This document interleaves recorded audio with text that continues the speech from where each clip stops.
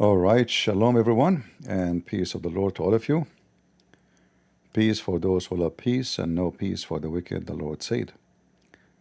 Today our topic about the concept of sin, and it's very interesting topic because the whole idea of so-called religion, supposedly that we struggle with sin and we should do the good things. This is supposedly what is the idea of religion, any religion in the world. However, this is not the case in Islam. Islam encourages you to do sin. And the Muslims, they lie about us, saying that in Christianity, because Jesus, he died for our sin, that means we can steal, we can rape, we can fornicate, and we know this is absolutely false. All right? In fact, we have evidence that it's the opposite. We have evidence from the Bible, for sure, and from the teaching of Christ himself, not only his disciple, and we have evidence from the Quran. And on top of that, we have this video from Zakir Naik. He repeat the same lies all Muslims repeat, that Christians, they can sin, they can fornicate, they can kill. And if this is the case, Zakir Naik, why we don't kill? Why we don't steal?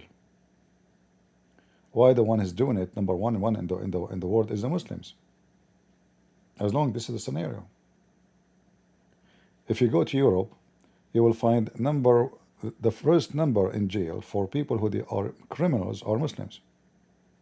The highest percentage of criminals are Muslims. Yet you are a small number in population, but you are the highest number of criminals. I'm not sure if those, because I'm live in TikTok right now in the same time. I'm not sure if people in TikTok will be able to hear Zakir Naik speaking. I'm not sure if that will be the case. But we will see if they can hear it. Let us try. And you guys in TikTok, tell me if you can hear Zakir Naik talking. Sorry, Zakir Naik, peace be upon him. Prophet Zakir Naik.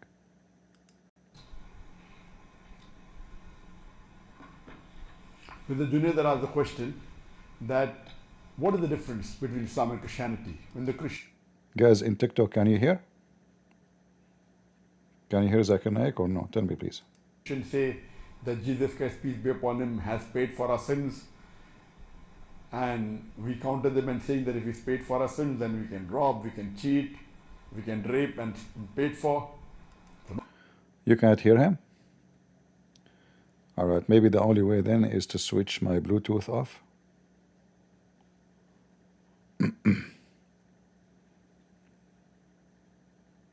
All right, let me switch my Bluetooth off. All right, let us see now if you can hear him. That Jesus Christ, peace be upon him, has paid for our sins.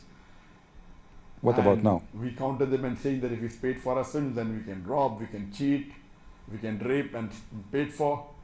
So no problem. So it's illogical. So won't that same thing apply for the Muslim? Then we say in Islam, Allah is most graceful, Allah is most forgiving.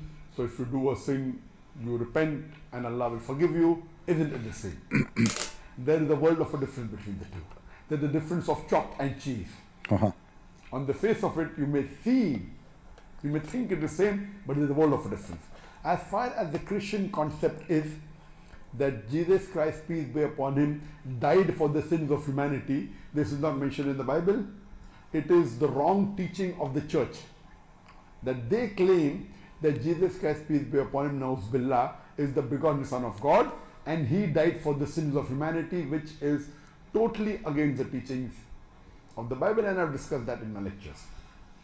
To counter them, we say that if Jesus Christ, peace be upon him, is paid for the sins of human being, that means today I can rob, I can cheat, I can rape, I can do all the sins, because Jesus Christ, peace be upon him, has already died for our sins. So once my sins, Jesus Christ, peace be upon him, already died for my sins, it's already paid for. For example, if someone says that you go to the restaurant, your bill has been paid for, you eat anything, you not bother. Here you see how Zakir Naik is a big fat liar, claiming that the Bible does not teach that Jesus died for our sin, and this is the fabrication of the church. And we know right away that this guy is a big fat liar. He's a scam. He claimed to be a person of knowledge, but he don't. Right away, you can go right now to Matthew 26:28. When Jesus spoke in the Last Supper, you will see that Jesus says clearly that this is my blood of the covenant, which is poured out for many for the forgiveness of sin. Yet this coward liar, he say that this is the fabrication of the church. And the same you can find in Mark 10:45. Same you find, I mean, you find in many places, even John, all over the Bible. This is Jesus talking, not the disciples. All right?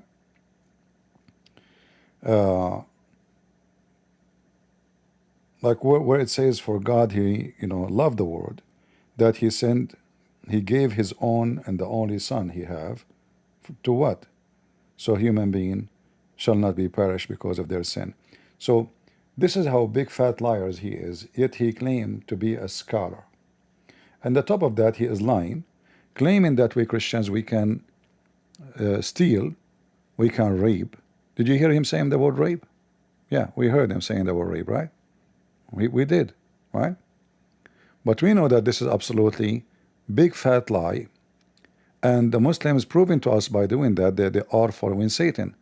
Because why you want to lie about what I believe, claiming that this is what we believe, unless you are satanic? Where in the Bible says we can go and commit sin, and we can kill, and we can rape? Where is that? Is that Jesus teaching? Isn't it Jesus in Matthew 5:21? He said, "It's been said to you, in the old days," which means in the Old Testament, "you shall not murder, and whoever murder will be liable to judgment. But I say to you that everyone who is angry, just to be angry from his brother without cause, he is liable or liable for judgment. And whoever insult his brother will be liable to cancel." And even saying the word fool. Isn't it Jesus? This is not even harming physically. This is just using your mouth. Isn't it Jesus, the one in Matthew 5, spoke about adultery? And he says that you've been heard, which means in the old teaching, that you shall not commit adultery. But I say to you that everyone who look at the women with lustful, this woman, she is not his, that's why it's called lustful. If you look at a woman, and this woman, she is your wife, this is not lustful, that's not a sin. This is your wife. She can look at you, you can look at her. So if you look at a woman with lust, which means a woman, she is not yours, she's not your wife, he committed adultery with her in his heart. This is the teaching of Jesus. So just looking at the women, desiring a woman, she is not yours, you committed adultery. So where in the Bible it says we can do what he just said? Zakir Naik is a person of no shame. He's a fraud, and we have all the evidence. Even Jesus said to you, if your eye will mislead you, you better block it off. This is how tough Christianity is. If your hand will mislead you, cut it off. It's better that you lose one limb than losing all the body to go to hellfire. So Jesus warned us about hellfire. Sin and hellfire is going together. In fact, it is in Islam where you can do all kind of sin. In fact, him, Zakir Naik, now he will say that to you. Imagine in the start, he start bashing Christianity, lying about the Bible, lying about Jesus' teaching. When we know that Jesus, he said to us, as an example in Mark 9, you heard, if your hand causes you to sin, cut it off. it's better for you to enter life crippled than you to, with two hands, and go into hell with two hands. Which one? This is how tough Jesus is.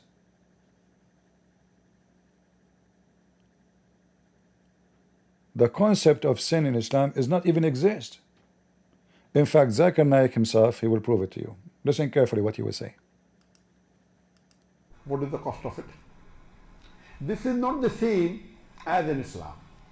In Islam, what we say that we should not commit any sins.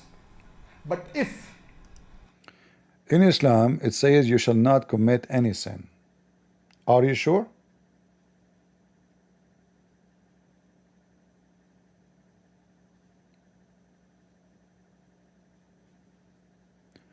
Let us go and see what Islam teach about sin.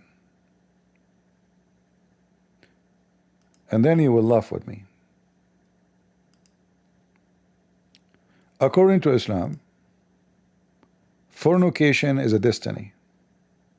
So how you shall not commit sin if this is a destiny of God?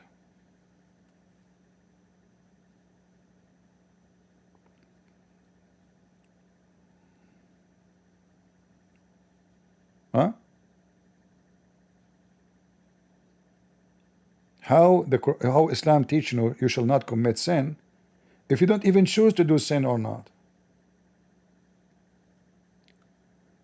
Verily Allah has, and this is the hadith for those who are listening in the TikTok, they can't see the screen. Sahih Muslim 2657b. Search for it. Sahih Muslim 2657b. This is very authentic hadith. Muhammad said, verily Allah has fixed the very portion of adultery which a man will indulge in, and which he of necessity must commit. Adultery of the eye, lustful look, and the adultery of the tongue, and the adultery of a speech, and the adultery of a desire, blah blah blah, and the adultery of a private part. And Islam considered the adultery of private part is the only true adultery. The rest are not important. And that, by the way, just to make it clear for you, adultery of a private part does not mean a man touching a woman's private part. No. We have the story of Nabhan al-Tammar. Nabhan al-Tammar, he's a person, he's a Muslim, who he had a store. Tammar, I mean he sell palm tree fruits, date. So this guy, he came to Muhammad and he felt bad.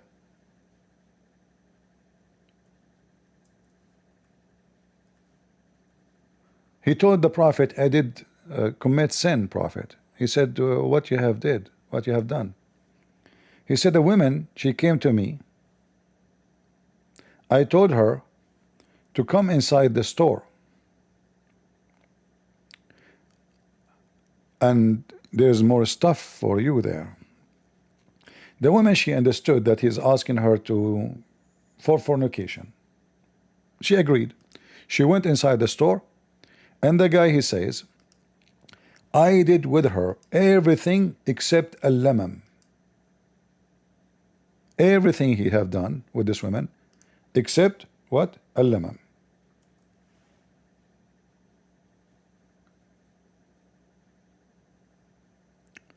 So what is al-lamam?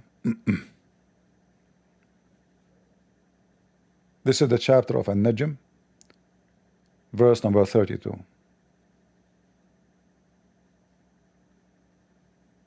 Illa lamam. To understand this, we have to read what Muhammad said. How the story ran. You can read the interpretation for this verse. Again, 53, page number 32. Muhammad, he said to him, what you exactly did with her? He said, I did with her everything the man do with women except intercourse. Everything. Which means He took off his clothes. She took off her clothes. He touched her everywhere. She touched him everywhere. He have orgasm. But he did not do intercourse. Muhammad told him, don't worry. This is called al-lamam. This is not even considered sin. This is called small thing. Small fault. Even the Muslim translation says, except the small faults. So the man, he take a married woman. Not only that, the man, the Tammar, Nabhan, he said to Muhammad, is she single or married? He said she is married and possibly her husband doing jihad. So imagine the husband going to do jihad for Muhammad, and the wife is sleeping with other guy, and as long as she don't have intercourse for Muhammad, there's no problem. He told the guy that of Allah, he said, avoid the great sin. Avoid the great sin. Okay? Between two brackets, the Muslims say to you, illegal sexual intercourse. Avoid, not forbidden. There's a huge difference between avoid and forbidden. If I say to you, avoid eating shish kebab, it's not forbidden. My screen, it says low battery. Yeah, my this thing is not charging correctly. You know, it's an old. All right. I have to keep watching this iPad. Is it now? Is it fine now? It's good now. All right. So guys, I'm in TikTok at the same time. I'm using a very old iPad made by Allah. You know, this is why it's not functioning. So he said to him, oh, this is a lemon, don't worry. But imagine the difference between what Jesus said and what Muhammad said. That doing such a thing can take you to hell. Muhammad considered taking a woman, she is married, touching her everywhere, getting naked with her. This is a small fault. It's not even a sin. It's so say the small faults. So who is the one who forbids sin? Islam or Christianity? How in the world this is called? It says yajtanibun. They avoid. It's not haram. In the Quran, the same Quran, it says Allah, He forgive all sin except one. What is that one? Shirk. So if you are a homosexual, you go to heaven in Islam. And the Bible says clearly that fornicator, liars, criminals, feminine, which mean homosexual, blah blah blah, all of those will not go to heaven. This is clear from the Bible. In the Quran, it says the opposite.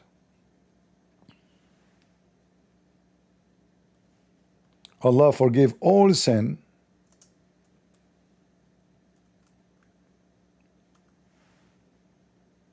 all of it.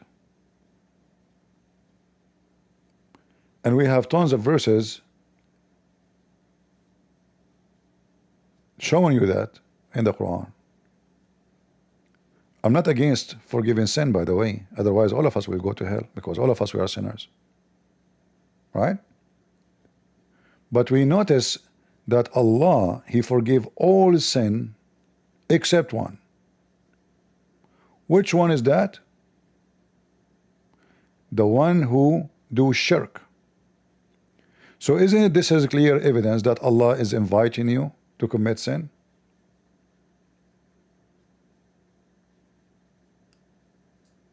Huh? If I say to you all sin is forgiven except one. It's forgiven. It's not I'm going to forgive you, it's forgiven. Huh? Does it say, oh, this iPad went dead. Sorry guys, in the Discord, I need to buy a new iPad. This iPad is messed up. It just went dead. Even though I'm charging it, still went dead. I don't want to spend $1,000 for this stupid iPad. I was trying to to bring more people from TikTok, but this thing is not functioning.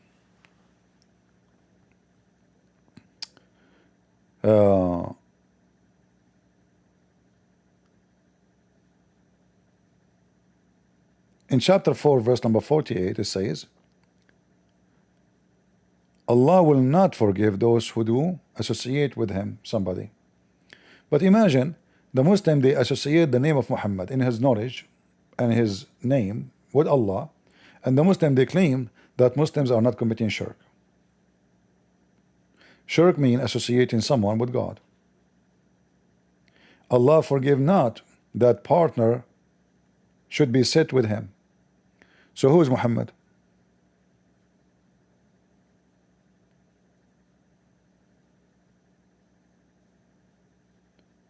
Can Muslims say Shahada without associating the name of Allah with the name of Muhammad? Like, can you say there's no God but Allah and became a Muslim? No. You have to associate the name of Muhammad and Muhammad only. In fact, if you don't say the name of Muhammad first, worshipping Allah alone is not enough to go to heaven. How is that? Isn't it the purpose of Islam is to worship Allah? Where is the Shahada in the Quran? Can somebody find me the Shahada in the Quran? It's not there. It is the fabrication of Muhammad or the Muslim leaders. If the Quran is the guideline of the Muslims, which is not, then the Shahada in the Quran mentioned only by Allah. Allah himself, he converted to Islam, which is very stupid and hard to believe that there's a God, he says Shahada, he witnessed to himself that he is God. Have you ever heard of somebody, he is Allah, he's God, and then he takes Shahada that he is God? Chapter 3, verse number 18. Allah bear witness that there is La ilaha illahu.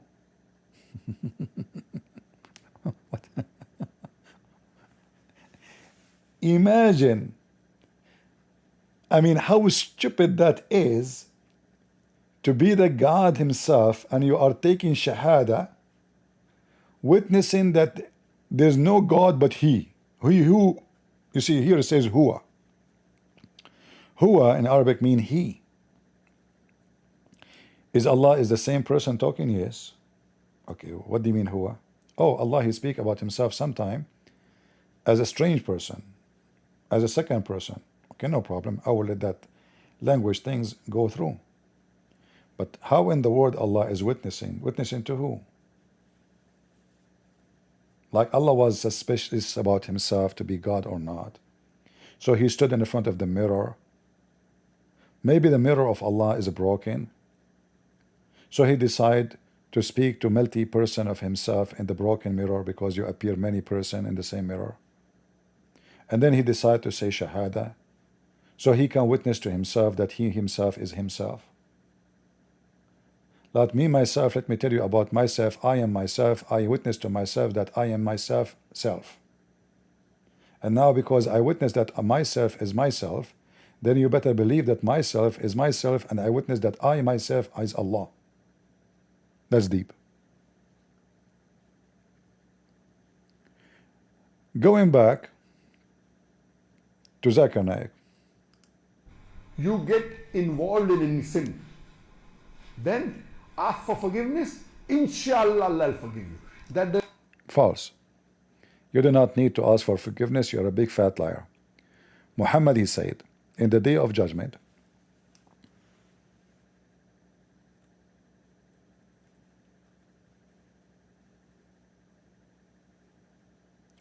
the Muslims, they will come to Allah and they have sinned like mountains. Sin like what? Like mountains. They do not need to ask for forgiveness, you liar. Allah will place the sin of the Muslims on the Christians.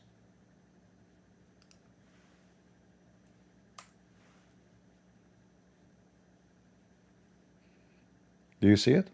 And this is authentic again. This is very authentic. Read. All of this is the same.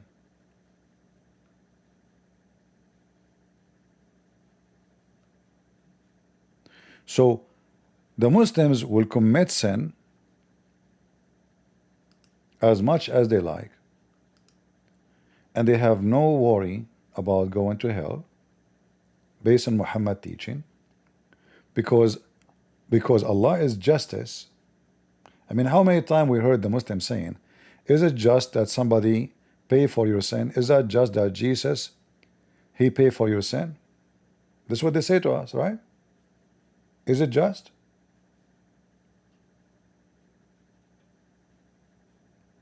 But we know that Jesus, he voluntarily, this is not about just, who said it just? He voluntarily, he came to earth to save us. He knew what they will do. It's not us, we made him die for our sin. For God, he loved the world, he sent his only begotten son. To do what? To save us. So this was an act of love, not an act of just. We are not just to God. Are we just to God? If we are just to God, we will not commit sin. We will not deny what God did to us. If we are just to God, we will not be arrogant and proud and ask for more.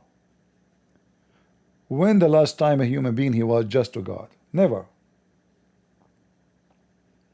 God, he gave Adam and Eve heaven. They have everything.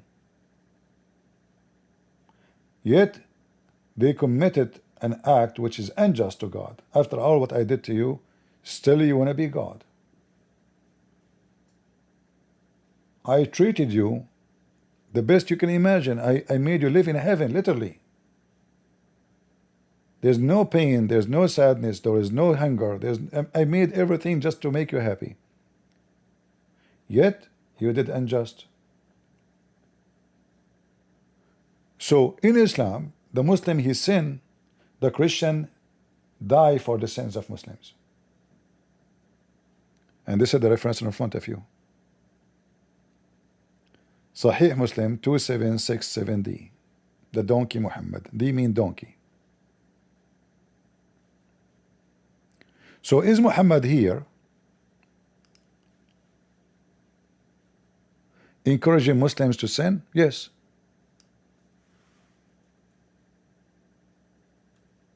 If I'm a Muslim now and I hear this,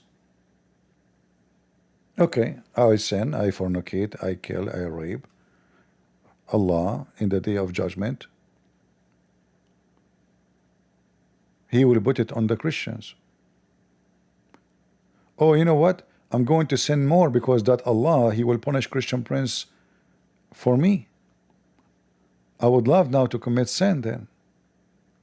Hey, what a nice things.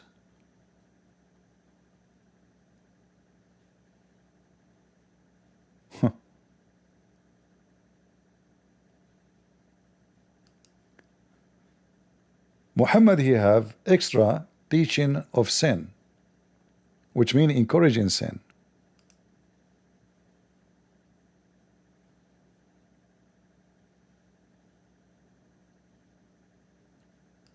If you say certain words, just say certain words, all your sin is forgiven.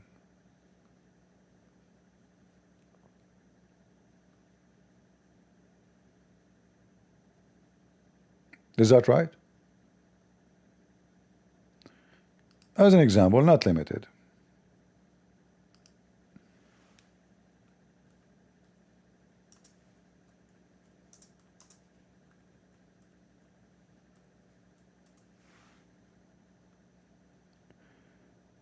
If you say Bismillahi wa bihamdihi 100 times,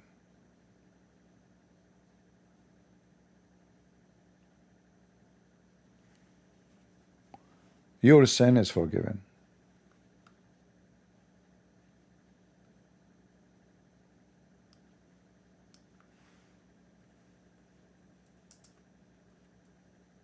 Imagine.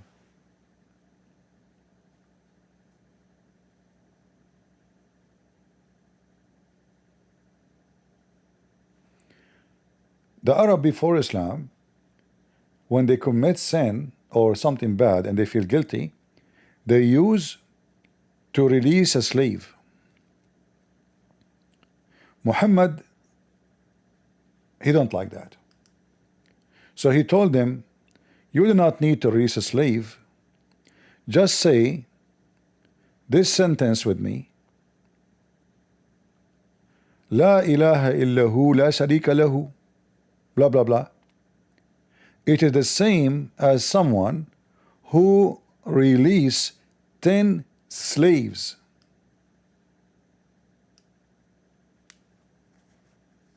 So imagine you say a sentence 100 times. Don't let your slaves go free, the same as the Arab before Islam used to do. By saying that, which means each time you say it, each time 10 times you say it, this sentence, it's equal to releasing one slave. And that will make Allah, there's no need for slavery. This is false. Slave release is not will forgiving your sin. Say this sentence 100 times. That is equal to 10 slaves release. Way better. Cost you no money. And Allah will give you 100 good deeds will be recorded in His creator. And not only that, He will be safeguard against the devil. And what else? 100 of his sin will be blotted out of his scroll. Look at this. What a nice business.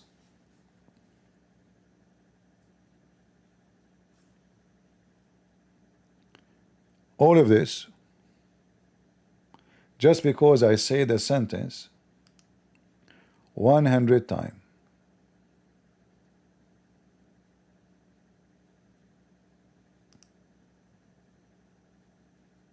Who is the one who promotes sin? Muhammad, he said in different hadith, and this is in Al-Bukhari.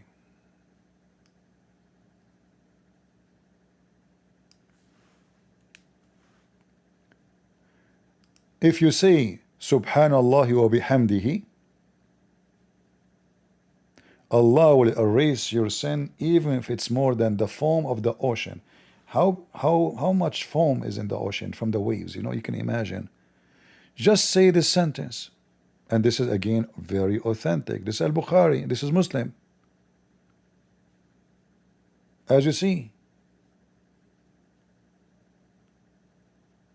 even if it is more than the foam of the ocean, how easy it is. You go, you rape children, you kill, you rob, you lie, and then you go home and you say Subhanallahi wa bihamdihi 100 times. Allah forgive your sin even if it is more than the ocean foam. How that is from God. So who is the one who promotes sin? Jesus, Christianity, the Bible, or Islam? Huh? Muslims, which one? You Muslims are a bunch of hypocrite liars.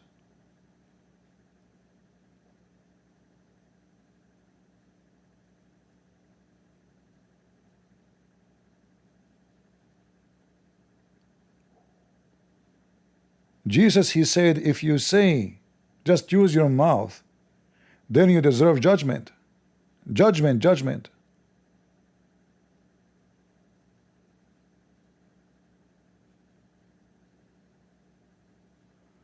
Jesus says, whoever is angry from his brother without a cause, which means it's not right, he is liable for the judgment.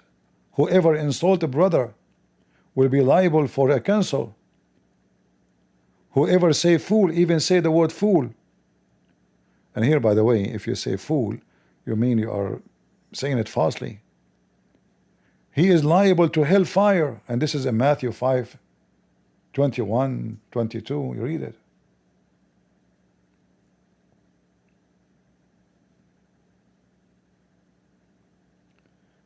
In Matthew 5, 27, 28, 29, you can read.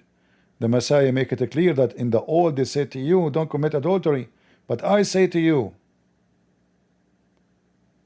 that everyone who look at the women, you know what, let me get the verses so you can read with me. Let me open the Bible.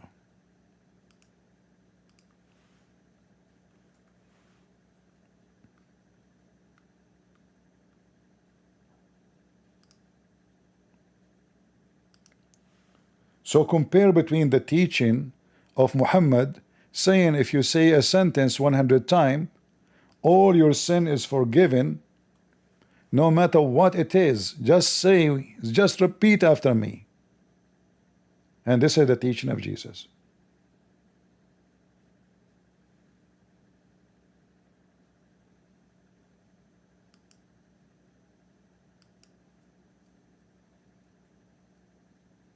We know the story of Muhammad was sitting in front of his home, and a Muslim woman, she walked by, and what Muhammad did, he keeps staring until he have a desire to do boom boom, and then he went to his wife, and then he says the woman, she come in the shape of a shaitan, and she leave in the shape of a shaitan.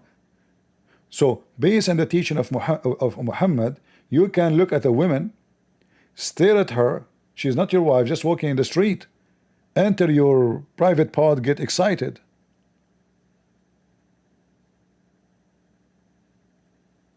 He have no problem with it.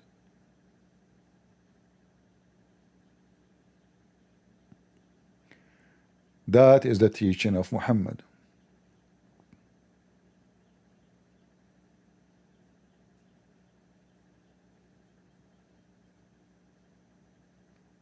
Is that really a teaching of God?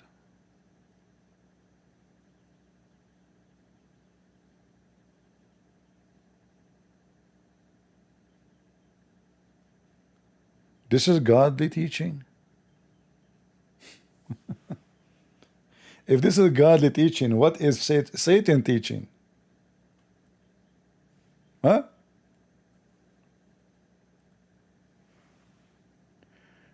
In Mark 9,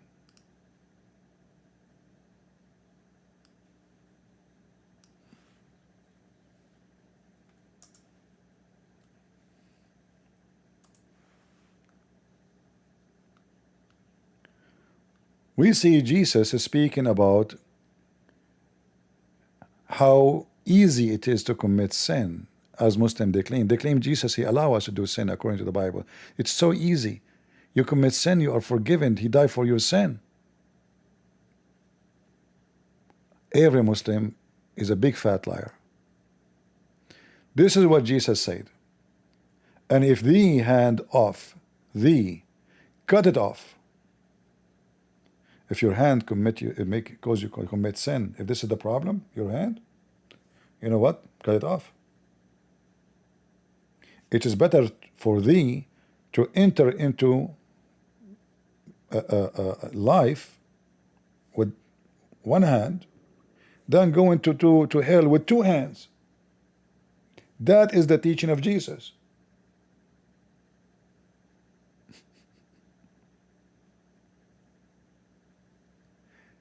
I saw actually yesterday a Muslim, he says that in Christianity there is no concept of hell. Every Muslim is a Abdul. I call them Abdul for a reason, because they are a bunch of fools and liars at the same time. According to them, we Christians don't believe in hellfire. In fact, you Muslims, you copy the hellfire from our book. If we go in the Quran, we will find the word is there is Jahannam. Anyone remember where is the word Jahannam mentioned? Hanum?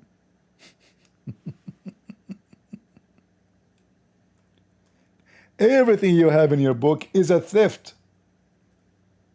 That's why if we ask Muslims, what the word Jahannam mean? Look how many times appear. Where do you get this word from?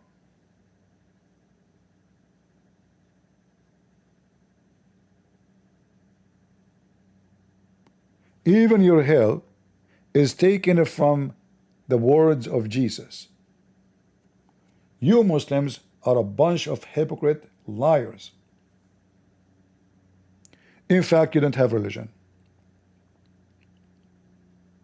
Muhammad, he gave you false promises and drugs. So you commit sin, you say the sentence, you are good to go. Or you go to the Kaaba, you kiss the black stone, Allah erase your sin. Pagan cult. Since when repeating a sentence, erase my sin, even if it's more than the foam of the sea? I mean, this is why Islamic society is the most pervert, corrupt society in the world.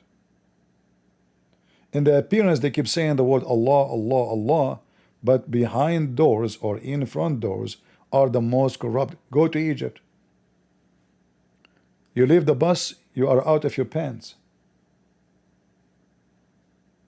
A woman, she leaves the bus, she is a breastnet. Every scumbag, he will rub his penis in her butt. Go watch the videos. In Yemen, children, they make them wear belt, chastity belt. Children, not women. You leave your child in the street, they will rob him and they will rape him. Girl or a boy.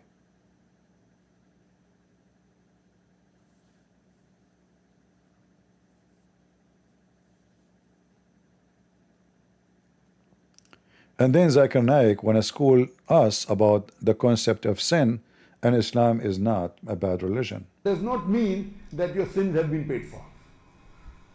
And Quran clearly says that no bearer of burden can bear the burdens of others. That means, see, the Quran says it clearly, there's no other burden. But we just showed you that the Christian will pay for the sin of the Muslims.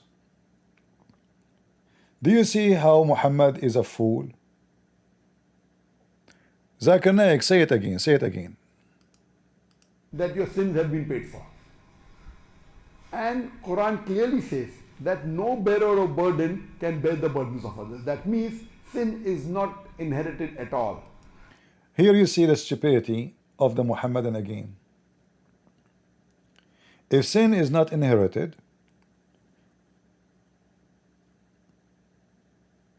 you know, for me, by the way, I don't believe sin is inherited literally, but I believe that Adam and Eve, they commit sin and we commit sin too. So inheritance is that we follow. Otherwise, a child is born is not a sinner, right? Not the case of Muslims. Because when this donkey he speak, this is why he will never dare to debate me. In Islam, you are born as a Muslim, yet you might go to hell without committing sin, which is totally opposed everything Muhammad is saying. I mean, look how stupid this Muhammad is. He's all over the place. In one place he said to you, if you commit sin more than the mountains or more than the foam of the ocean, you say this sentence, your sin is gone. Then Muhammad himself, he says in different place that if a child he died, a baby Muslim,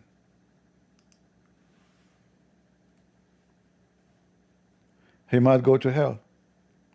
Muhammad and Aisha, they went to attend the funeral of a Muslim baby.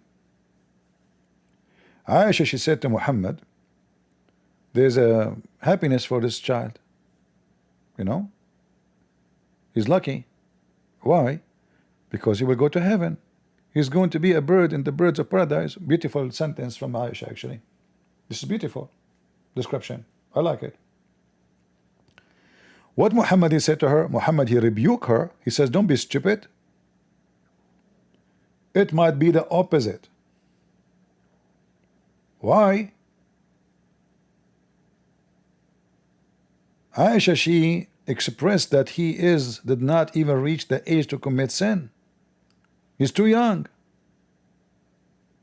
Muhammad he replied saying, it may be the otherwise. For Allah created some to paradise, doing so when they were still in their father's loins. And he created others to hell, for hell, doing so when they were still in their father line. So what Islam teach? You commit sin, you don't commit sin, it doesn't matter. You are created either for hell or for paradise. It is just destiny. Do you see the stupidity?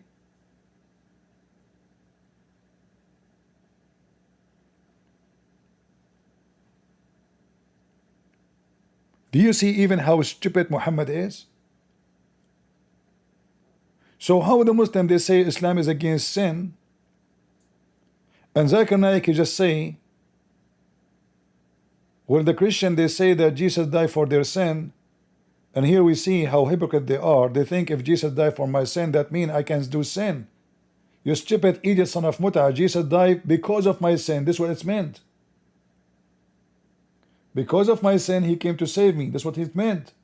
Because of my sin, he came to rescue me. But doesn't mean I can sin. A bunch of liars. So now, where is the sin stand in Islam? As you see, this is a baby boy, a child. He died. He never reached the age of sin. Yet he might go to hell. Why? Because simply when Allah created you, He decided where you will go. It doesn't matter you commit sin or not. So in Islam, to go to heaven or to go to hell have nothing to do with sin.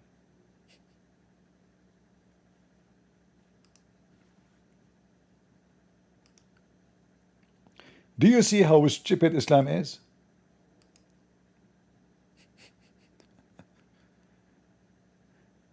Going to hell have nothing to do, period,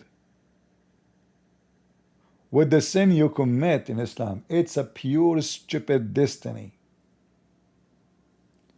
Is it just that this little child, he will go to hell? He commit no sin, so what? It's destiny. And this is the case for every Muslim in the world.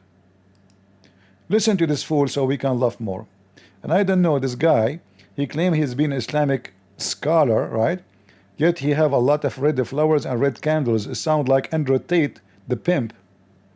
What about red curtain and red chair?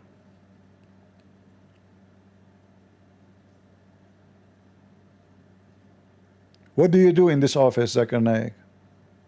You have romantic relationship with Aisha? Go. No one can say that one human being is taking care of the sins of another human being. That again, a big fat liar. We showed you already that this is the opposite of what Muhammad said. Muhammad, he made it clear that a human being will pay for the sin of other human being. We got you busted, son of Muta.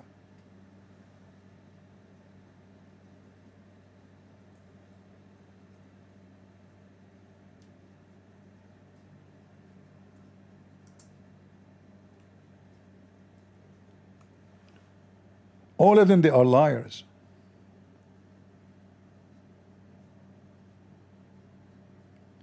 Every Muslim is a liar.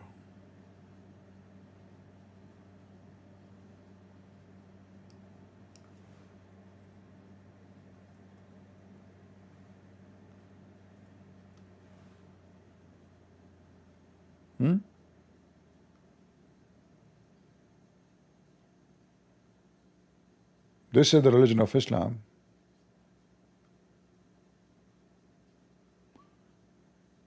This website is really horrible. Give me a second.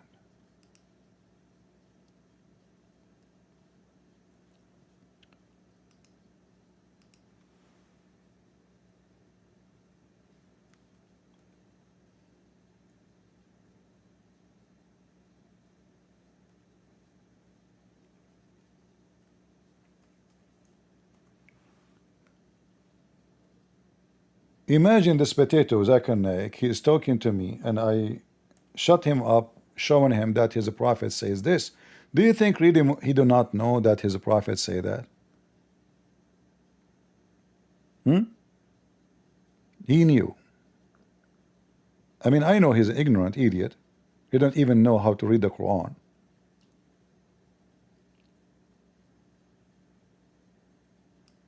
But I'm sure he knew. There's no way in this age he did not hear this before.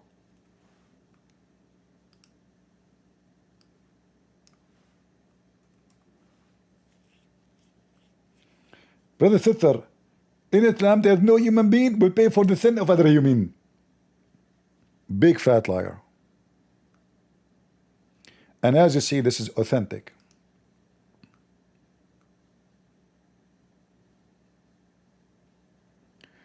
Do you see why I don't respect Muslims? I don't. Do you respect liars? I don't. If those are their sheikhs, the one who teach them decency are a bunch of liars. So what about the average Muslim? The bad Muslim? This is supposedly the good Muslim. He's wanted for terrorism. Is not permitted, that is against the teaching of Islam. This is exactly opposite of what is taught by the church. False. This is absolutely false. The church does not teach what you are saying. We don't get license to go to heaven because Jesus died on the cross. We go there if we accept him and follow him. There's no license for sin. That's why Jesus says, not everyone says to me, Lord, Lord, will enter the kingdom of my Father, but the one who do his will. In Islam, no. The one who say, Allah, Allah, he go to heaven. You say it 100 times, you go to heaven. As simple as that.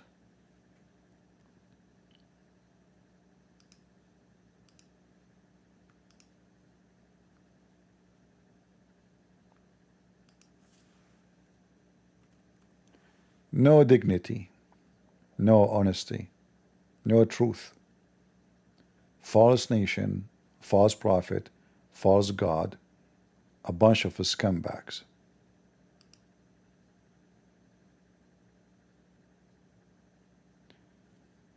So while Jesus says, not everyone says to me, God, God, Jesus confirmed that he's God. But not everyone says that to him deserve to go to heaven. Which means not by saying the word you go to heaven, but by doing the act. What is the act? The will of my Father. What is the will of the Father? Be holy like your Father.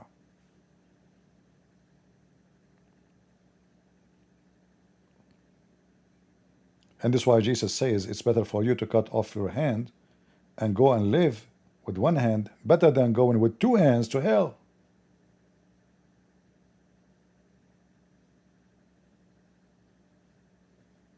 Continue the liar.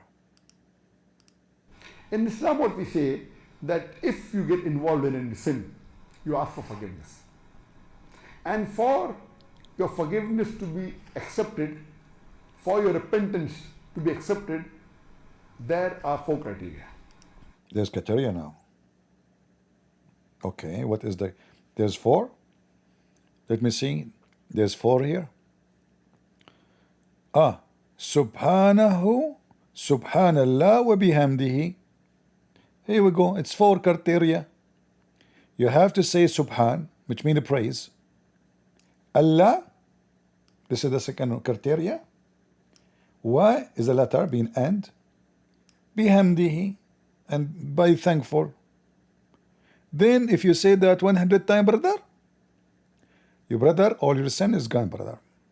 Very, very, very nice criteria. Continue. What is the 4 criteria? Or rather, there are 5 criteria. Number 1 is you have to agree it is wrong. What the heck? You have to agree it's wrong. This is in Islam. I thought Quran says illa lamam.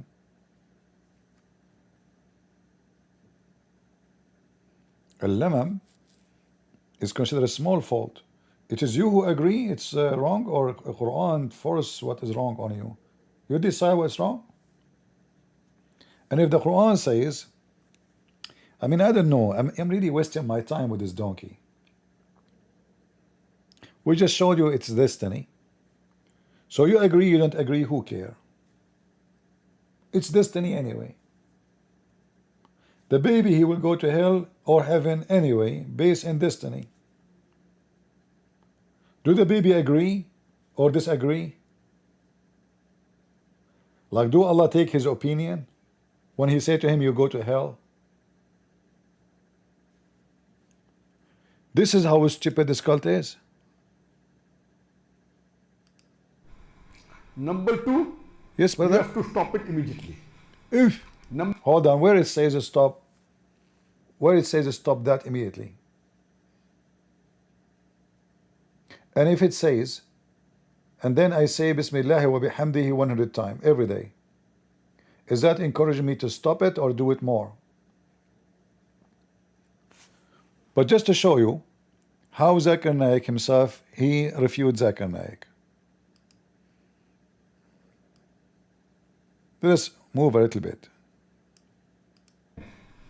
And number five is not to do it again.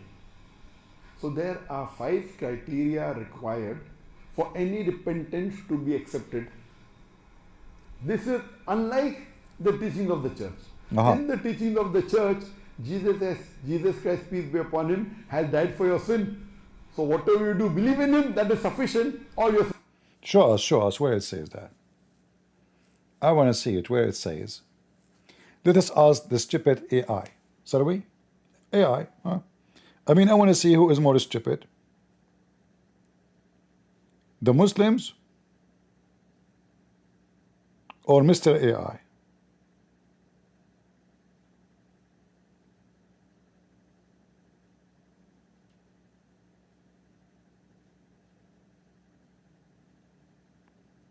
Let us see.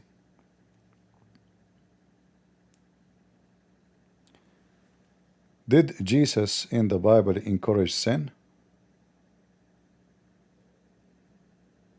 No, Jesus in the Bible did not encourage sin. On the contrary, his teachings consistently condemned sin and called people to repentance and a transformed life. Here are some key points to consider. Calling to repentance. Jesus' ministry began with the call to repent, for the kingdom of heaven. Oh, my phone screen went off. We need to ask the question again. Hold on.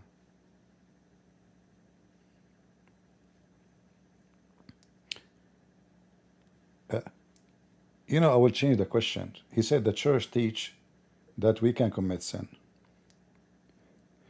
Do the Christian teach that we can commit sin?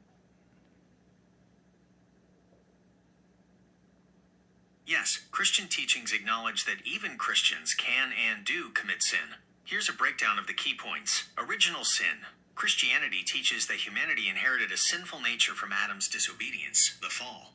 This means all people are born with a predisposition to sin. Universal sinfulness. The Bible states, all have sinned and fall short of the glory of God. Romans chapter 3, verse 23. This applies to everyone, including those who become Christians. Ongoing struggle. While Christians are forgiven and given a new nature in Christ, they still live in a fallen world and have an ongoing struggle against their sinful desires, often referred to as the flesh or old nature.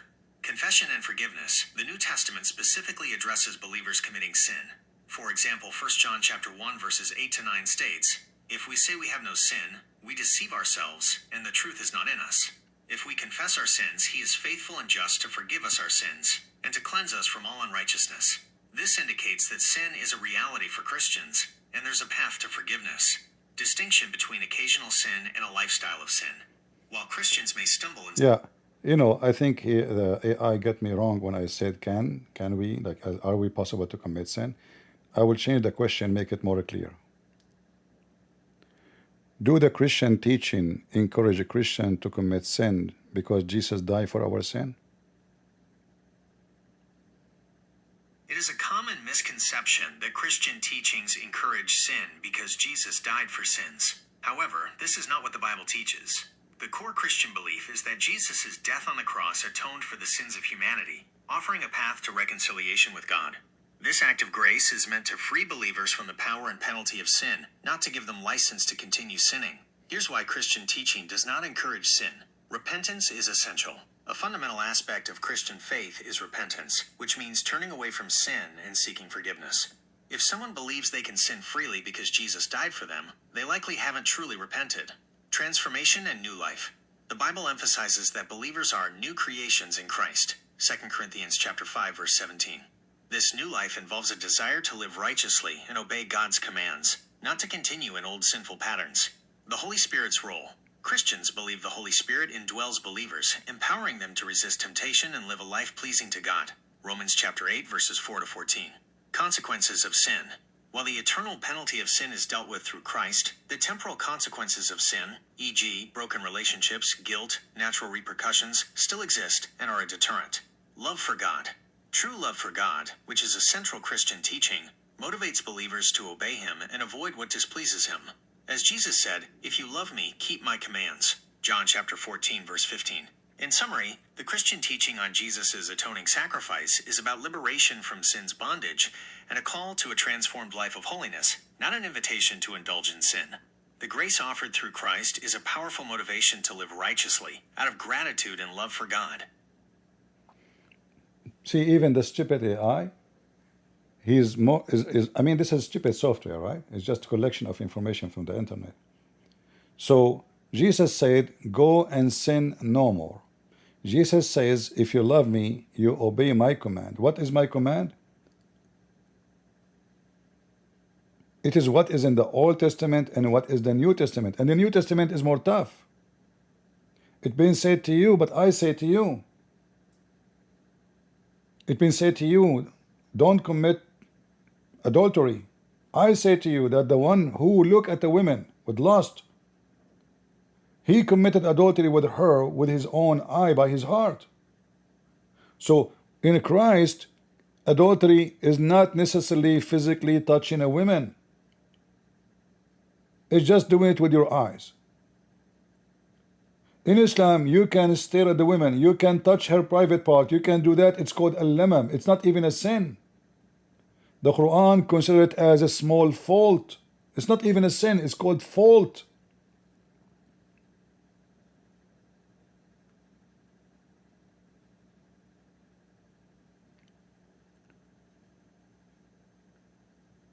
So Muslims, if you ask me why I don't respect Muslims speaking about religion, because I never saw a Muslim is not a liar.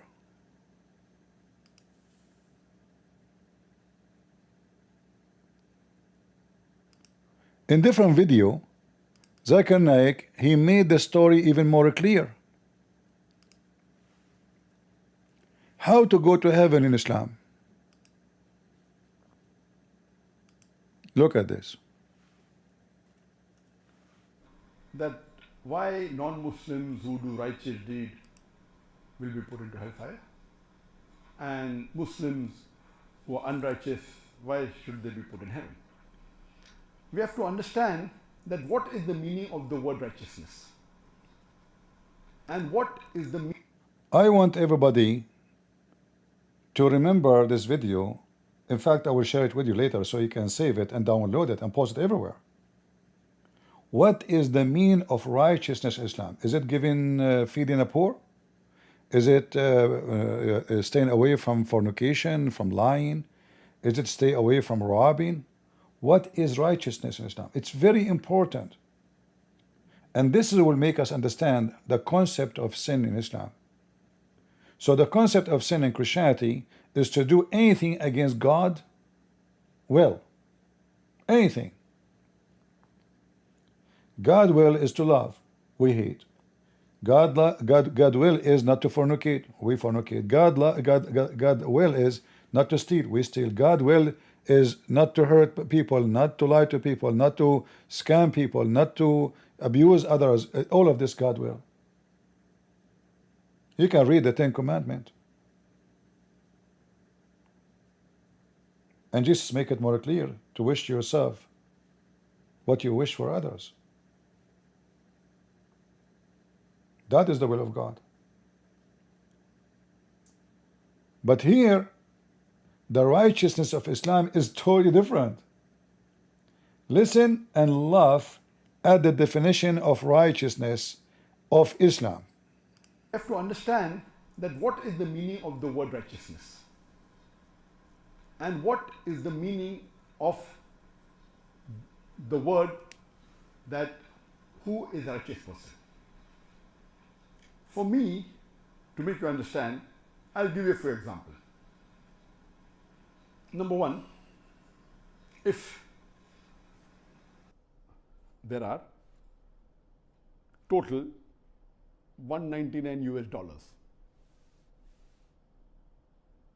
divided into 64 notes.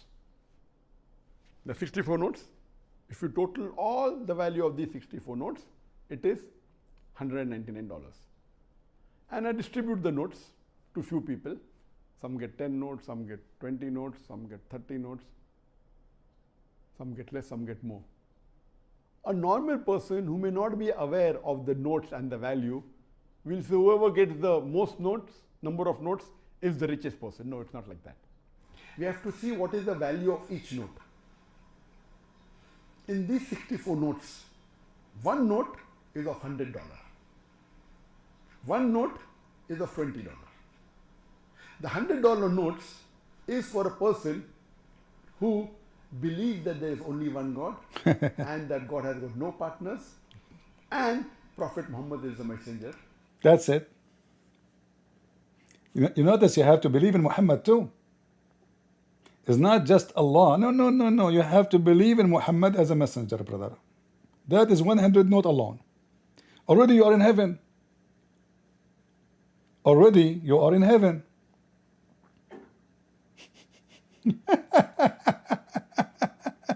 The funny is, they are saying to us that Jesus died for our sin. They claim, lying, that we believe that because Jesus died for our sin, we can commit sin as much we want. It turned to be the opposite. You say Shahada, you can do all kind of sin. That's it. This is what righteousness. And you have to say the name of Muhammad. You see, the notes we are talking about is not $200. Did you ask yourself why they are not $200? How many they are? Let me go back a little bit. The value of each note, notes and the value, will say whoever gets the most notes, number of notes, is the richest person. No, it's not like that. We have to see what is the value of each note. In these 64 notes, one note. How many? Will say whoever gets the most notes, number of notes, divided into 64 notes. Let's go back a little bit. Total 199 US dollars. Do you see now why he made 199? He did not make it 200. Because now when you say the Shahada and you associate the name of Muhammad with the name of Allah, already you pass the 50%. You are 51%. So you are in heaven already. This is why it's not 200. Like you are not in the middle line. Maybe you go heaven or you go hell. Because you are 50-50. No, it's already 51. So this is why he made it 199 notes. One note of them is $100. You are in heaven. What is that? You say there's no God but the stupid Allah, and there is no prophet but the molester Muhammad. Police be upon him.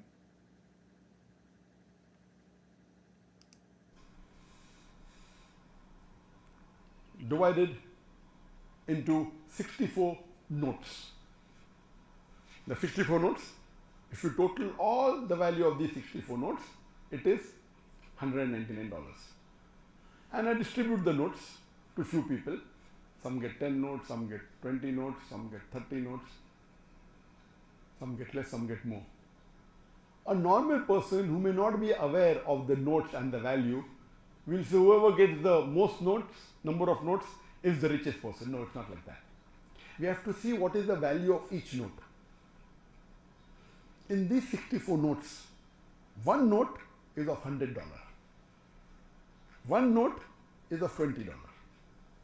The $100 notes is for a person who believes that there is only one God and that God has got no partners and Prophet Muhammad is the messenger of the Almighty God. That's it. The number $20 bill, US dollar, is a person who prays 5 times a day. Then there's one $10 note, there is two $5 note. $10 note It's for a person. You know, I like this video very much because it's very funny how they describe their righteousness with money. They connected righteous always with money. Even Allah, He asked Muslim to be mortgage, loan, and He will multiply it for them in heaven. Allah need money. For sure, He give it to Muhammad. Women, they give themselves to the Prophet to if them. That is righteousness. This is act of righteousness. You are a righteous woman. Your vagina now is making the penis of the Prophet Muhammad happy. Can you imagine how Allah is so much appreciating your vagina? You are a good woman. And then there's other form of righteous. If the Prophet eyes fall into a woman, her husband must divorce her so the Prophet can if her. So the righteous Muslim is the one who give his wife vagina, and his wife, she offer her vagina to the Prophet to if her. That is an act of righteousness, and those people will go to heaven guaranteed. And all cult leaders, they share the same thing. All of them.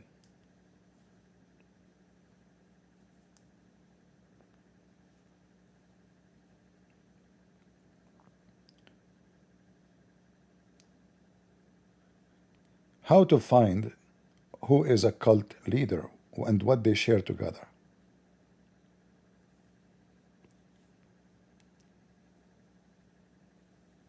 Identifying a cult leader often involves recognizing a pattern of specific behaviors and personality traits, as well as common themes in the beliefs and practices they promote. How to find who is a cult leader. Key characteristics. Cult leaders typically exhibit a combination of the following traits. 1. Charisma and persuasiveness. They possess a magnetic personality and are highly skilled at attracting and influencing others. This charisma allows them to inspire intense devotion and... No, stupid screen went off. Let me ask the question again. How we find out who is a cult leader and what cult leaders they share together.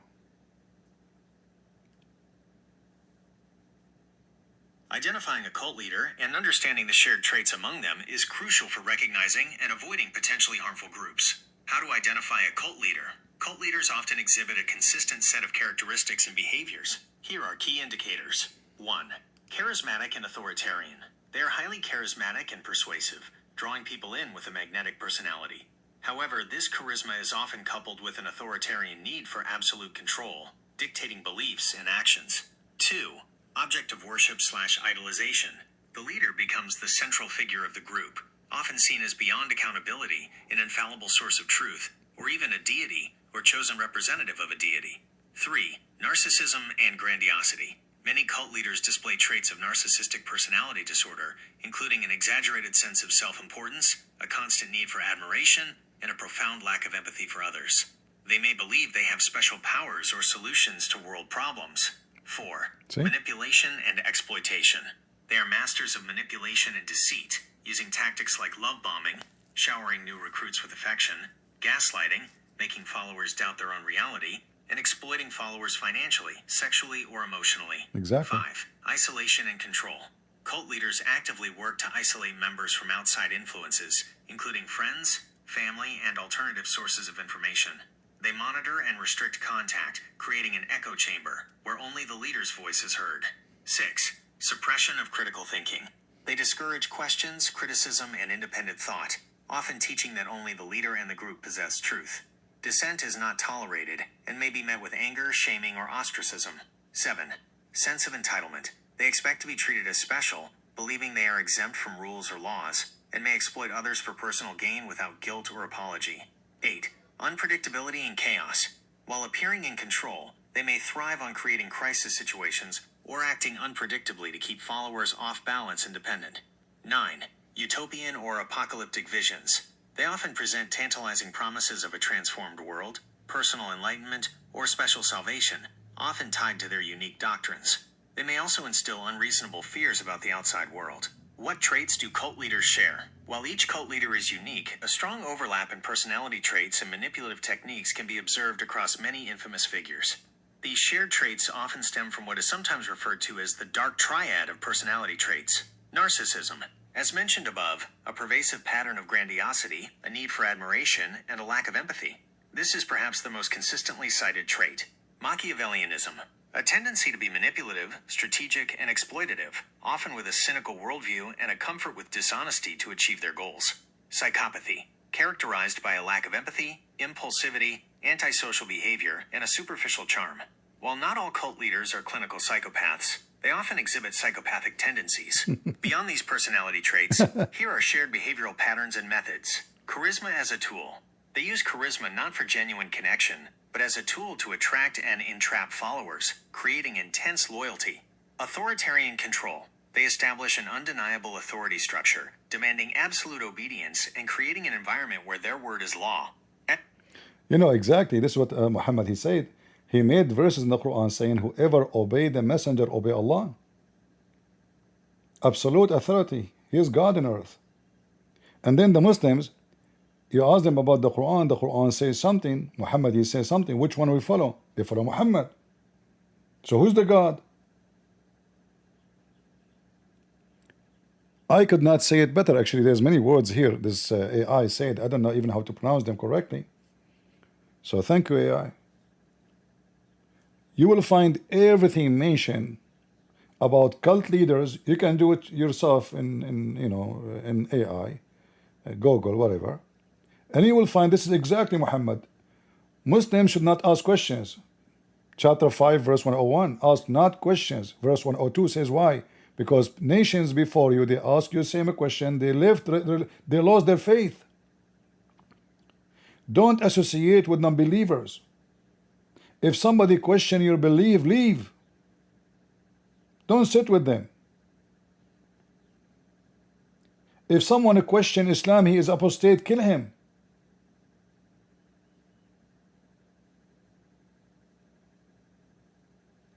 Muhammad is a holy figure. When this little fat boy came to me and he says, don't do blasphemy against the Prophet, it turned to be their God is Muhammad. And Muslims don't get upset if I say the word F word to Allah, but will be upset if you say the F word to Muhammad. It's more important. In fact, in Islam, and you can search right now, the one who insult Allah can be forgiven, but the one who insult the Prophet have to be killed.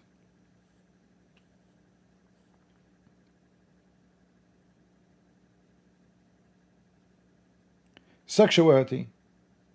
Any believing woman, she offer herself to the Prophet to offer. This is the Quran. Muslim men, they can have 4 women only together. Muhammad, he have unlimited. Cult leader, he have a privilege. All of them is about sex and money. The 5th of the booty. All the Muslims, they share together the booty except Muhammad alone. He have the 5th.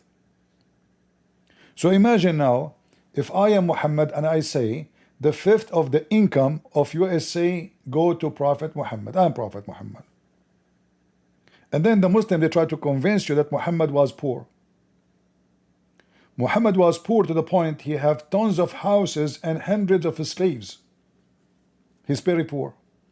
And even the lie they say to you before he died, he borrowed money from the Jews. You stupid idiot. When he died, the Jews are killed. There's no Jews left. What Jews? He killed them. He took their money. He robbed them. You will find this story everywhere. Before Muhammad died, he went to a Jewish neighbor. He asked him to borrow money. The poor Muhammad cannot pay for falafel. His wives used to go and collect garbage from the street. He's a very poor guy. When Muhammad, he died, Fatima, she had a fight with Umar. Anyone knows why? Fatima, his daughter, Umar, he took from her a city.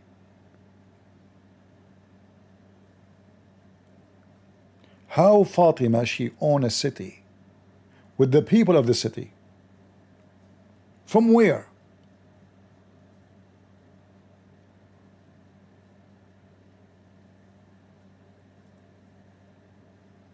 I thought they are poor. If Fatima, she have that. Muhammad, he gave this city to Fatima. Where Muhammad, he got the privilege of owning cities?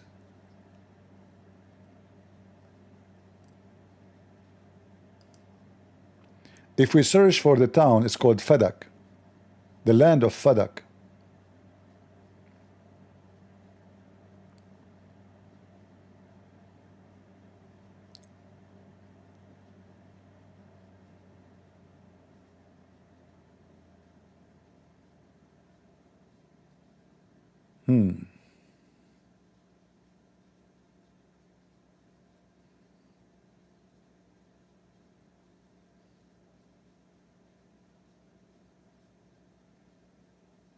Potatoes. Do we have any Muslim would like to join us and tell us about the $100 note?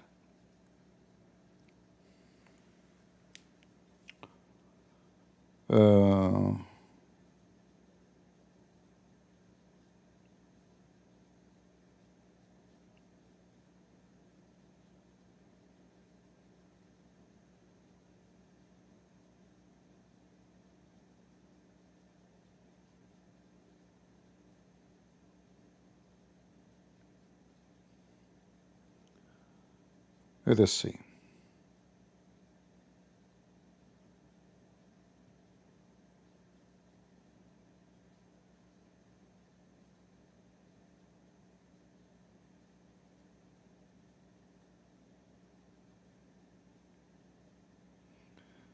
I see in the news, if those who they are interested, that the Supreme Court of USA is agreeing with Donald Trump that birthright should not be given automatically for those who they are born in USA unless they are legal. That's a great thing, actually. I'm happy to hear it, because you know many people, they come to the state as tourists. The woman, she hide that she is a pregnant, she deliver a child, and then the guy go back to Afghanistan with his wife, and then bingo, he is a citizen and he's American, and he can even president in the future, even though he never stay in America for one day. So look like the Supreme Court agree with him, and this is a great victory. I like it very much. This is just an updating news. Actually, Trump is making a speech, I think, right now.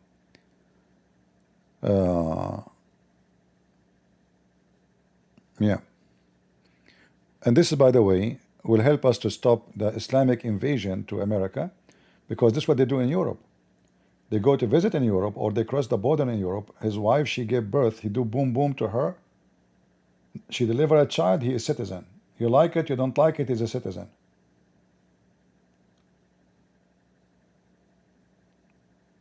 I remember I was in a school, without saying the nationality of the women, she said to me, "Can I have a baby from you?" I said, "What?" I said, "Can I have a baby?" I said, "What do you mean you have a baby? I don't even know my name." What? I just came to the school, you know. This woman, she came to me, she is a student there. She said, "Can I have a baby from you?" I said, "What? What do you mean? You're looking for your son?" She said, "No, no, I want to have baby." She don't speak good English. I said, you are asking me about my baby? I don't have kids.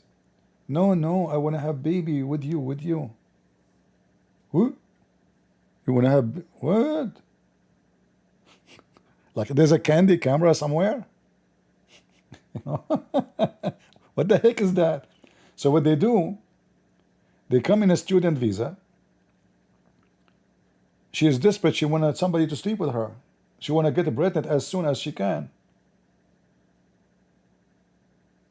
She deliver a child.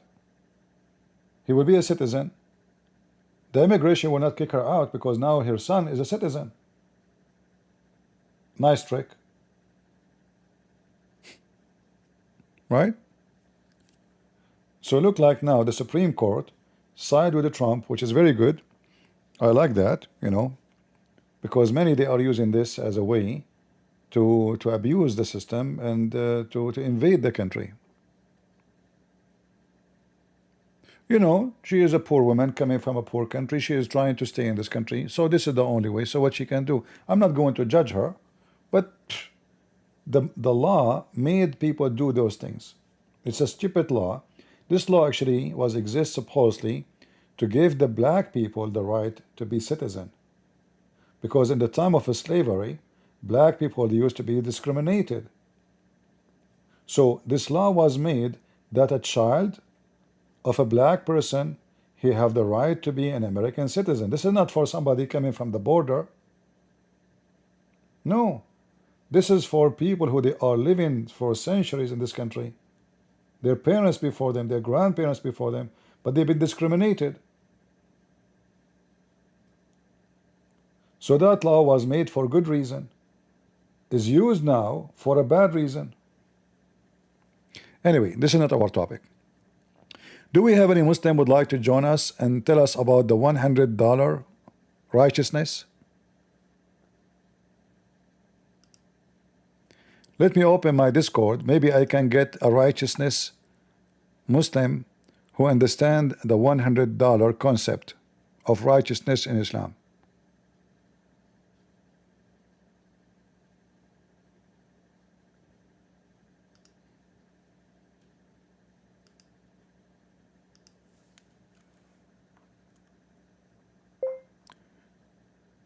Does Islam encourage sin?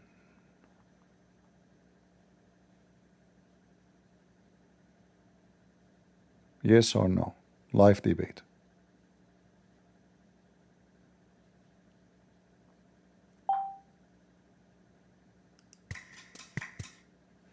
All right.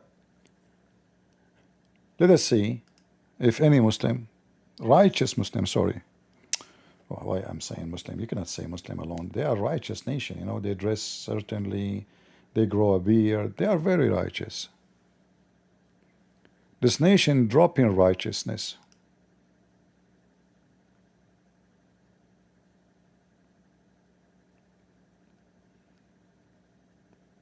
Am I heard, guys, in Discord? You hear me? All right. Thank you.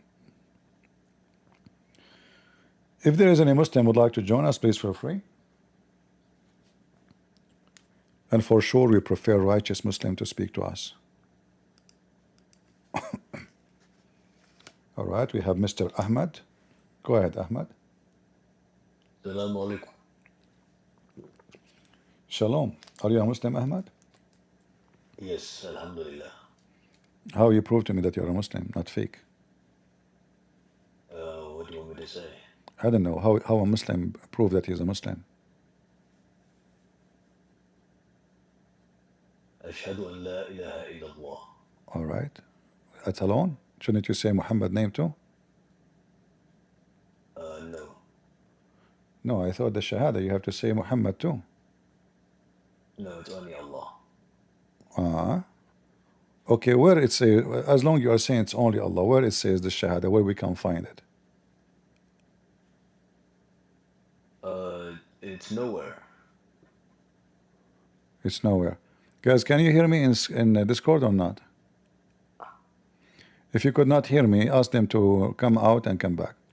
So you said the Shahada is nowhere, so why you said Shahada then, if it's nowhere? I think it's in Hadith. Sure. But in the Hadith, it says you have to say a Muhammad name too. It's optional, it's not mandatory. It's optional, okay. All right, I will take your word that you are a Muslim. Do Islam encourage sin or it's against sin? Sin is okay. Sin is okay. If it's a minor sin. What is a minor sin and what is a big sin? Big sin is shirk. What is like a small sin? Like lying. You know, that's a small sin. What about fornication?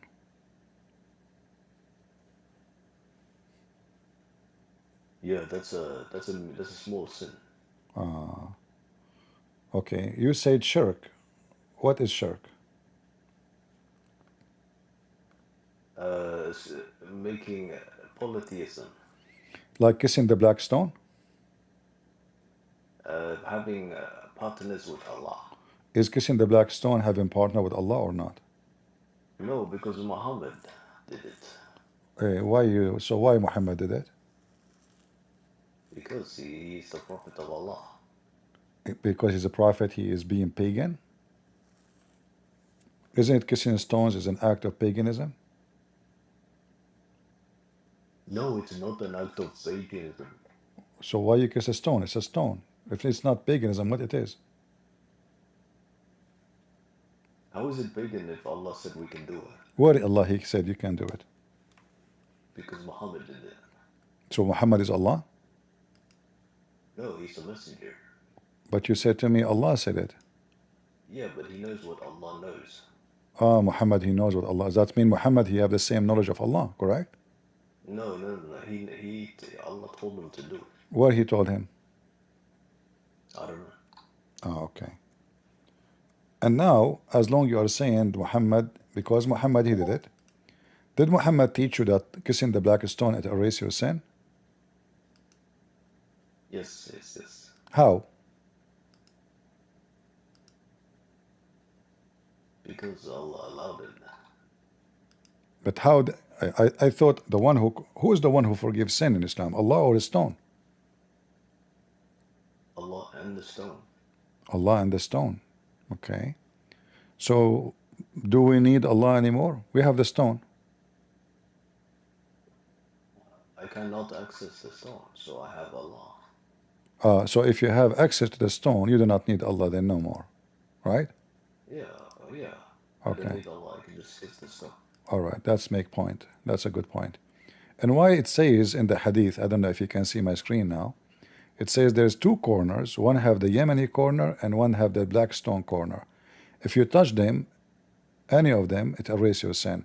What is the secret about touching those corners, like the Yemeni corner? Why it's erase my sin if I touch it?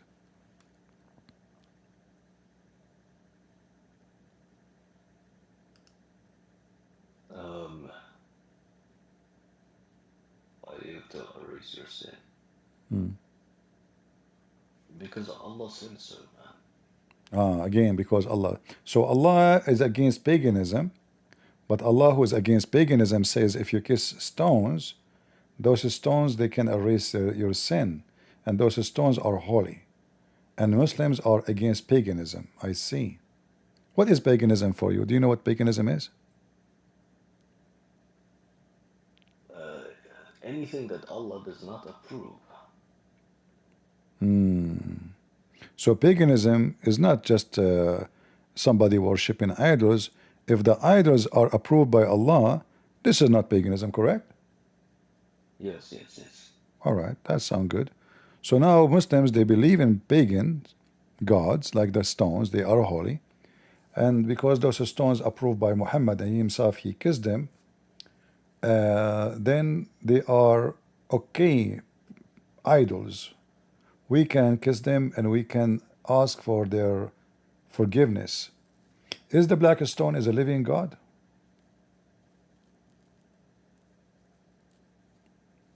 No. But isn't it your prophet says that the black stone is the right hand of Allah?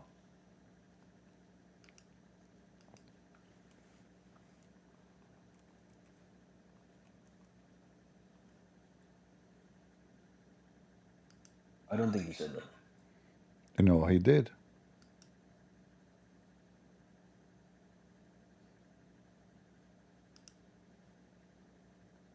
What if I show you that he did say that? Okay, show me. All right.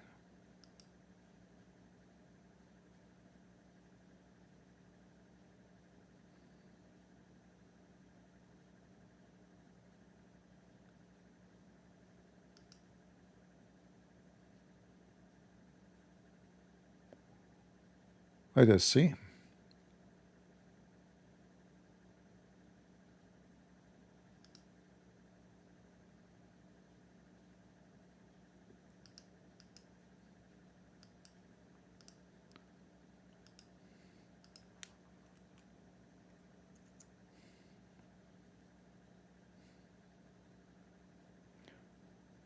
Do you know Arabic? No. All right.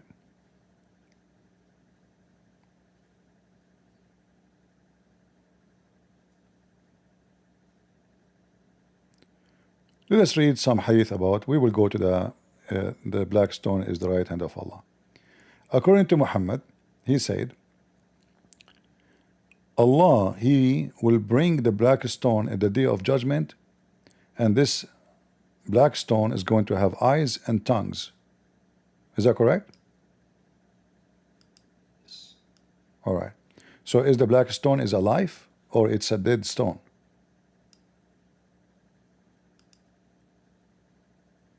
It's alive during the day of judgment. Uh-huh. And what exactly the stone is doing now? The stone have lips, have mouth, have eyes, and is going to talk. What the stone will do? Okay. What the stone is going to do? It's going to talk.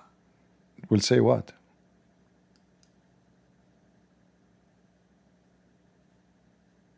I don't know. You have to wait and see. All right. Muhammad, he said, let's see if we can find this hadith in English. We should be able to find it in English.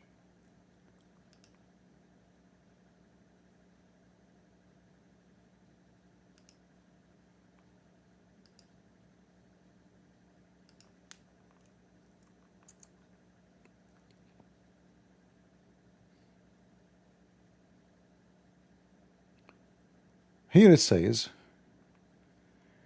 that whoever kissed the black stone, he is kissing the hand of Allah. Let us see if we can find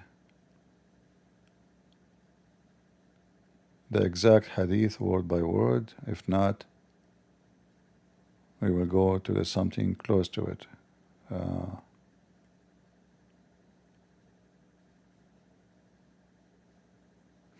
Let us go here and see this hadith here. So here it says,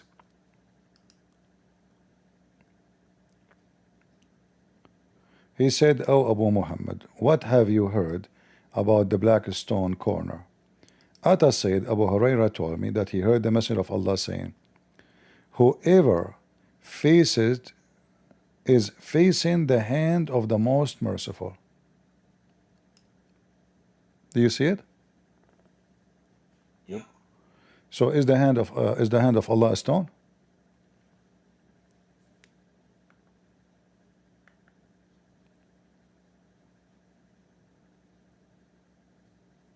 Yes.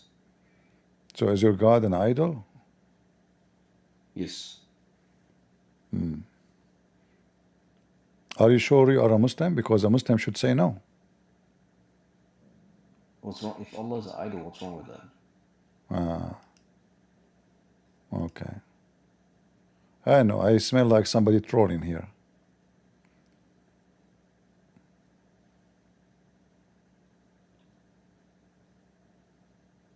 Let us take How am I trolling?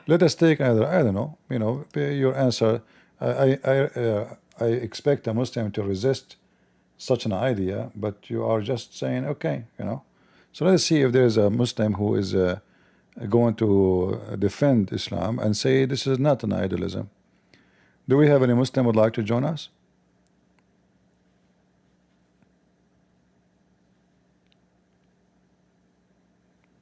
Anyone? Why, if you kissed the black stone, is the same as kissing the right hand of Allah? What is the connection between the right hand of Allah and the black stone?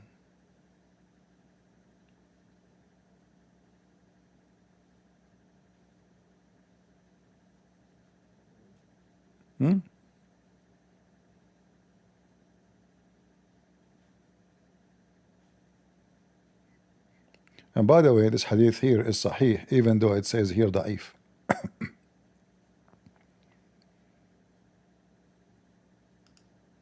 If you go here, it says this is sahih.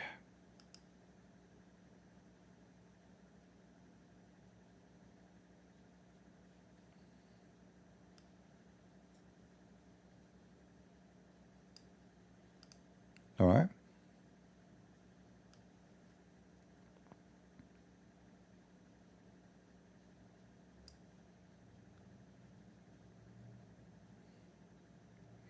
Any Muslim? So as you see, the righteousness of Islam is $100 note. And what is the $100 note to go to heaven? You say Shahada, and the rest of your sin is history. $20 bill, US dollar, is a person who prays 5 times a day. Then there's one $10 note, there is two $5 note. $10 note is for a person who gives zakat, who gives charity. $5 note is a person who fasts, and $5 note is a person who goes for Hajj. The remaining, so all if you put together, is $140. The remaining $59 are $1 bill. So all put together are 65 notes. So 59 notes are of $1. So just because somebody has 30 notes or 30 bills doesn't make him rich. If he has 30 bills of $1, he has only a value of $30. The person who has $100 is more richer than all the other notes put together. If all the other 63 notes put together will make it only $99, but one bill of $100 is more valuable than 63 bills all put together are 90. And what is the one bill? Is saying Shahada. So in Islam, righteousness is not about being a good person. Your sin doesn't count if you say Shahada. And yet the liar, they say that in Christianity we believe, which is not true, that Jesus died for our sins so we can sin. It is the opposite. It's the Muslim, they believe that if you say Shahada, associating Allah and Muhammad together, committing shirk, pagan, that will make you have $100 bill, enough to take you to heaven. Doesn't matter how many bills you have, because the rest they don't count. They are small. One bill alone, one paper, is $100 bill out of 200 out of 199. This is what Zakir Naik is explaining to you. So you say Shahada, you are going to heaven. Very easy. All right. We tried to be in TikTok, but my iPad died, and looked like this stupid iPad is not charging correctly. So I had, we lost our connection there. But it's okay. Next time I will be sure to charge it fully before I go. But it died very fast anyway. I mean, this is an old iPad from the previous century. Maybe I should buy a new one. I will ask Allah to buy me a new one, because Allah, He cannot give you money. I mean, Allah Himself, He asked for a mortgage. What's wrong with you? Have you ever heard of a God? He says, if you give me money, I will return it for you 10 times, 70 times. And by the way, 70 times, Muhammad, he copied it from Jesus. The guy, he copied everything. He's like a China.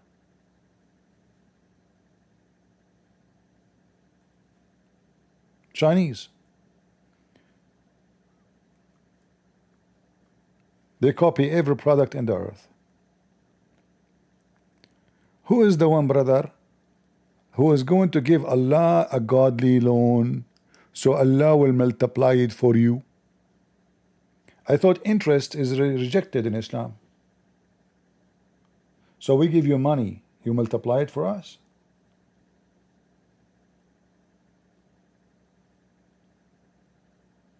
I thought Allah can create gold and silver.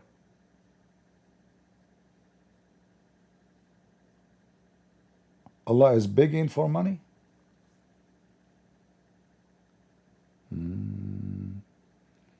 And in order to make you give him money, he says, listen, don't you see what I did to the Jews? I did this to them and this to them, so give me money, give me money.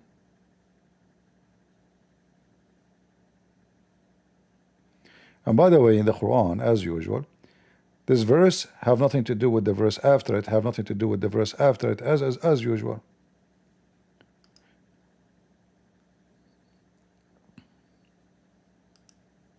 Who want to give Allah a godly loan, please, brother? So he can, Allah, increase it for you. Look here, he says he will multiply, he make it double. And the other verse says he will make it multi-time bigger. Here is double.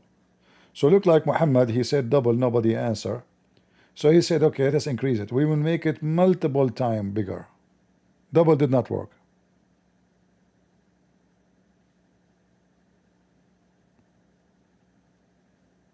Any Muslim would like to join us?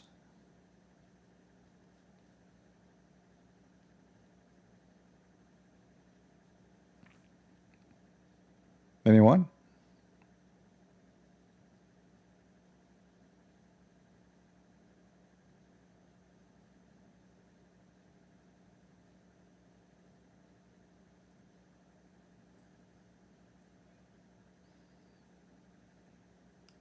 Who is a Muslim would like to join us? If you are a Muhammadan and you believe Allah is God, you are more than welcome to join us. For me, I believe Allah is a false God. It's obvious.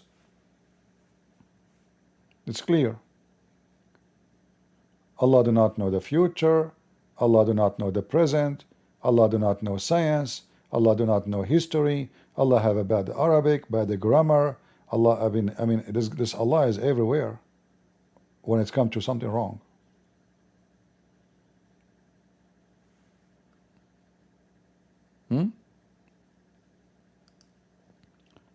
Allah is suffering from, Allah is a time traveler. Like as an example, Muhammad, he claimed that he saw Jesus physically. Muhammad, he claimed that Adam and Moses, they debated together. When Adam and Moses, they met, did the day of resurrection happen already? I thought it didn't. I thought Muhammad, he says in the day of resurrection, the first one Allah will resurrect is Muhammad. Where Adam and Moses, they met and they have a debate.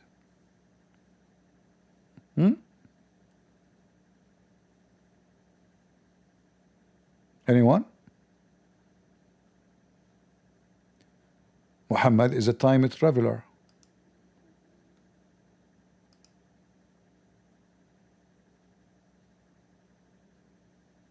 Do you think I can see Adam too and debate him? I would love to debate Adam.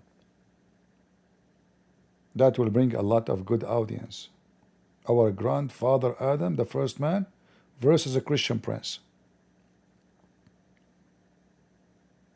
And I will say to him the same as Moses. Moses says to him, "O Adam, you are our father who disappointed us, and you turned us out of paradise. Your turn, Adam." Adam, he would hold the microphone. Okay. "Oh Moses, Allah favor you, and he talked to you directly. He wrote even the Torah for you with his own hand. Do you still blame me for an action which Allah had written in my fate, in my destiny 40 years before he created me? Huh? Stupid Adam, Moses." Moses was shocked with this answer. That's so good. Mean. Adam, he knew that Allah, he spoke to Moses directly. Even he was dead when this happened. That's deep. And Adam, he knew that Allah, he wrote the Torah for Moses by his hand, even though he was dead. That's deep. And then Moses, now he is in the corner. Do you blame me for an action which Allah had written in my fate? So it turned to be the sin of Adam was fate. Fate. Adam had no control of it. It was a decree made by Allah, and Adam did not have a free will. I mean, this is the concept of the stupid religion of Islam about sin. It turned to be Adam never commits sin. It was Allah. Allah, he made a movie. Right? Allah, he made a movie. Let me join him. And hence you are a Muslim. Put your hand up, I will invite you. So Allah, he made a movie, he wrote the scenario, fate, destiny. This actor, his name is Adam. This actor, her name is Eve. This actor, his name is Satan. Satan, he will go to Adam. Satan will say that to Adam. Adam have to do this. Allah wrote the scenario for Adam. You accept and you do what a shaitan told you to do. Then Allah, he says, and then after that I will kick them out of them all of the heaven and I punish them. What a nice movie. No free will. It's a decree, as you see. And not only that, Allah decreed that to Adam to do 40 years before he created them. It's not like only suddenly. Do you blame me for doing which Allah had decreed that I should do 40 years before he created me? Muhammad now, he is excited. He says, so Adam, he get better of Musa's argument. So Adam, he won the debate. Musa was a loser.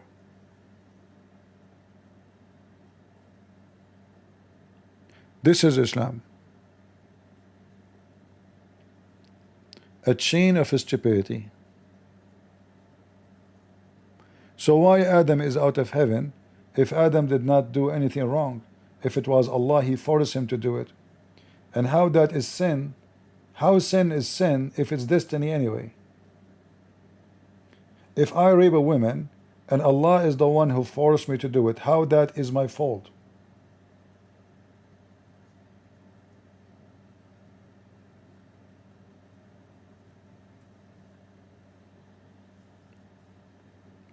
And not to forget to mention, it turned to be Musa's is not a Muslim, because Musa's don't understand what Muslim believes. Musa's obviously he believed in the original sin. Musa's is not a Muslim. How many times we heard the Muslim kings keep saying Musa is a Muslim, Musa is a Muslim?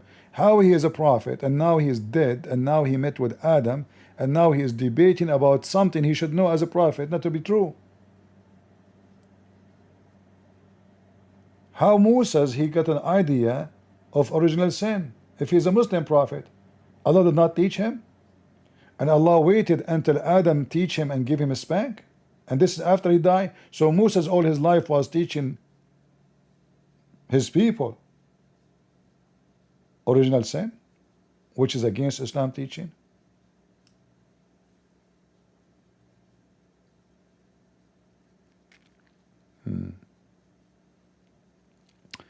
Vivi saying, I think predestination is Muhammad wait telling people that Allah is so powerful that everything is under his control.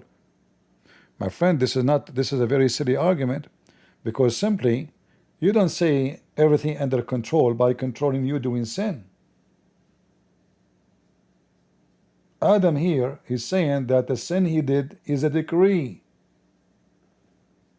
So you are right about saying everything is under Allah's control, but that means none of our action is granted by our will. It is Allah control. So when Adam commits sin, he did not disobey Allah. It was the plan of Allah. Decree is the plan. Allah will make Adam commit sin. Allah will be upset from Adam. Adam will ask Allah to forgive him. Allah will forgive Adam. Still Allah will cast him out of heaven and he will punish him to live a miserable life. And then Adam have to seek Allah burden, so Allah one day will take him back to heaven. A nice story. But all of this does not make sense, because it is you who made him commit sin. So why he's out of heaven? Do you think it is right to make you rape a woman and then I spit on you for doing such an act? Do you think it is right I force you to hold a knife and chop the head of somebody and then I say to you, shame on you, you commit a murder?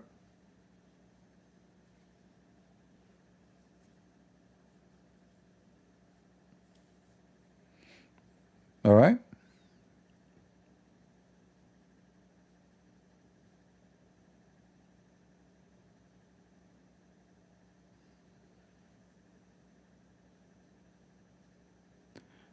Any Muhammadan?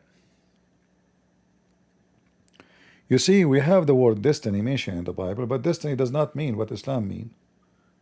We have the word fornication, but in Islam fornication means something else. We have the word virgin, but the word virgin in Islam means something else.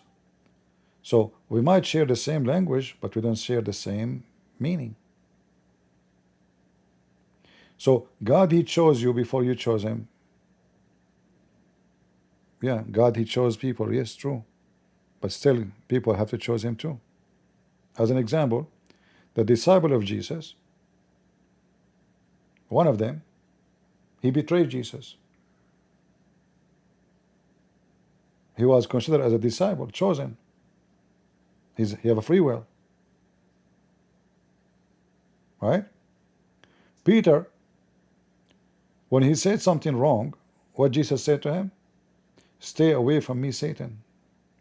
Well, if Peter was not having free will to say what he said, why the Messiah will be upset from him? All of Christianity is based on a free will. David is a person who is very well known in the Bible. A great king. He commits sin. And when David commits sin, God condemn him for his sin and destroy his kingdom. So if Allah is the God of David, as the Muslim they claim, which is not what we believe, how come Allah do not condemn David for his sin, but the God of the Bible condemn him? The answer is very simple, because the sin of any in Islam is a decree. It's not a choice. So if we go to the story of David, we will find how much God was so angry from David's action. If you go to 2 Samuel and read, chapter 11 and 12, you will see the stories. How he went after a woman. The woman, she is even married. Right? The man, his name is Uriah. Even he sent the man to go to war. But then God, he displeased the Lord. So we find in 2 Samuel, chapter 11, how God, he punished him. And he sent the prophet Nathan to rebuke him. And then God destroyed his kingdom, his family, his son died. God, he tortured David for his sin. If it's a destiny, then why I want to be upset from what I made him do? So that was the will of David, to commit sin. And that was the will of God, to punish him for his sin.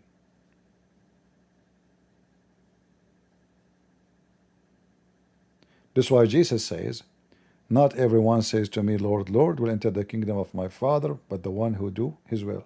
So you can say, Lord, Lord. You can praise Jesus, call him God. That does not make you go to heaven yet, because simply you have to give up your will and follow the will of God. Your will is to commit sin. Which one is easier now? Party, naked women, men, drinking, whatever, which one is easier? We know which one is easier. Today you will find millions of people in the bars drinking, fornicating, garbage. It's easy.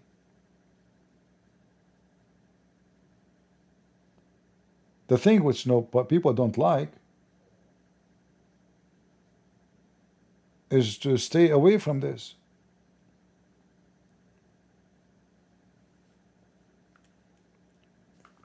So when the Bible says drunken and fornicators and feminine, etc., those, they will not enter heaven. Why? Because simply you are doing your own will. So there's the will of God and there's the will of the man. Sometimes the will of the man agree with the will of God, which means voluntarily he agreed this is wrong and he follow it. Voluntarily. As an example, it might be a person who is not even a believer in any religion. He live like like pure life of physical life. Let's say he's a Tarzan in the jungle. He don't even know how to talk. But then he saw a little animal is injured, need help. So he helped the animal. He saw a little tiny bird fell from the nest. He put the bird back to his mama. He's not reading books. God, when he created us, he gave us enough knowledge to recognize things so we can give judgment. And then he gave us more knowledge through the prophets and more knowledge through the Messiah. So now we have a shelf of knowledge can help us to be safe and secure. We are not the same as Tarzan in the jungle no more. We have enough help to stay away from everything is bad. So human being, either he chose to do what Zakir Naik he said, that you say Shahada, and now you have $100 bill out of 199, so now you are already in heaven. Relax, you can commit sin, you can cheat, you can rape, you can do everything. The most important thing is to say Shahada. The rest is not important. Or you are a person who believes in Jesus, and then you believe that you have a free will to follow Jesus or to curse Jesus, to obey him or to reject him. You obey the command of the Messiah, then you are with the Messiah. As simple as that.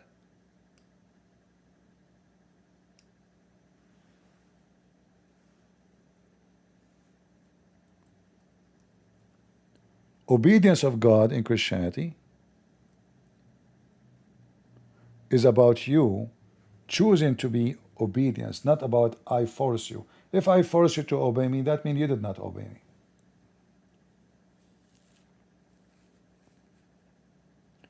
Like now, you see, there's like Trump, he won the election. Every scumbag, hypocrites start praising him. The same people, they were making fun of him. Like Erdogan, when Trump he lost the White House, he sent a letter to Joe Biden saying Trump and his supporters, they are KKK. I mean, the racist Turkish are talking about racism. The rapist. The second Trump he became president, Erdogan he wrote a letter, you are the most wonderful man. America will be great with you. I mean, the same guy. When they need him, they kiss his butt. Those people don't love him. It's obvious. And this is what the Muslims do. No Muslim dare to question how stupid Islam, because he knew how dangerous it is. Otherwise, all of them, they have a lot of questions. There's two kinds of Muslims. Muslims who promote Islam, and Muslims, they are just Muslims, like just living supposedly as Muslims. Those who promote Islam, they are increasing in number because now there's money, there's a super chat, there's all kinds of garbage. It's a business, it's a good income. Otherwise, they have no interest. And those people who promote Islam, they are the last one to follow Islam.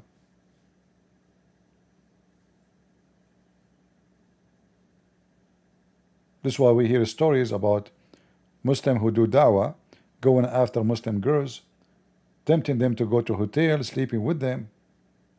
And I'm not saying will not be happening between someone he claimed to be Christian. No, it does happen too. But remember, if somebody is a Christian or he's a priest, he do such a thing, he is obviously doing his own free will against the will of God. But if a Muslim, he take a woman to his hotel room, it's justified in Islam. And even they have a title for it, like secret wife, zawaj friend, muta, travel marriage. Even travel, imagine travel. You go to Indonesia, I am a Muslim, haram to sit alone. I don't want to commit sin, brother. So can I find a woman, Indonesian woman, I will pay her $500 to marry me for the coming 2 months? And they say that the Muslim Sunni don't practice muta.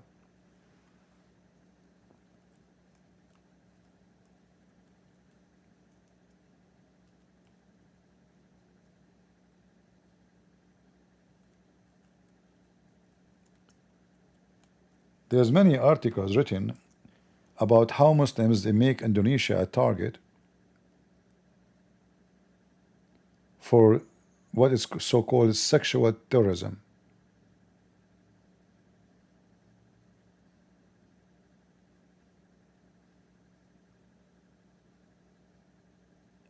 Sex tourism. And the Muslim didn't say that this is adultery. They say this is marriage. So what if I pay the women to sleep with me? She's my wife now. This is Islam. They speak too much about dignity, but in reality, they have a lot of customers.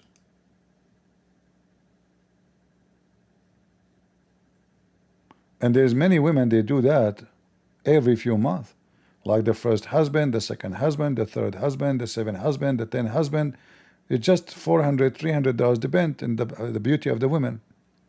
If the woman she is not too much beautiful, the price may be $200 to marry her. Marry her, this is not prostitution supposedly.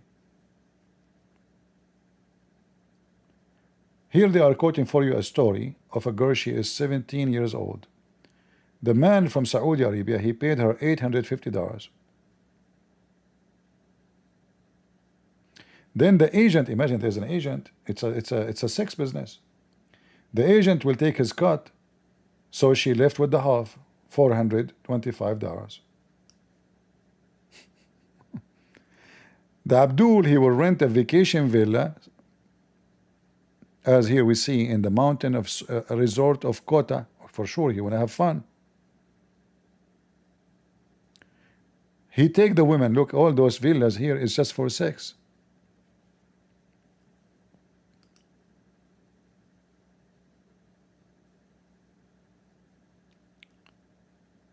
So what is the concept of sin in Islam?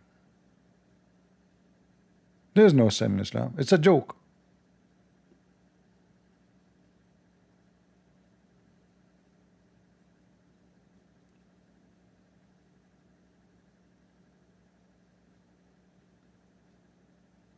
This is not a religion. This is a pure sexual cult. In the appearance, they say to you, we are against sin. In the appearance, they say to you, we are against fornication. But what they do, Islam legalized fornication, give it a different name.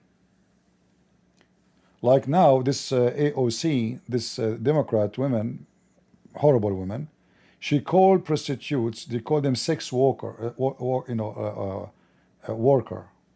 Sex worker, what is that? They changed the name to make it look nicer. Mohammed is the biggest fornicator in history. He changed the name of fornication and he gave a different name. Mohammed is the biggest thief in history. He changed the name of theft, he gave a different name to make it legal.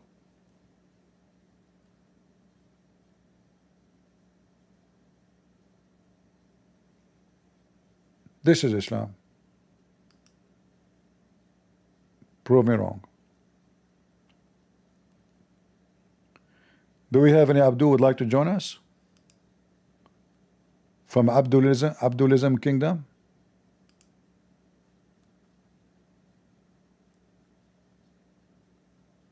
Hi. Hello? I just want to say something. Are you a Muslim? Yeah, I'm a Muslim. I just want to say something. Okay, say something. You just did. You got cooked badly by Orthodox Muslim, my guy. Ah, the guy who ran away? Is that the guy? Yeah, bro. You got cooked badly, right? You got cooked badly. So when a Muslim here Bro, ran if away... I was you, I would have kept this short and apologetics, for God's sake. Okay, listen.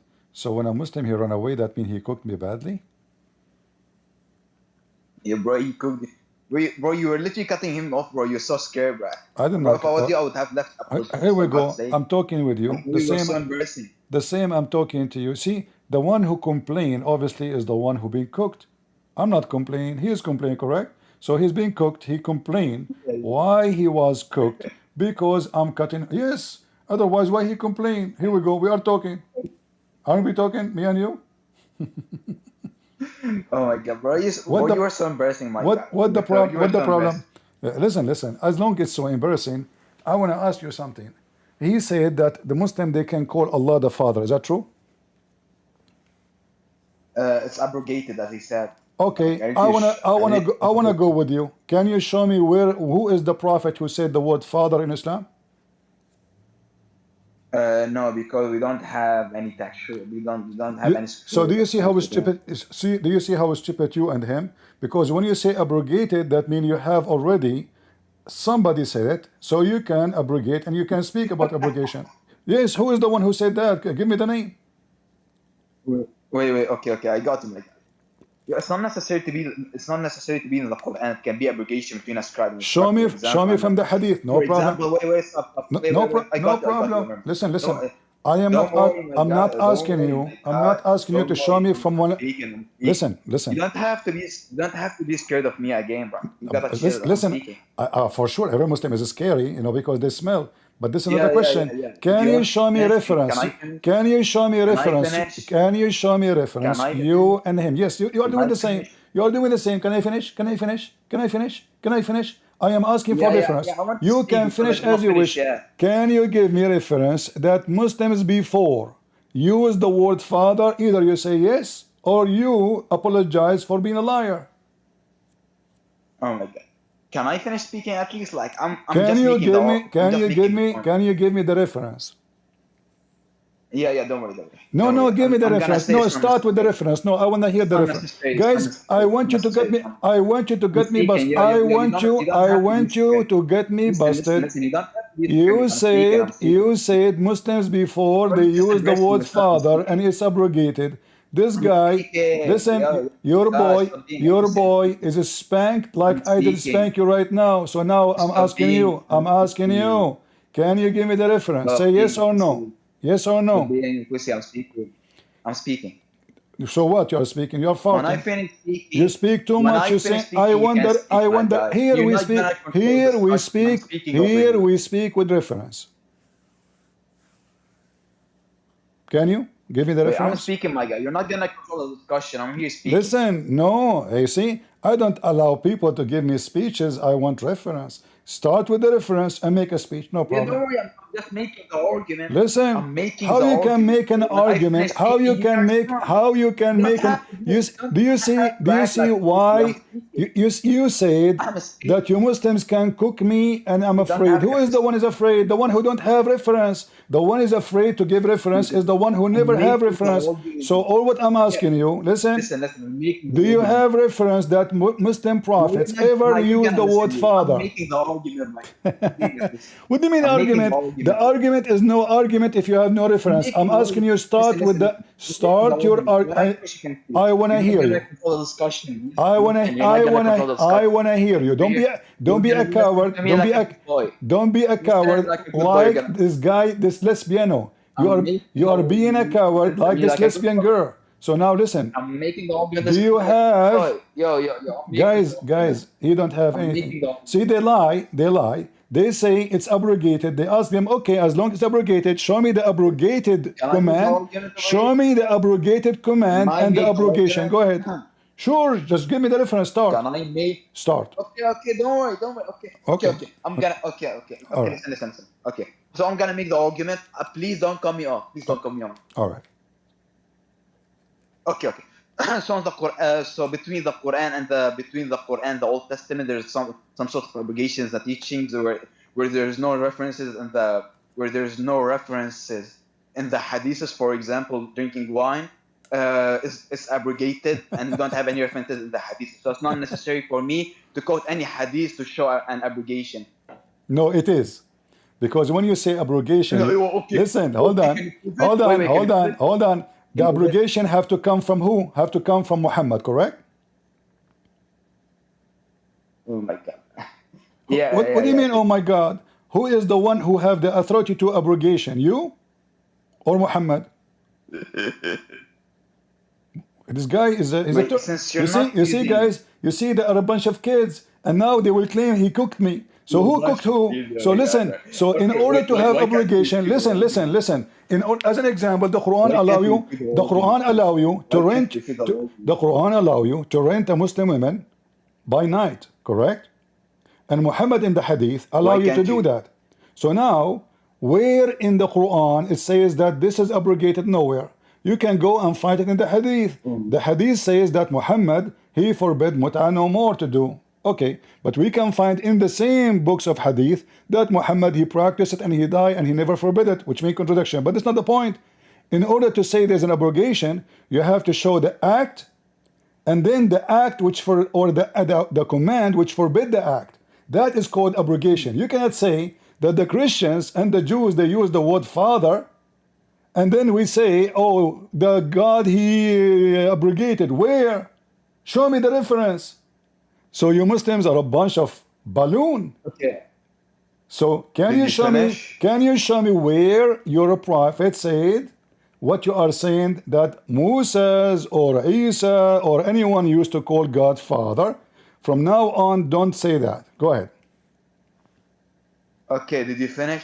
First of all, before I respond to your question, I would like to ask you, can you please, since you're not using the screen share thing, can you please turn it off, because I'm just lagging here. So if you can do it, please. If I do what? Can you please turn on the live, the screen share thing? Why? Because first of all, because you're not using it.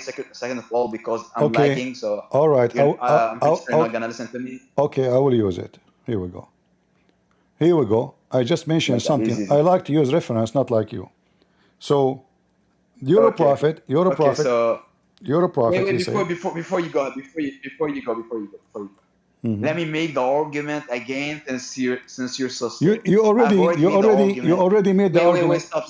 You already made the argument. Your argument is not an argument unless you give me reference. You said it's abrogated. Show me the command of abrogation. Okay, I got you. Don't worry, my guy. I got you. All right. So I have already made the argument. You did not respond to the argument. I'm gonna receive the argument.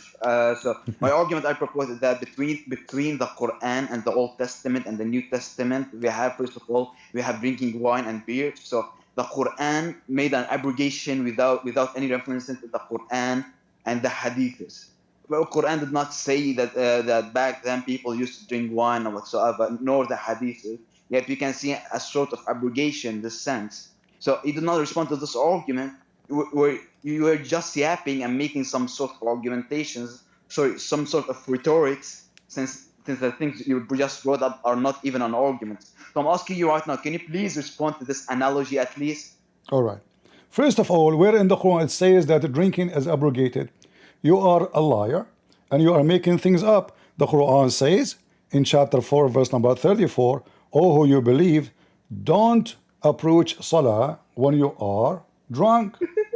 This is number one. Number two, it says that the other verse says that drinking alcohol is from the work of shaitan. فَاجْتَنِبُوا, avoid it. It doesn't say it's haram. Where it says it's haram? So nowhere it says abrogated. Yeah, the third one. Yo. Listen. So it doesn't say. Hold on. It doesn't say. Okay. Let me respond. Let me respond. So there is a verse of the Quran that say, "Ya ayyuha alladhina amanu ijtanibu." The word ijtanibu. Look it up. For God's sake. Just say, "Ya ayyuha alladhina amanu ijtanibu." What is ijtanibu mean? Go ahead. Stay away. In fiqh, the word ijtanibu Thank you. Guys, avoid. It means avoid. Hold on. Do you agree with me? Do you agree? Listen, we are talking. Do you agree that the word is avoid? Do you agree that the word is avoid? Avoid. Wait. Let me make is the word is avoid. Is the word is avoid. In fiqh. Listen. In fiqh, the ijtinab is more important than tahrim. In fiqh, when you're doing ijtinab, you should at least not look at the thing regarding fiqh. Give me an example. Give me an example. For example, for example, wine. You can't look at the wine. You can't work. All right. You can't work. You cannot look at the wine. Yeah, you cannot. Where you get this from? This is like a very fundamental fiqh thing. Guys, he's making things up. Where it says you cannot. No, I'm not making things up. No, I'm not making things up. Okay, I will go with you. Listen, I will go with you. Okay, hold on. Listen. Hold on. Let me make my point. Is the Quran is the one who praised alcohol, saying that the alcohol is from the act of Allah and the miracle of Allah? Yes or no? You were cutting up for God's sake. I did not hear anything. Oh, listen, I will repeat again, no problem. Does the Quran say that the alcohol is from the handwork of Allah and it's a miracle? The alcohol, what? Is the alcohol the act of shaitan or the act of Allah? The act of shaitan. Okay, guys, he said it's an act of shaitan. No problem. So Wait, chapter 16, verse number 67. Everybody heard you. It says this is the act of Allah. In fact, it says it's a miracle. It says that in the front of you. Here we go. It says this is even a sign from Allah for those who have a brain. Wait, can you at least read the verse? I did not even read it fully. Like, can you go back to the verse? It's in front of you. Okay, wait, is it like the green one? من ثمرات النخيل والأعناب تتخذون منها فضلا. Bro, is this speaking about the heaven? Why are you just trying to split the thing? This is not about heaven. This is not about your heaven, you idiot. You are lying. Wait, what do you mean, bro? Can you at least show the whole context? Apologize in front of everybody. You've been cooked, you and your Orthodox fat boy. You said this is about heaven. I want you to prove it to everybody. I can't literally see the whole context. Like, at least you can read. You can read. Open your Quran. Open your Quran and read it. Go ahead. You do not need my. You do not need my screen. You do not need my screen. Chapter 16, verse number 67. You can read the one before it, the one before it, the one before it. Why you lied? Why you lied? Why you lied? You said this about heaven.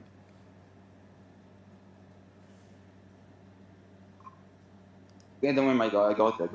Well, this is Naik. Okay, let me get the Quran first of all, so we can see. Okay, this is the Quran. What verse? Surah Al-Nahl, verse what? You are very much nervous to the point I keep repeating for you the verse number and the chapter number, and still you don't see it. Yeah, so I can make sure. So, like, I think I have some sort of mental retardation. It's not exactly. I am like Mohammed, who imagined myself having sex with my wife, but in fact I did not. Should I show you the hadith? Stop changing topics, for God's sake. It is you who is you who is a changing topic. You says I have a mental problem, blah blah blah. Let us see who haven't. It's you. Then don't even mention something. Anything you say is going to be used against you. I'm warning you. So now this is what happened to the boy. So now answer. Is this about heaven or you lied? Is this about heaven or you lied?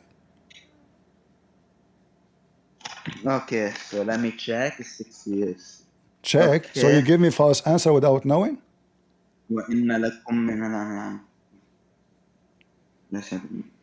Okay. والله أنزل من السماء ماء فأحيا. Okay, no, it's not about heaven. Thank you very much. It's my bad. So guys, he said this is about heaven lying. Now he admit this is not about heaven. So now let us go back to zero. As long this is here saying, and you said to me, remember, I said, is the alcohol is the act of the handwork of shaitan or the handwork of Allah? You said shaitan, correct?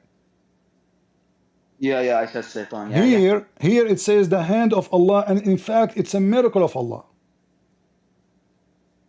Wait, I have a question. Like, since you right now don't answer question. Right now on your browser, refute yourself. Please. Wait, stop. Please refute yourself. Wait, refute yourself. Wait, let me speak. Refute. Wait, let me speak. So I'm gonna ask you right now. Can you go to a dictionary and write down the word sakara? Sakaran.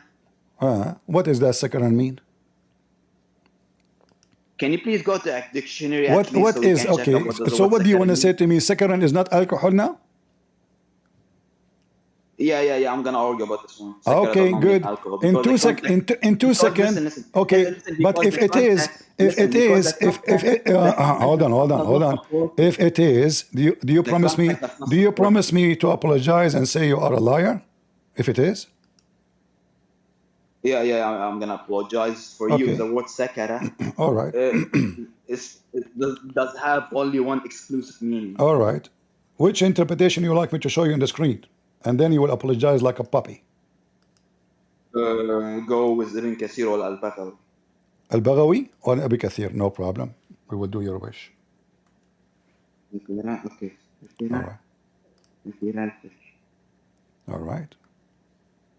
Guys, as you see, I'm doing his wish. You know, Wait. I'm doing his wish. Hold on. No.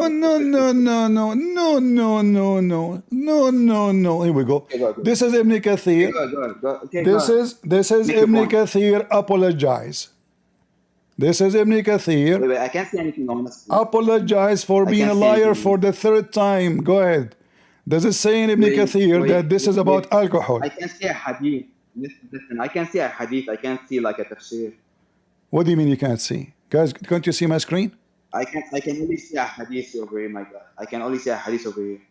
What? I can see a hadith. Everybody over here, can see it. No, it is there. This is Ibn Kathir. Okay, let me open the link for you. Here we go. I'm telling you. All right, this is Ibn Kathir. Here we go. lagging. I just paused for you the link. Forget about my screen.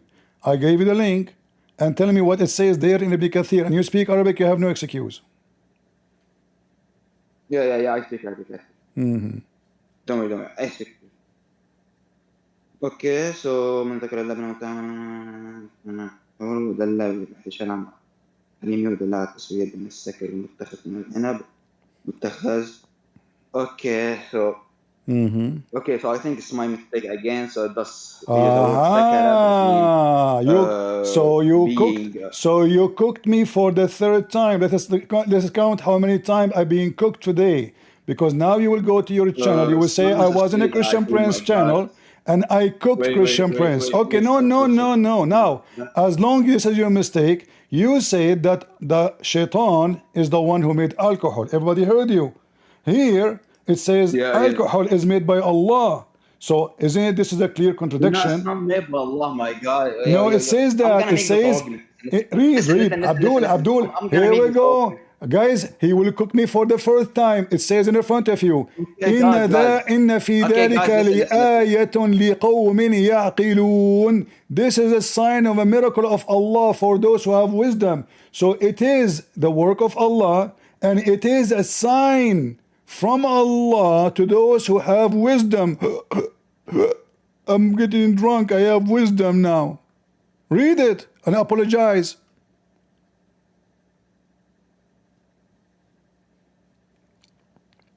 Don't play dead. You just cooked me again for the fifth time. I see the smoke is coming from my nose now. He left, the coward.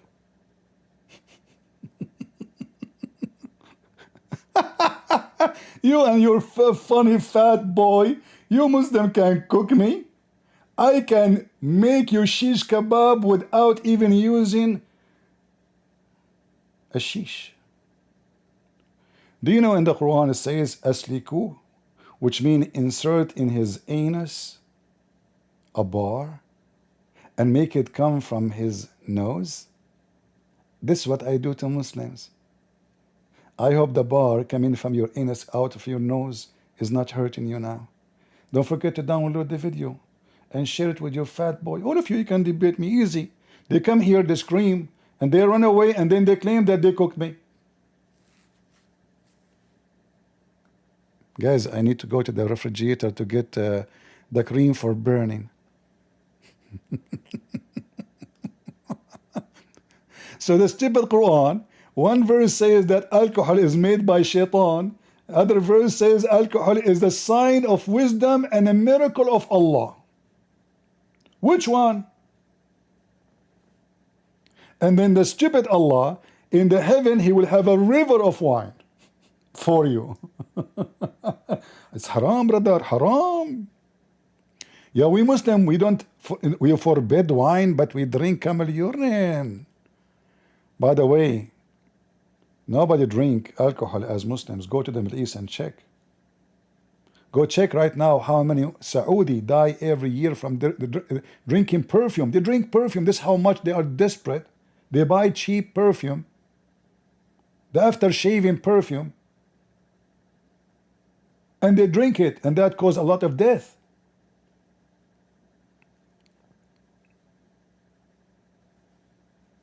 Yes, not only Trump, he used bunker buster. I did that long before him.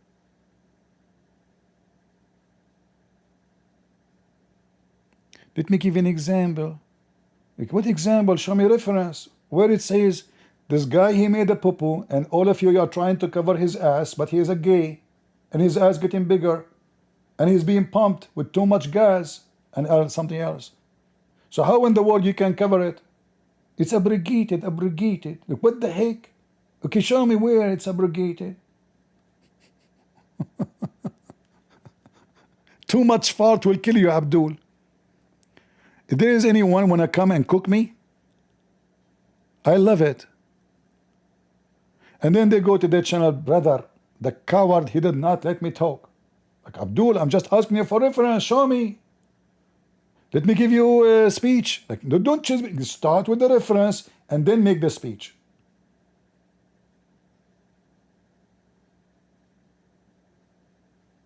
I mean, even Zakir Naik will do better. Brother and sister, first of all, if you debate the Christian Prince, first of all, never say yes, never say no. Because if you say yes, he will say, give me the reference. If you say no, he will say, give me the reference. And then you will be in trouble. The brother and sister, when you speak to him, never say yes, never say no. Brother, so what we should do? Stupid idiot, don't say anything. Like, how we can debate then? Listen to me carefully. There is some people you better shut up when you speak to them. Because anything you say is going to use it against you. It's like in the court. Exactly. Zakir Naik, you said that righteousness in Islam is $100 bill, which is when you say Shahada. So, do you agree? Christian Prince, I just told you, if I am talking to you, I will not say yes, I will not say no. You cannot get me busted and you cannot trap me. But you said that already. So what? I'm not going to say yes. But I have it in video. It doesn't matter. I'm not going to say yes, I'm going to say no. Abdul.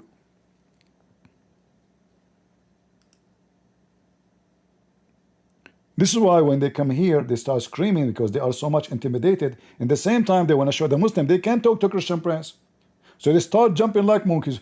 Zip it. You know, like, let me talk. Okay, talk. No problem. We are talking. You interrupted me too. Why you are crying like a little gay? I remember there was a guy, he's a Abdul by the way, but he's a nice guy, not like those guys. But he's very naive. He went to a nightclub. Actually, it's not a nightclub, it's a club. This guy is very naive. He's not like those Muslims, by the way. He's a really nice person. And his name is Abdul. For real. Alright? So he was telling me that yesterday there is a guy who was trying to steal his wallet. I said, and? He said he put his hand over my, pocket, and I push it away. I said, okay. He said he tried that again. I said, really? Where you been? I mean, how did that happen? He said, I went to a club, and I was sitting on the chair, and the guy, he came, and he tried to put his hand there. I found the story very weird. And I said, you did nothing? I said, no, I look at him. I push his hand. So anyway, we were walking, and he says, do you remember the story I told you about this club where they tried to steal my wallet? I said, yeah. He said, this is the one. It says gay club. So the naive Abdul, he thought the guy is trying to steal his wallet, but the fact he's trying to touch his butt. He's short, he have a big butt, and obviously the other gay like it. So he was touching his butt, but because this Abdul is naive, he thought he's trying to steal his wallet. I said, Abdul, you idiot, it says gay club. He said, yeah, guys. I said, guy, gay, gay, not guys. Gay, gay. He was touching your ass. Really? I said, yeah. I said, ooh. This is why after that he put his hand over my shoulder. I said, really?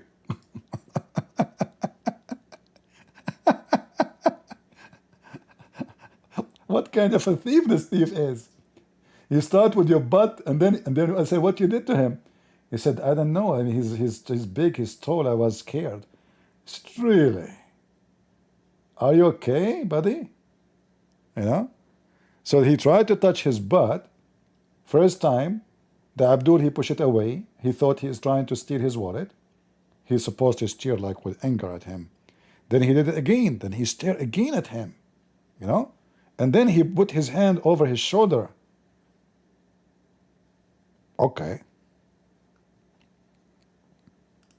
Praise be to Allah.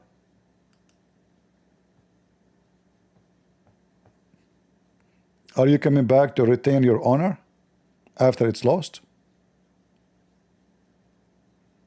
Go. Oh yeah. Oh yeah, crashed out. My phone crashed out. Like, it's not a big issue. You're being crushed out. So is it a sign? Is it a sign from Allah? Making the argument. Listen. I was making the argument that it's not necessarily that Allah made the wine. I was making the argument that the people made from these things the wine. So it's not necessarily mean that Allah made the wine over here, my guy. So it's just like a hold on. Like you are lying. He is saying to you here. He is counting to you what he made for you. Why you are lying again? Oh my God! Read it, guys. Read it. Allah is counting for you. Allah is counting for you what He gave you as a privilege. Read it. Guys, does it say God goodly provision? Does it say that? And the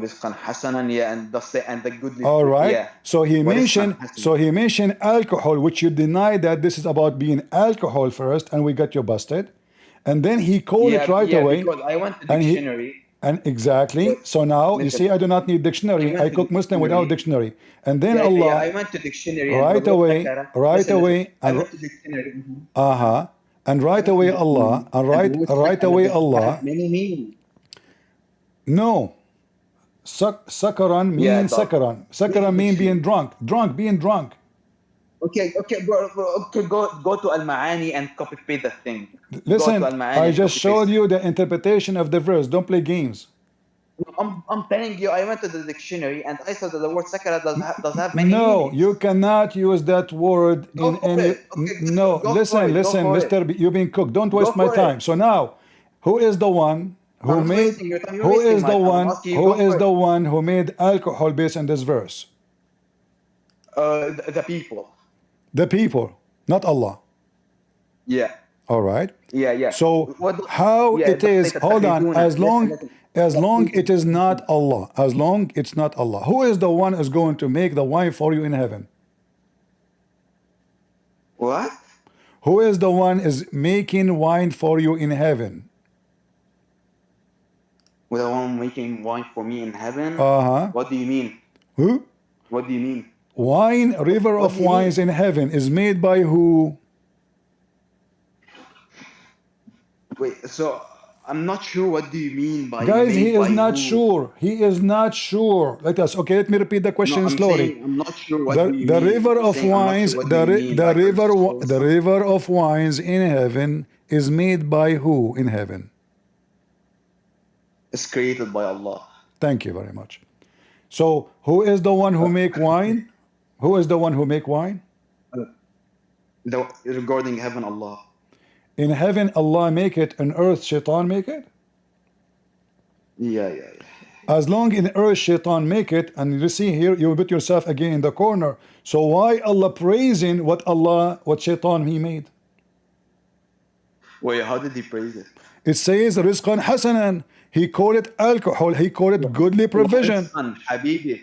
Do you know the fundamentals? Don't call me Habibi, Mr. Gay. Listen, it says that alcohol is a good provision. Read it. Okay. Listen.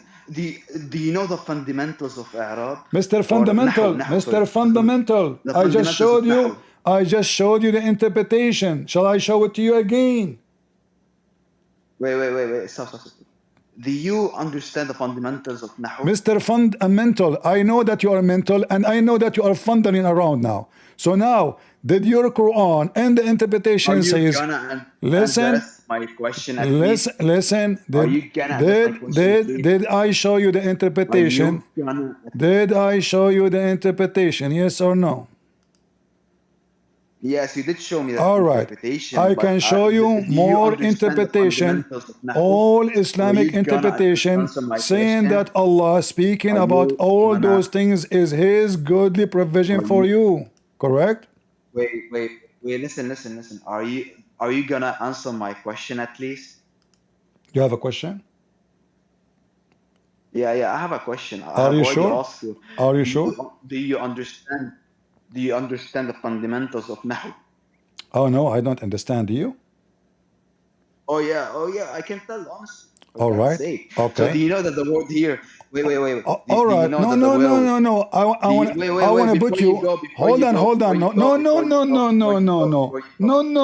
I want to put you. Can I put you into a test? Can I put you into a test? Is that okay? I'm speaking, my guy. No. You said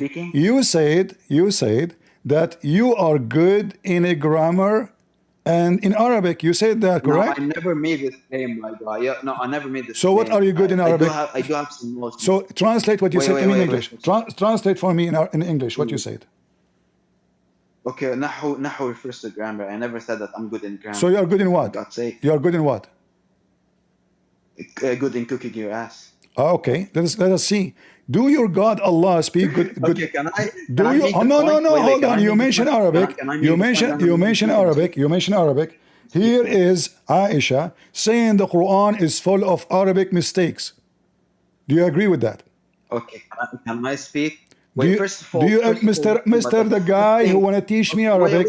Listen. Guys, did he say? No, I'm not changing topic. You bragged. You bragged about knowing Arabic. Guys, did he brag about knowing Arabic? You did.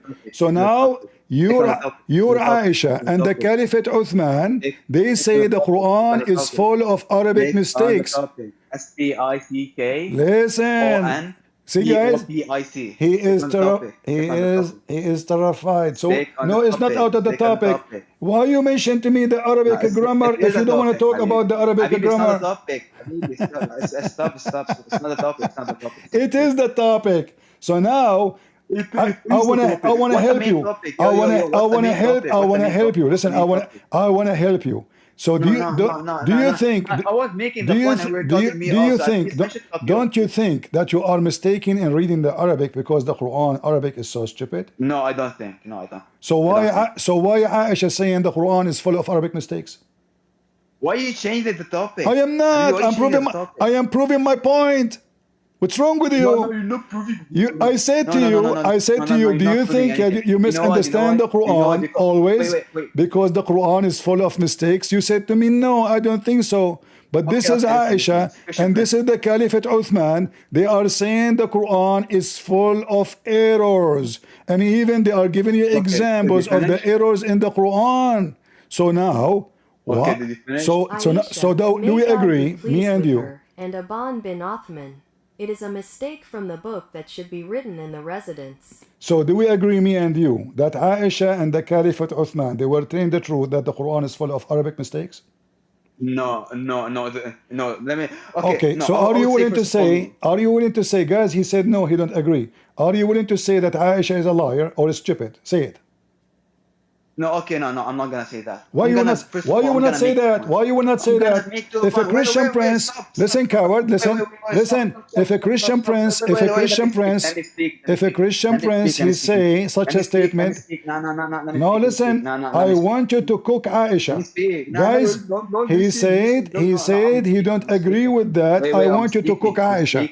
I'm speaking. No problem. I am Let me speaking make my too, and point. I am speaking Let me too. make my point. You Let make me your make point my after point. you I'm finish. speaking. You Let me make said my you don't point. agree with Aisha. I'm speaking. I Let me make want my you to point. prove I'm Aisha speaking. Let wrong. me make my point. Make your point. Okay. I'm speaking. Let me Aisha, make she my said the Quran is Yeah, full it's of my turn. It's my errors. turn. Yeah. Stop. Get It's my her turn. It's my busted. turn. Let me speak. Uh-huh. Let me speak. Let me speak. Okay. Okay, let me Okay. speak. I'm gonna make 2 points over here. Listen, I'm gonna make 2 points over here. All right. The first point, I'm gonna claim this hadith is weak, and I'm gonna ask you right now to bring the grading of the hadith. The second point, regarding Okay, the hold on, verse, one by one, one by one. No, hold on. Oh, no, no, no, no, no, no, no, no, no, no, no, no, no, no, no, no. You said you will assume that this hadith is weak, and you want me to give you the grade of this hadith. So let's see. First point. Are you saying to me that you Muslims explain the Quran by using fake hadith? Oh my God, bro. Yeah. Oh, okay. Suyuti have So made many guys, mistakes. be my no, no, no, no, no, no. Suyuti Who, and Ibn who Kathir is also have Suyuti? quoted This is many not a weak hadiths. Suyuti potato. This is a Suyuti now. This is al-Baghawi. You told me give me al-Baghawi. You said to me al-Baghawi. Yeah, it does not matter. It does not matter. Even al-Baghawi quoted many weak hadiths. Okay. I want you to say in the front of everybody, al-Baghawi is a big potato. He do not know what he's talking about. Say it. I'm not gonna say that. I'm gonna say that Why? Al-Baghawi have quoted many Why you hadiths. will not? Why you will not? Why you will not say? Why you will not say? Why you will not say it? Because your question is so wrong and your claim is so wrong. I showed you the I showed you the reference. I showed you the reference. They quoted weak. Listen, I showed you the reference. You proved to me. You said to me. You see, you jumped to say this is a weak hadith without even knowing what is hadith written. Okay, can you tell me where is this hadith written? Just to show everybody. Guys, I said to him this hadith. He said as-Suyuti. Obviously, you do not know where this hadith is coming from. Wait, stop. First of all, I do have the book that mentions that this hadith is weak, but I don't have it right on my phone. Second of all, no,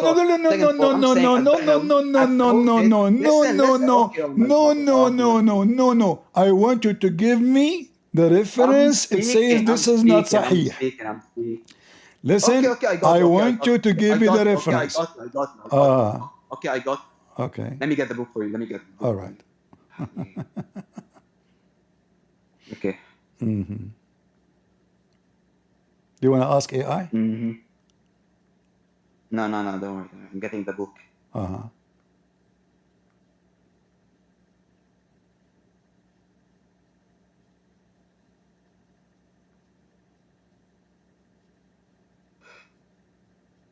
Okay. I want you to post the link of the book. I want you to post the link of the book so we can love together. Don't worry. I'm not. Don't worry. Don't worry, my guy. Don't worry. Yeah. Don't worry.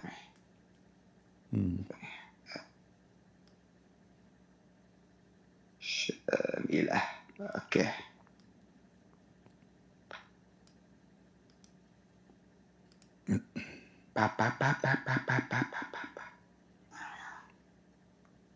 And What about I give you a vacation? You come next year. Yeah, don't worry.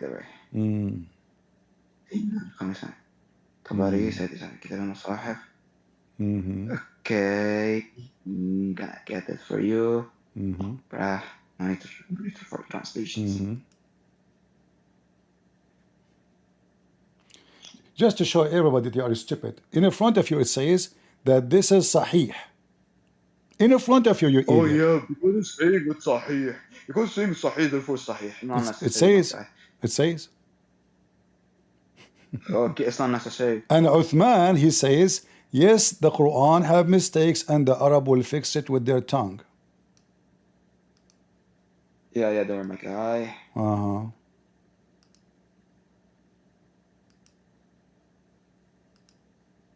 Wait, can you code the hadith inside chat for me at least? Like, can you copy paste it inside chat?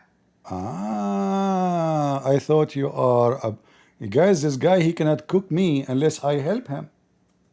Don't you know how Oh, to I'm asking you to don't copy you paste it. know? Wait, are Okay, you so it's in the front thoughtful? of you, type it. Oh, it's time for you إن في المصحف في لحمة. Okay, thank you. Good boy. Just get out of here. Bring your dad. I don't have time for kids. I gave you enough time. Each time you come here, I leave my fingers over your butt. I mean, non-stop. How many times I need to wash my hands a day from your butt? Aren't you ashamed of yourself, you stupid? You keep coming back. Like, you became addicted for spanking, aren't you? Seriously, aren't you addicted to be spanked? This Abdul, he remind me of a Muslim guy. He went to hunt a lion. He told them, where is the big lion can be found? They said to him, he is all the way in the jungle under the big oak tree, massive tree. You will find him sleeping there. The guy, he went there, he have one bullet in his gun, in his rifle. Boom. He missed. This lion is very well known to be weird. So he said to the Abdul, you wake me up and you shot a bullet at me. Here's one of two options. Either I eat you or I boom you once. The Abdul, he said, okay, boom me once. Okay. So the guy, he did boom him once. The Abdul, he come second day and he have two bullets. And then he did the same thing. He shot it twice. The lion wake up. He said, okay, either I do have eat you or I do boom to you twice. Okay. Abdul, he agree. Okay, he said, boom me twice. Right? I mean, look, guys, this guy, look what he did. He brought me an article written by Abdul saying that this is da'if. You have to show me a reference, you idiot. You are just a kid. You are giving me an article written by Abdul, a blog? Are you stupid? Abdul, where is the reference? Guys, this story is weak. Where? ونحن بدورنا نوضح تهافت You stupid idiot, give me the reference.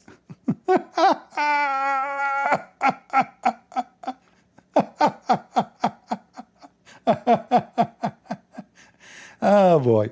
And anyway, you know, we know that anything will make Islam look stupid. They will say it is da'if. It is da'if, brother. All what they say to you, it is now trying to refute the stupidity of Islam. Those books are printed few years ago, trying to refute this, but those hadith are very accurate for centuries. Potato. You give me a blog? Aren't you ashamed of yourself?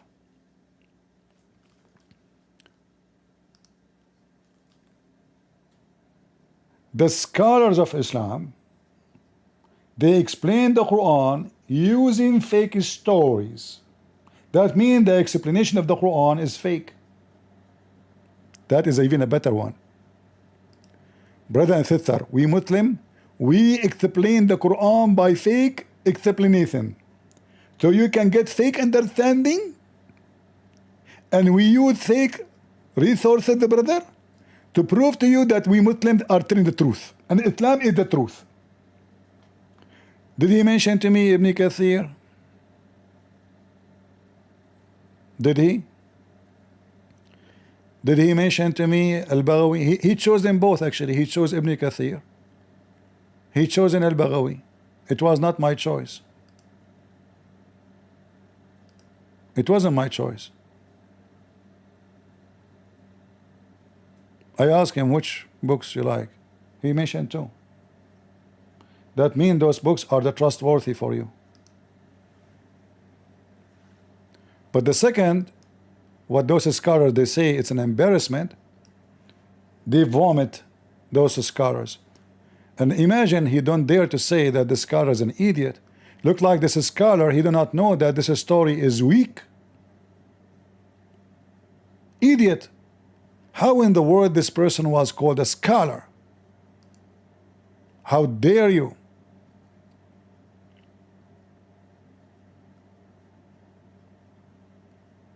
Potato, potato, potato, potato, potato, potato, potato, potato, potato. Ah, Lord have mercy.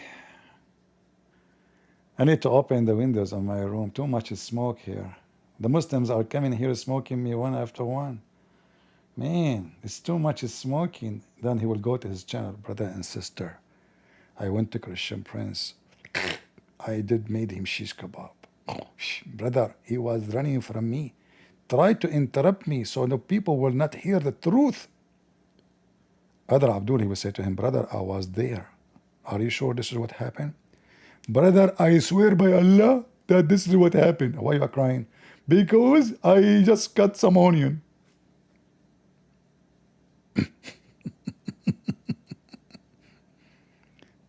He want to teach me grammar. Like, do you know what the word sakaran mean? Sakaran does not mean alcohol. Like, what stupid idiot. Even your translation says so. Kamaran? Go ahead, Kamaran. Okay. Actually, I wanted to discuss with you the father thing that you were discussing. Are you an expert with the father?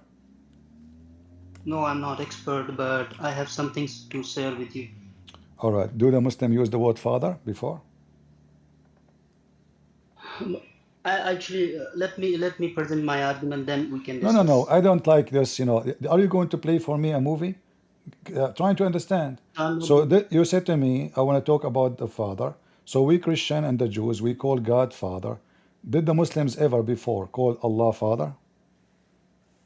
But actually, I would answer this immediately. But the problem is, if I answer this, then we will be stuck on this, and I won't be able to share my argument. Isn't this is your choice? So what's the problem with we stuck with it? Give me the answer, yes or no. Did the Muslims use the word father ever? If yes, show me the reference. Brother, actually the Quran, when Quran is prohibiting something, when you say that you don't call me this, when you are saying that you don't call me this, you are also acknowledging that you were called this before. No. So it is implied. It's very clear. Hold on. Let me get you busted. The Quran did not say don't call me this. The Quran, obviously written by a person, do not understand what the Christians and the Jews they believe. So the Christian and the Jew they says, we are the children of Allah and His beloved one. Muhammad, he said, Allah told me to say to you, well, if you are the children of Allah, why Allah punish you for your sin? Nay, you are a human, correct? Yeah, actually you don't understand the meaning. Here, what Muhammad is trying to say that, are you quoting from the Quran or the Hadith? I'm quoting from the Da'if Hadith. Okay, whatever. So, if you, actually the Hadith, here in this Hadith, Muhammad is trying to say or imply that you are not son of God, or God is your father or protector just because you are a Jew or you are a Christian.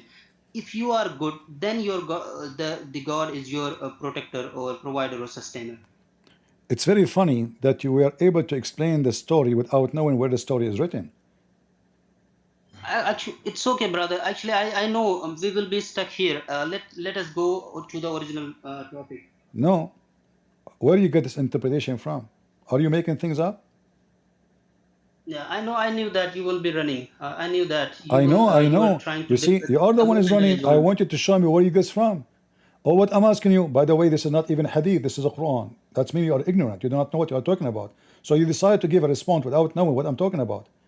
It is a Quran. This is why I This is chapter 5 this verse is why I this is chapter 5 verse this number is why 18. I asked you In this that it's verse not here, in the claimed verse here, also. Allah is not saying don't call me that. He is saying to them, which means he don't approve it, never approve it before. Why? Because your God, he don't even understand what the Christians and the Jews are speaking about. The word Father for the Christian and the Jews mean he is our creator. He is our provider.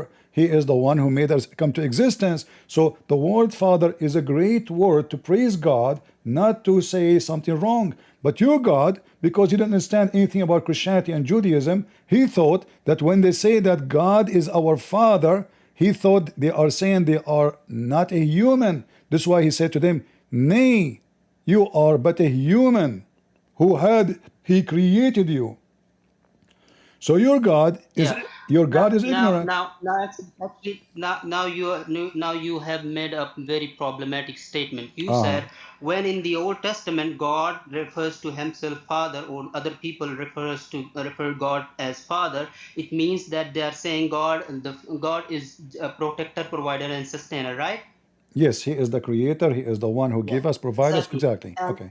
And Okay. and what do you think about the verses in the Quran where God calls him protector, provider, and sustainer? If Allah is calling himself protector and provider and sustainer, and he is just denying being father, what do you think? I mean, is it a denial of being father in the sense of how Jews understood it, Thank or you is very it just the denial of how Thank you very Christians much. understand it? No, it's exactly what I said. Your God do not know what the word Father present because he is so ignorant. This is Muhammad, not Allah. Allah doesn't exist.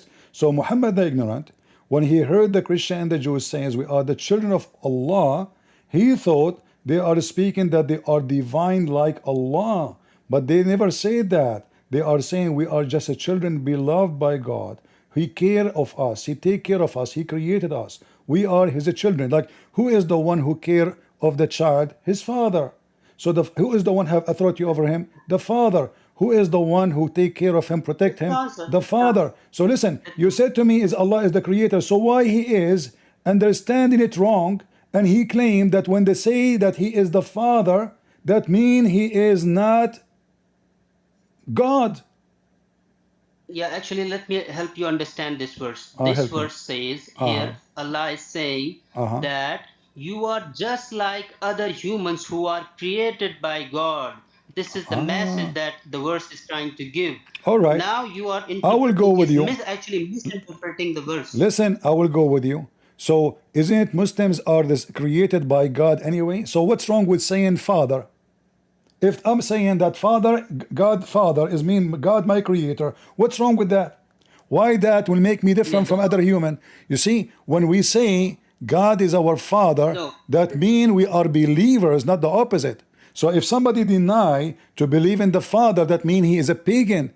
He believe in different God to be his God. For us, we believe in a very well-known God, and we call him our Father. So you Muslims are not allowed to call God Father, for your God is not our God. Very simple. My God, we can't call him Father. Your God is a pagan God. This is why you are not allowed to call him Father. Now, listen. You just admitted that the term father means protector, provider, and sustainer, and this is what in this sense the Bible always uses the word father. And Allah is saying that he is protector, provider, and sustainer. He never denied being protector, provider, and sustainer. So it means that he is still the same that he used to be. He is just denying the association of the father term in Trinity. Okay, hold on. Just to show you how stupid what you just said, because the Jews use the word Father, and Moses used the word Father, and the Prophet used the word Father, and then you are saying to me that using the word Father, that means it's associated with the Trinity. How stupid is that? Because when we say the Father, we mean the Creator. We did not say creators. Hold on. Listen. We didn't say, hold on. Secondly, hold on. Secondly, still you can call your God the Father, and you believe in one Father, not a three Father. Christians don't believe in three fathers anyway. They believe in one. So you can go okay, I will go with you. I want to go with you. When you say the word the creator, is there one creator or many creators? What? When we say the word the creator, you mentioned to me that you agree with me that if I say God is the Father, The Quran agree with that, as God, he says in the Quran that he is the creator, correct? Listen, Christian Prince, I know you have this cheap method of deflecting. Okay, But I will please use focus my on the cheap. I will use question my that we are cheap. discussing. I will use my Don't cheap. run. Are you trying to Don't avoid? Are change you the trying to avoid topic. my question? Listen. So now, when you say Allah is the creator, you says if I use the word Allah, the Father, Let that me mean answer. I am. Let Hold me on. answer. I am committing shirk. That's not true, because it's still I believe in the Father, not fathers. One Father, not fathers. And if a Jew, he said that he believe in one person, his name is the Father. Jew don't believe in the Trinity of the Christians, correct? They use the word Father. So the Jews still now, according to your logic, they are using it correctly. So now, why Muhammad, neither the Islamic prophet before used that word, and now why Allah don't understand what the word Father mean? You agreed that the word The the words creator. before that. You agreed. Listen. You agreed that when Listen. Allah he says he is the creator, you lied to me. Allah is not the creator. Listen, I will answer that. I will Where answer that. Just Allah for in now, the focus Quran? on this Where one. Allah in the You Quran he say he is the only creator? listen. Where in the Listen. Quran? You are Where in the Quran listen. Allah he say he is the only? Listen. I want to see if you Muslim Listen. believe. Listen. I want to see if Muslim believe in monotheism or not. In the Bible we believe that Jesus, the Bible says, everything created by him and for him. Everything. All right. So now, Jesus in the Quran he created from the mud the bird. Everything I'm was asking created you. by him, In the through him, Quran, but not. in the Quran, Listen. where in the Quran it says Allah is the only creator? I will answer that. Please focus on the question that I came to discuss with you. I am discussing the same Okay? question. I'm discussing because now we mentioned the word creator based on the question you No, you're asked. deflecting. So You're deflecting. At least agree that I'm asking you, is Allah is the only at least creator according to Islam? Yes or no? Prince, at least agree that the father has been the question regarding father has been solved. Then we can move to this. We Or are let's talking about go back we to are that one talking again. about the Father. We are talking still about the Yeah. Father. So for Yeah. us, So let's do that. Let's focus on that. for us as a Christian, Let's focus believe on in one that. God. The Jews Let's they focus believe on that. the Jews believe in one God, and they call him Father too. So Christian and Jews they believe in one person. They call him the Father.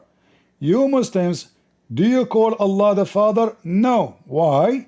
You said because if you call him Father, that will lead to the Trinity. Stupid statement. Because still you can be a No. Muslim. We are saying Don't believe in the Trinity anyway. Listen. We are saying we don't use the term father because that causes confusion because of its association with Trinity. We are not saying that we have problem with the father All being right. used in the sense of protector, provider, and sustainer, because you just admitted that it means protector, provider, and sustainer, and Allah is saying that He is protector, provider, and sustainer. Hold on. You So said you're that done. you said that this has caused You have confusion. nothing. Hold on. Listen. Everybody will laugh at you. You said that caused confusion. So which one was confusion? To say I am the best of the creators or I am the only father? Again, you are deflecting. At least No. agree that we have The solved the Quran father says thing. the Quran At says, least you see, you said the Christian Prince, you said that God is the provider, God is the maker, God is God. So now when your God he say he is the best of the he is the best of the creators. How many creators you Muslims Stop have? using your dirty tactic. Listen, I I know you want you to have dirty answer in tactic front of of everybody. deflecting. How many Focus on the creators? topic. How many Focus on creators? the topic. Indian boy. Focus on the I topic. am in the Focus on the topic. topic. I am in the topic. You are in the corner. No, you're not. How No, many you're not. creators? How many creators you have? Just admit, and I will answer this How question. many Admit creators? that. Admit what you Just stupid. accept. Admit what? I just got you busted. Just. How It's many easy. It's creators? easy. How many creators It's you have? easy. Do you It's have? easy. Do It's you, easy. do you have It's one? easy. Do you Just have? admit, Excuse just me. accept that I Excuse was me. proven you Listen, wrong about the waitress. term Listen. father. How many God? How many creator? To understand the stupidity of Muhammadan potato, you will not get away from it. How many creators Indian boy?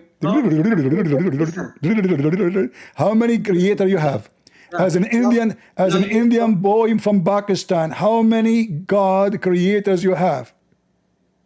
I will answer that question, but at Start, least agree that I start have with proved it. the Start, father start with it. Start with it, please. Go ahead. Stop running. Stop running. That's a whole different question. Start with it. At least agree. How many creators? Agree. How many Admit creators it's easy. Muslims have? It's easy. It's easy. At least Okay. say that. At least accept that you were wrong about father. False. Say it. False. Simple. We believe God is the Father, and Islam, God is not the Father. Okay, you agreed with me. You agreed with me that the Father means the Creator, correct? Protector, provider, and sustainer. He is not a creator. He's creator, but we will come to that. But Thank you. focus No, on the we will topic. start with the most important Focus on thing. the topic. We will start with the most important thing, the Creator, because protector can be an angel. Provider can be your dad, your mom. So listen, the Creator. So now is Allah the only Creator? You're running. See, Focus on you the are topic. trying Let's to go avoid the back to it. embarrassment because in Islam he is not the only Creator. I will answer this question. Believe me, I will not. No problem. Start with it. I'm listening. Start with Allah is the only Creator. Go ahead. I will answer best creator or creators. I will answer that. But So he is the best, guys. Allah is the best of the creators. How many creators? How many creators there is? Stop using talk tactic. How many fathers? How many fathers you have? How many fathers you have? Go back to the original topic. We that agree. We were discussing. Yes, we are in the original. We are in the original topic. How many father you have? You see, you said we should not mention the word father because that causes confusion. False. Because no Christian, when he say father, he mean different God or he worship different God. The Jews, they use it too. So now I'm asking you, as long you agree that the Creator, potato, as long you agreed, guys, do you see how we smoke them? The smoke is coming from their nose, their toes. As long you agreed, potato Indian boy, you talk too much curry will kill you. I will answer. So listen, okay, start with the answer.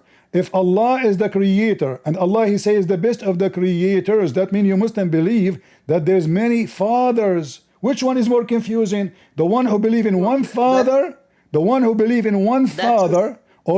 believe in many fathers? Go ahead. That's a stupid interpretation. But just go back to the original. Is it you?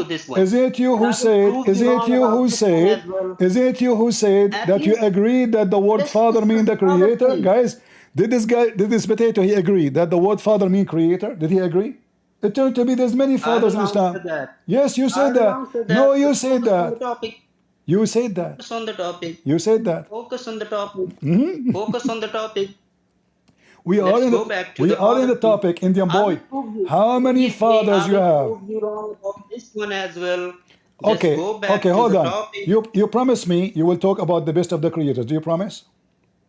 Yeah, I will talk to you about this one. No, do you promise? Yeah, I promise. Swear by Allah. Yeah. Swear by Allah. I swear by Allah, okay. If you do not throw me out. I will talk about this. All right. But okay. let's go back to the father. Let us go back. Let us go to the father. Okay, hold on. When the Christian they say father, do they mean Jesus? No, they mean father, but they associate then you've been refuted in 2 seconds. Because when we say father, we mean one person. So we are not confused. It is you who is stupid confused. Hey Christian, did you hear it? I asked him, when the Christian they say father, do they mean Jesus? He said no. So how that is a confusing, you idiot?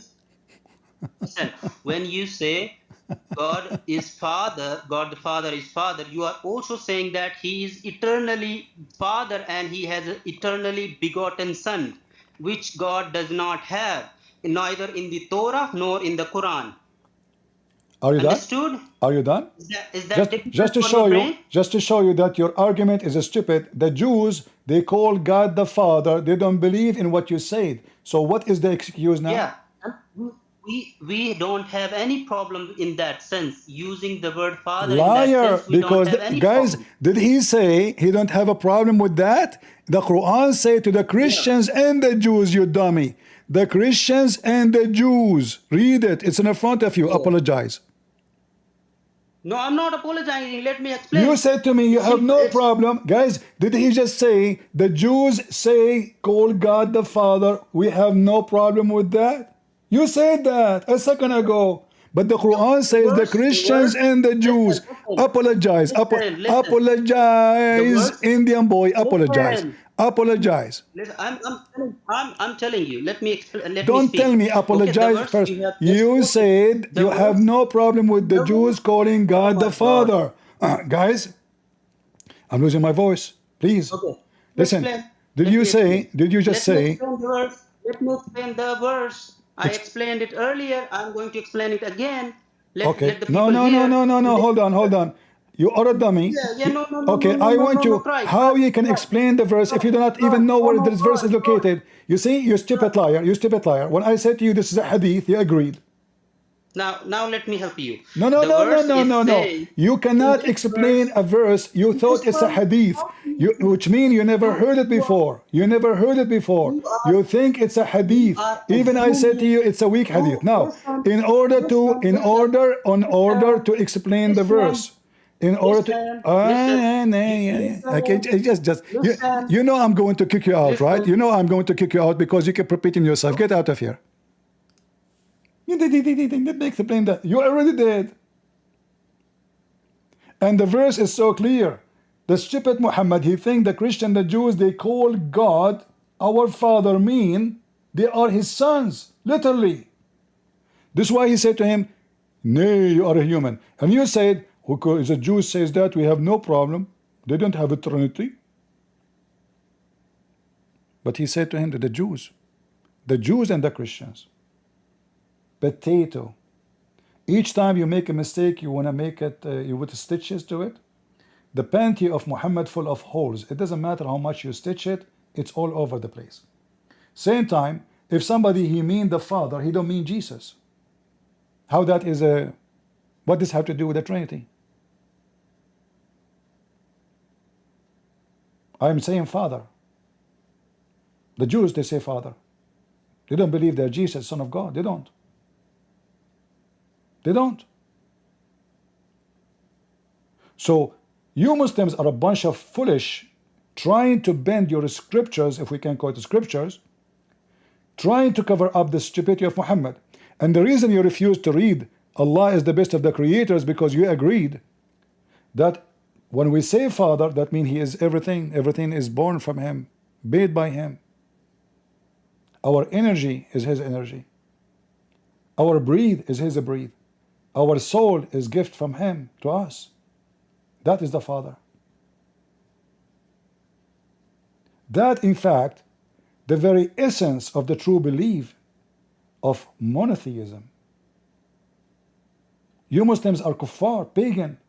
And Allah, he said, you have many father based on what you said, because there's many creators. He is the best of he is the best father. So there's many men, they effed your mother, and one of them is the best effer.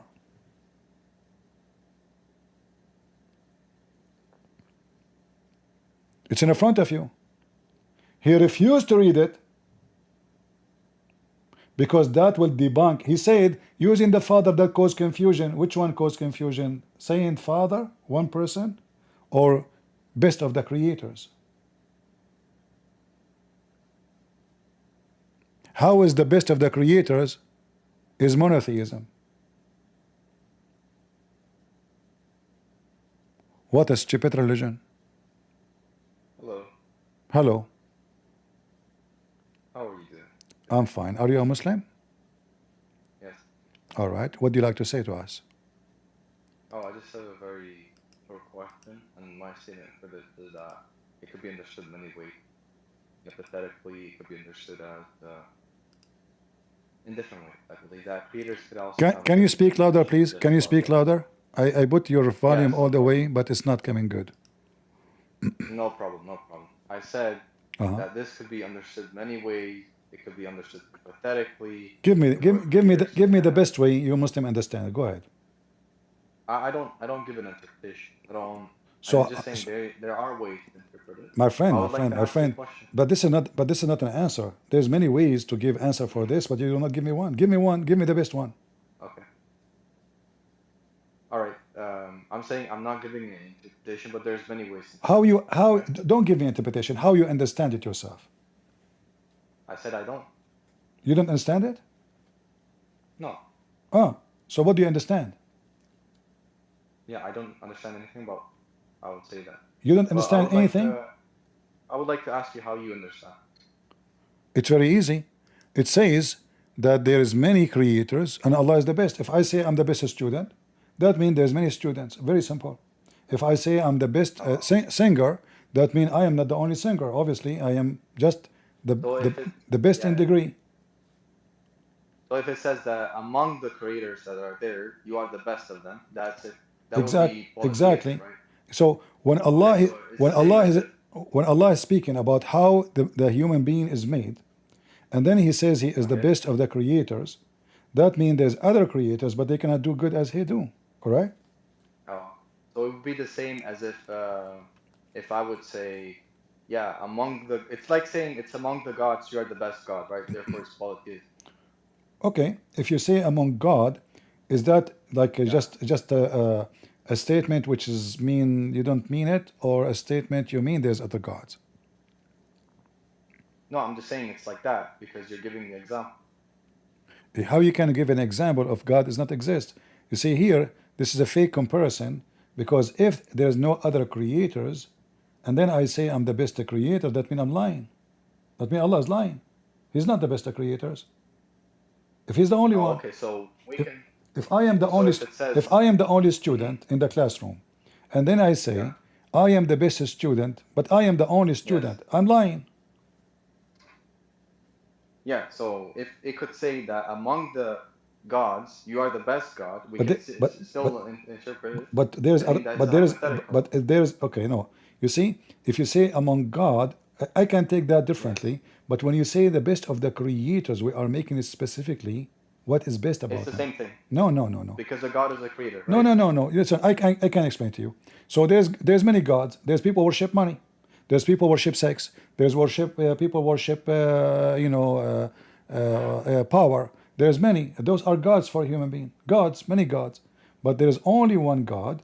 But I cannot use the word really best, because then that mean they are good, and I'm comparing Him to their bad. So that means He's bad too. If I say that Hitler is a bad person and you are the best of Hitlers, I'm saying that you are bad too. The same as Hitler, but you Okay. are more bad than Hitler. Okay, so it's logical to say that among the gods you are the best of God, but it's not okay to say that about the creators, you are You the best of you creators. cannot say, like you see in the Bible, the word God is used even for a human being. As an example, God, He Oh, spoke to okay. Moses. Listen, God, He spoke to Wait. Moses. He said to him, "You go to Pharaoh, and you will be God in the front of Pharaoh, which means you present me. Yeah. And Aaron, he will be your prophet." But we know that neither Moses and neither Aaron is a prophet of Moses. This is not what meant. But here we are talking about the one who do creation. Oh, okay. All right. I see what you're saying, but in the Bible it does say that people are God, right? No, Humans are God. but we know now what the word means. Doesn't mean that they are creators, correct? That doesn't mean that they are creators. No, they are not Well, there's creators. many ways to define creator, as I said No, before. you You see, can, no, we are talking about creating something, life, giving life. Creating a okay, bicycle, can you substantiate that? creating a Can you bicycle. substantiate? Okay, hold on. Creating a bicycle is not really a creation. It's a creative idea, but I'm not the one who created everything. It's not me. I It use. is a creation. I use. It is. It's a creative idea. No. I would say it is a creation. In a sense, it is a creation, right? All right, no, because the Quran. You see, we are talking about religion, and you have your religion. Okay. So the Quran decide for you what is a creation. The Quran says, Hmm. "Are you going to worship the one who cannot create a fly?" So the Quran says the one who is called God is the one who can create a fly. Do you agree? I disagree with you. I don't think that the Quran decides that how many words can have definitions and this and that. Read it. Right. Allah have 99 names. Allah have 99 names. According to Muslims, are unique to Allah. And creator, I don't think that, and the creator is one of them. Okay, so when I'm reading a text, whether that's the Bible or whether that's the Quran, right? Mm. There are different ways to understand it based on the definition that we use, terminology, whatever, right? All right. And, unless the scripture says that there is only one definition of a word, there's no reason for me to assume that there is only one definition All right. of that word. If I say I am God and Baal is God, and I say I am the best creator compared to Baal, does that mean I conclude that Baal is a creator too? I understand what you're saying, but again, we disagree on, which is fine. We don't have to agree on that. No. I have a question. When you say disagree, shouldn't you elaborate? So I compare myself to Baal, and then I say, we know that Baal is the god of fertility, correct? The god of what? Fertility. Fertility, which means he is the one who makes babies. Oh, okay. All right. So if I say I make babies, he make babies, but I am the best who make babies. Isn't it this is admission that I admitted that Baal he make babies too? To make babies too? Well, what does it mean to make a baby, right? Create a baby. I don't think it necessarily follows, to be honest. All right. In the Quran in front of you, it says, chapter 23, verse number 14, that Allah, he made the nutfa, which means the semen, into a dead blood, and then he made the dead blood into a lump of a flesh, and then he made out of the lump flesh covered by bones. And then at the end he says, please be Allah, the best of the creators. So are we now talking about making babies or something else? Look, that's very interesting that you show the context and all. It looks like it doesn't talk about creation in the sense of creating something out of nothing, but instead it talks about how something that already exists shapes itself into something else from the power of God. No problem. So now, is Allah here claiming that he is the one who created the baby? Yeah, he created the process. And in this process... No problem. Let us not go into details for now. So Allah is the one who created the process. And as now... the source of creation, yeah. No problem. So now he is saying, blessed be Allah, the best of the creators. Who is the one saying, blessed be Allah, the best of the creators? The best of the creator? Uh-huh. Yeah, that's a title that belongs to God. All right. Right? But now we have many creators. No, not necessarily. Okay. It could be a hypothetical. We see that the Quran makes hypothetical claims and sometimes uses the if this was the case, and then it applies, right? And we know that at this point it could be one of the likes where it doesn't imply if there was, this and this, or it could mean simply, as the context suggests, something that already exists, but then is shaped into another form. Okay. And God is shaping that into another form. We know that this kind of creation. We actually, as Muslims, we have no issue saying that Jesus Christ took a bird and he created something out of it, and then he breathed life into it. Right? All right. We don't have an issue with that because to us, creation means. Let us make it simple, me and you. Who is the one who said the sentence? Yeah, God. God? Yeah. What if I show you that it was a guy who worked as a scribe for Muhammad? He is the one who said it, and Muhammad told you to write it there. Yeah, that would be funny. I know. Is it true? I disagree, of course. What if I show you? That's a different topic, though. No, it's not. What I came for. No, it's not. No, it's not. We are talking about the same sentence. Because no, we are talking, my friend. We're talking about the same. No. Just to show you that you are trying to defend, your defense will collapse because the one who said this sentence is not even Allah, but you are spending all this time defending the word of Allah when the fact it was the word of a scribe. Muhammad, He hijacked it, he took it from the man, he put it in his book. Muhammad was reciting to him to write down what Allah told him supposedly. So Muhammad, he did read all this part about how Allah make the creation, and then Muhammad, he stopped here. He made another creation. Abdullah ibn Sarah, his name, he said, so blessed be Allah, the best of the creators. Yeah, Muhammad, that the clock, okay, did it say that the sperm came out of nothing? this is not the topic. The topic is, this is not even Allah talking, it's a theft. So It doesn't matter. I want to stay on the point of linguistics, right? And what the word means here, creation. no problem, no problem. But this guy, he is not even a prophet. He is making a comment about what Muhammad said, and How about how about you link that? Sorry for interrupting. Can you link that in the side chat? I'd love to look at it later. oh, okay. Do you know Arabic? Do you know Arabic? Do you know Arabic? I can read Arabic. All right, that's good. If it's in Arabic, that's fine. Sure. I will post it for you, and I will show it on the screen. Here we go. Open it with me, please.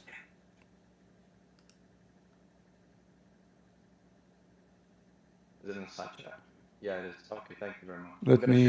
Let me be sure that this is the correct link. I just sent you. Give me a second. No problem. I'll look at it. Here we go. It says that Muhammad do not know what I'm writing for him, and this is explanation for the verse which says, chapter Al-An'am, verse number 93. So this guy, the scribe, he write to Muhammad as he wish. Muhammad, he says something, he writes something else, and he is the one behind this Tabarakallahu Ahsan al-Khaliqeen. It says here, read carefully with me. Muhammad do not know. The amazing thing, this is your book saying that.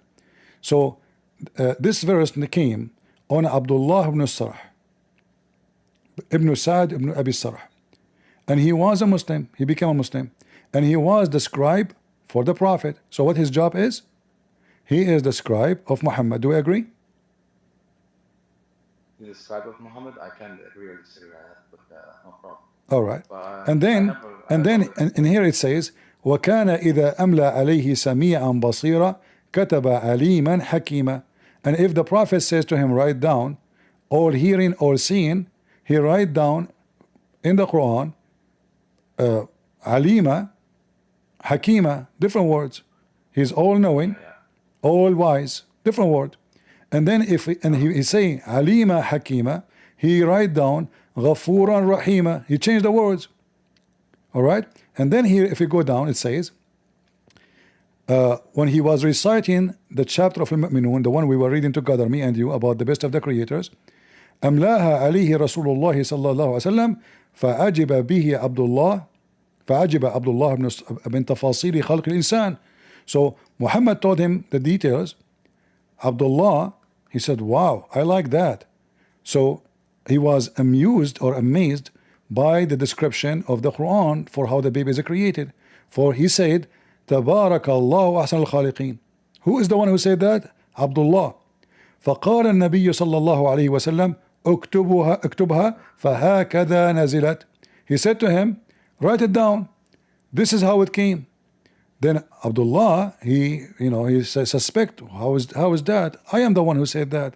Why is asking me to put it in the Quran when I am the one who said that?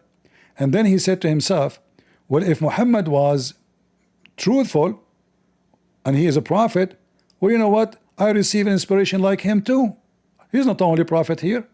As you see here, وقال لئن كان محمد صادقا فقد أوحي إلي كما أوحي إلي.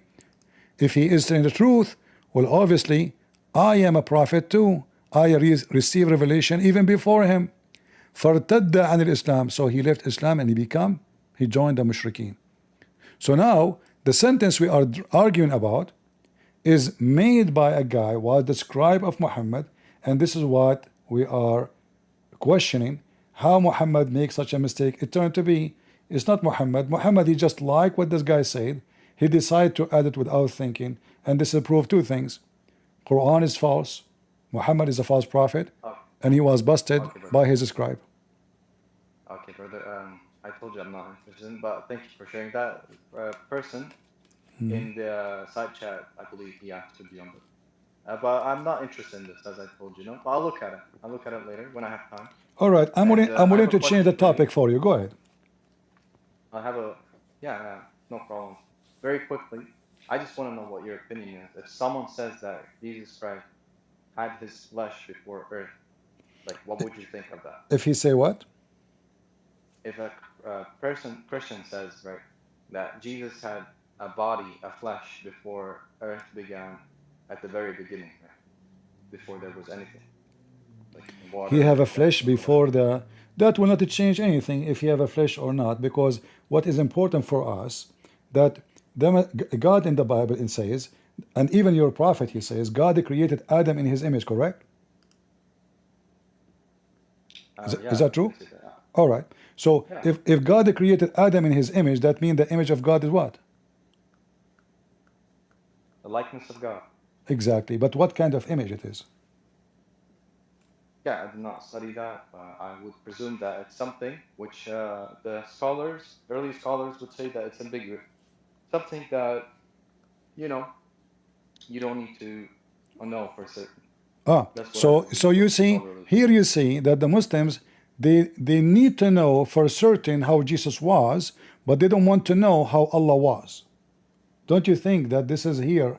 It's like somebody trying to escape the embarrassment. So you want to know about Jesus, but you do not know about your God? No, sir. So listen, I pretty much asked about something that doesn't. It's based on opinions, right? It's not based on that it would break any kind of logic. No. I'm asking you, how come you are looking for Jesus how he was before he come to this earth, Yes. but you don't care that Allah says Allah created Adam in his image?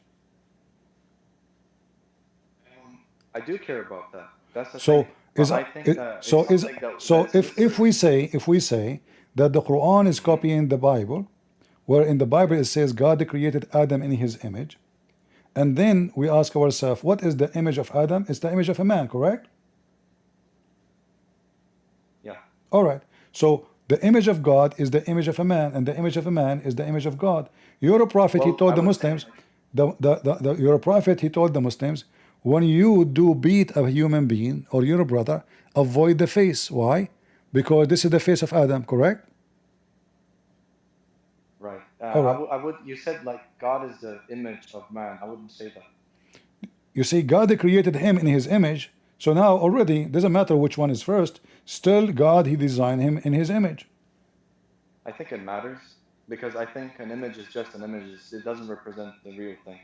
Right? All right. And it's So is Allah an image without body, or he is an image with body? I think it's obvious to say that when it says the image, right, that the obvious reading would be, hey, look, it's a metaphorical understanding that it's trying to capture some of the parts or some of the things that make up the essence. You can say like that. Right? You So, said for example, part. You said part. Yeah, part. Okay. Yeah, What part part has many definitions. Oh, so every word now we will go with definition game. So can you make it simple for me? Allah have hands. Is his hand is Allah have hands? Is his hands real?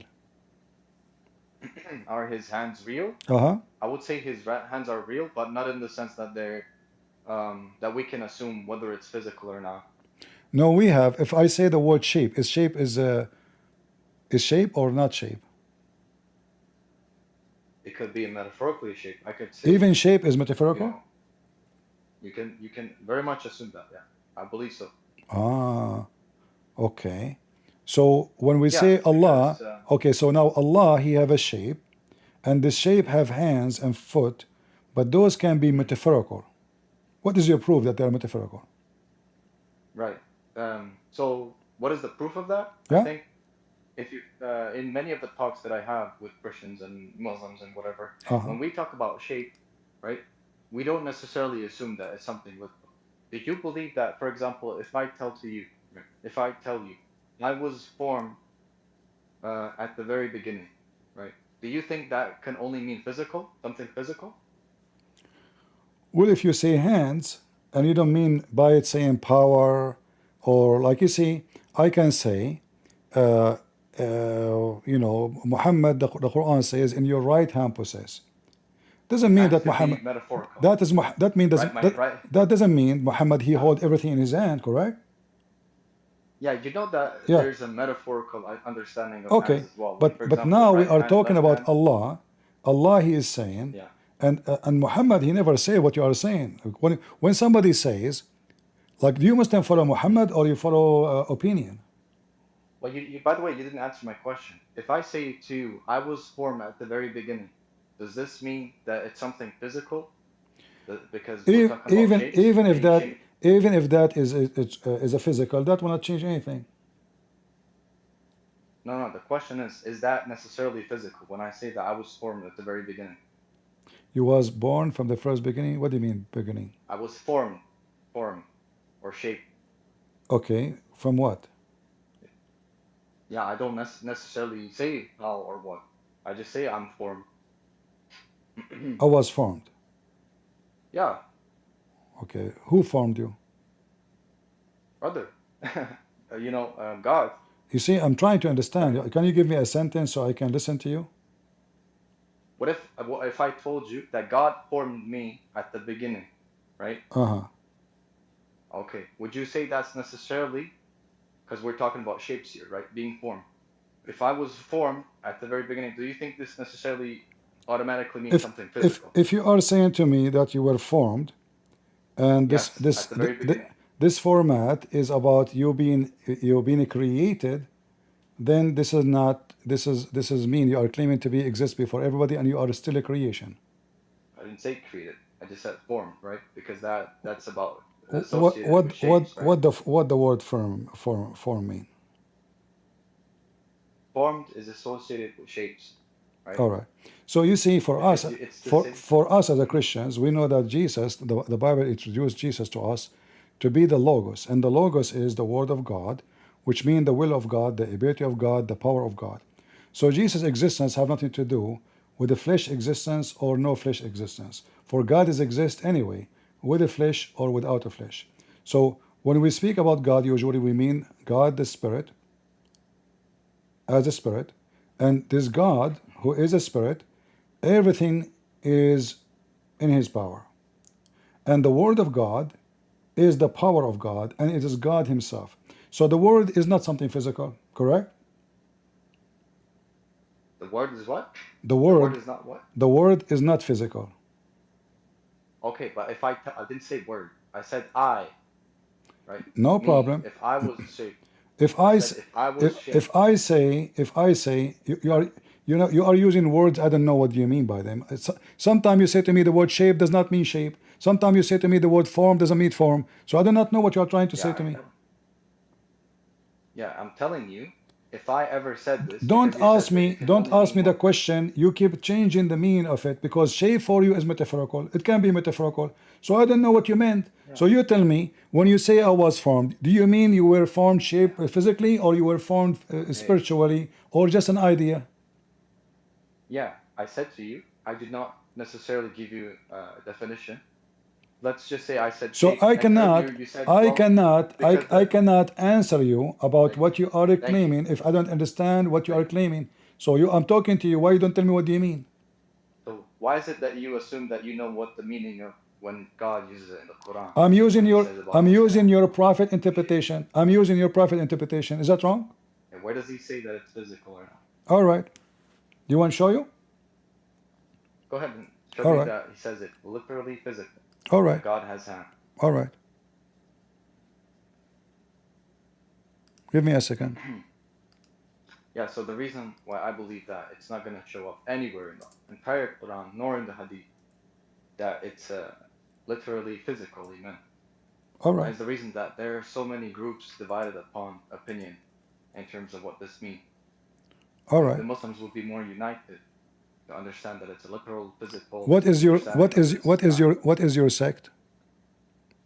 I do not have a sect. But you said to me the Muslims have different opinions, so how I will know which one is your opinion?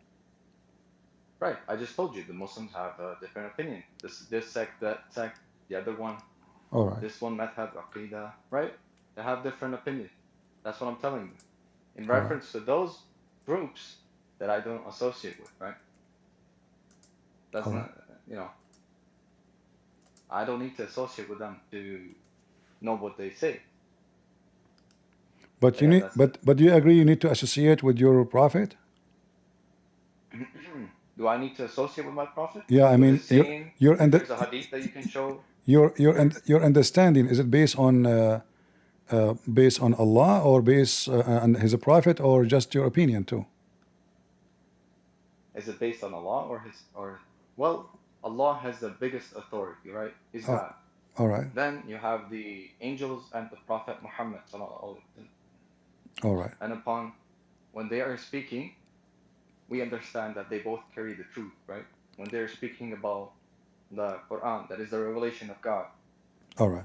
When Muhammad says, Muhammad sallallahu alaihi wasallam, when he's speaking about the Quran and interpreting the Quran for us, we would say he is the authority here that we must abide upon and learn about from his interpretation. Right? All right. Can you read for me this hadith on the screen?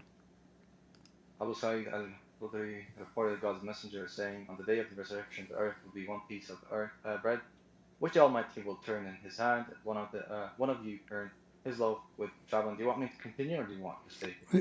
You can, if you want, you can continue. If you want, you can. You know, it's up to you. Just give me the Stay here. give me I the don't answer. think right. What I was asking for, Christian Prince, is that you show me where in a single hadith it would say that God's hands are physical, which you didn't. You provided an implicit statement that might imply such a thing, but it's not necessarily the case. Okay, I will go with From you. the word, According to Islam, let us me and you together. I like this conversation. According to Islam, is Allah a spirit or not a spirit? I would say that He is a spirit. That's from my own. It's a theory that I have. Can you show me where you get this from? That is You see, you asked me to show you specifically where Muhammad said Allah have a hand physically. Can you show me where Muhammad he said, I'm using your logic, where Muhammad he says Allah is a spirit? Does he say that it's a physical hand? No, where he said, I'm not asking you for physical now. I'm asking you where he said he's a spirit. No, but you said that he said that it's a physical. Did you not? Yeah, I'm going to show you more. Just wait. But I'm using your logic. You're gonna show me. You said to me, I showed you this. I showed you this. You are saying to me, well, he did not say here, literally, that Allah have a physical hand. Well, exactly. If he did not say, if he never say he don't have, he just said to you, this is how Allah, in the day of resurrection, He will fold the earth by His hand. So, if is that true, event or not? Is that a true event or not? Yes. Of course it's a true. What Okay. kind of question is that? What Muhammad used to say he will fold with? Did he say because he can fold it with his words?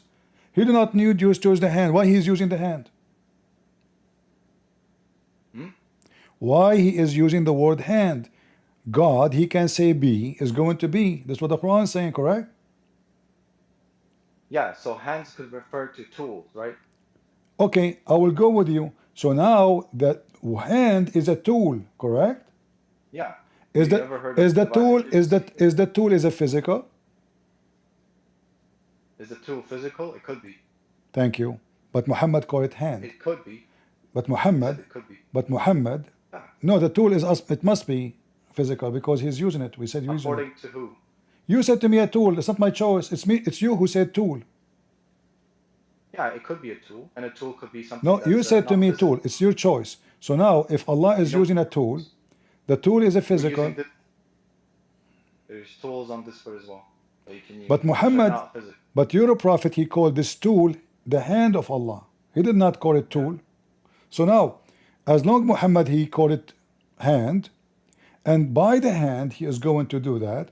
If this hand does not exist, that means the whole story does not exist, because there is no need for hand for God to do those things. But he uses specifically the word hand, correct? Okay, and? So now the logic is, based on your logic, not mine, if Allah he used a tool and that tool is a hand, it is a hand until you prove the opposite. Okay, right. So if the Quran says here that we are His creation, and He's the one that gets to formed this creation by the work of his hand, would that then necessarily mean that it's physical? Yes. That his hand is physical? Yes. Okay, so go to Isaiah 64:8, please. Hold on.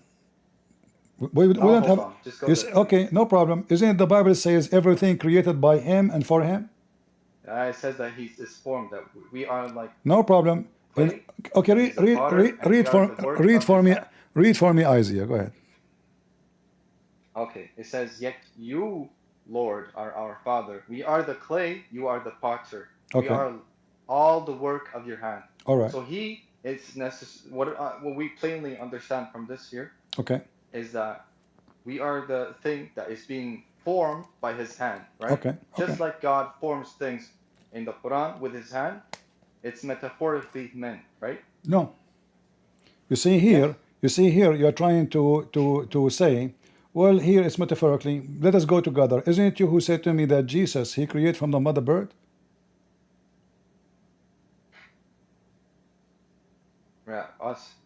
Jesus in the Quran, he created from the mother bird, correct? In the Quran, it says what? Jesus, he created from the mud a bird. True? Yeah. Okay. So How did Jesus use it? Did Jesus use his hands? Did Jesus use his hands? Yes. I believe so. Yeah. All right. This is what you are saying. So Jesus used his hands. He created creation. That's my. Listen, your God. Now you gave me an example from the Old Testament. For us, we don't have a problem that God, he have a physical shape, and this is Jesus. You Muslims are the one trying to escape the embarrassment, saying God does not have hands, don't have foot, but all the reference says yes, Allah used his hands to create Adam and he made mud. The same story you mentioned to me from the Old Testament. So Allah in the Quran, he used his hand. Okay, hold on. When Allah created Adam, did he create him in like by saying be and he was, or he took him time? Did it take him time to create? Uh-huh. Is that's what you asked me? Yeah.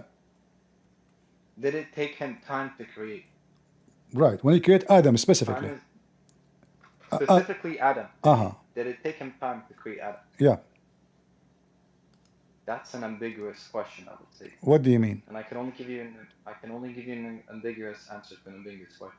Because time has many definitions. Would you not agree with that? Give me the definition of time. There's many, I said. Give me the best. Definition is that. Give me the best you have. Okay. There's no best, there's just definition. Give me the one you agree with. I agree with all of them. Give me the all.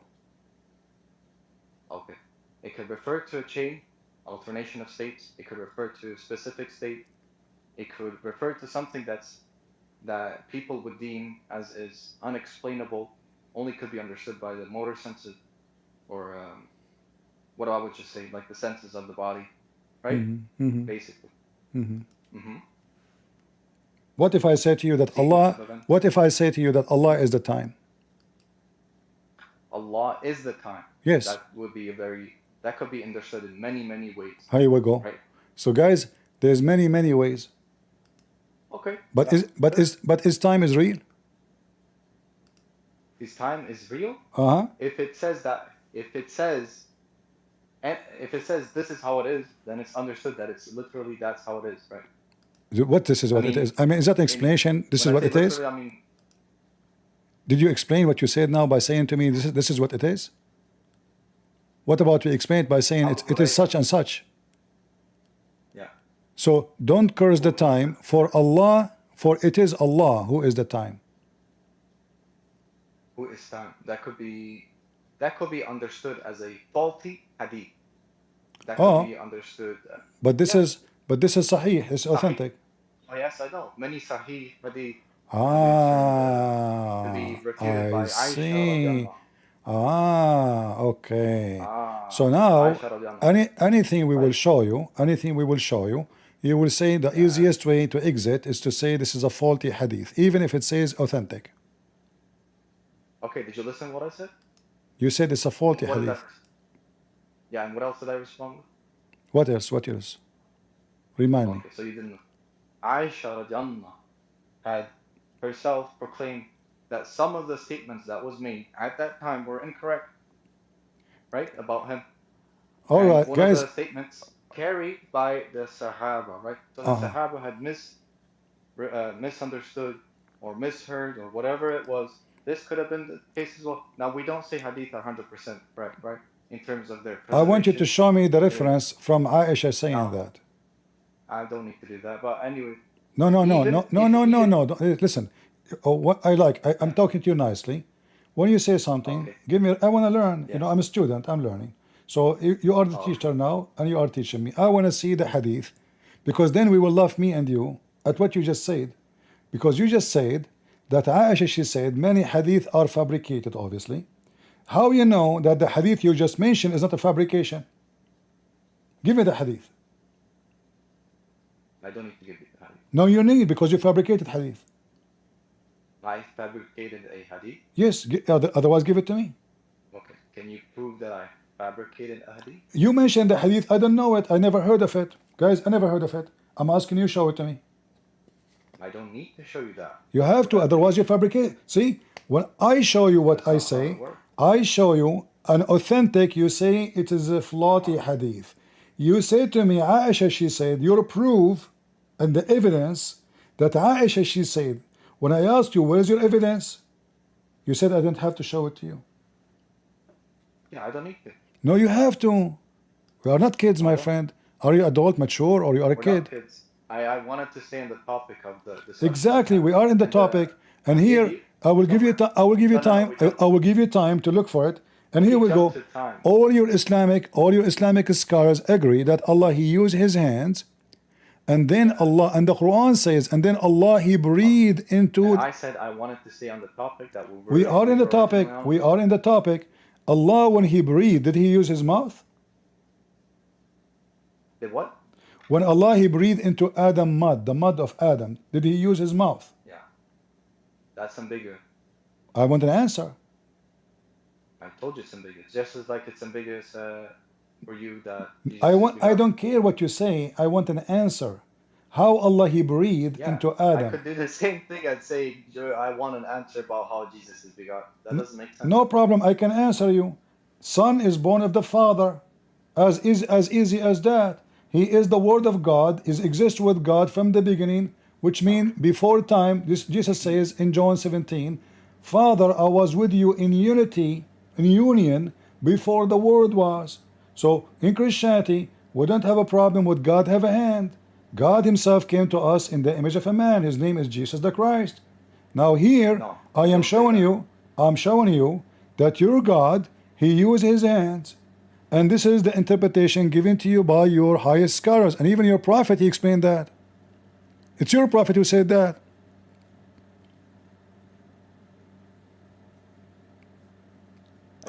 Are you there? The topic, I'm there. The first topic that we talked about was about the best of Creator and all of that, right? No problem.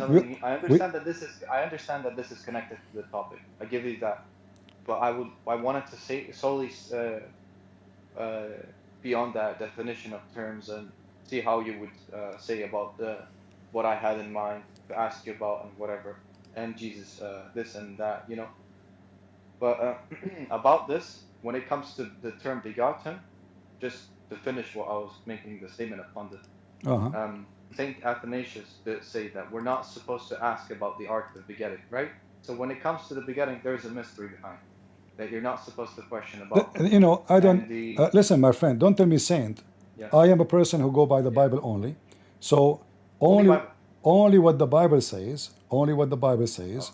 The Word of God and what Jesus says to us about Himself is what count. And there's when we say mystery, the mystery here mean nobody can explain God. Like how God said, "Let be light," and light was.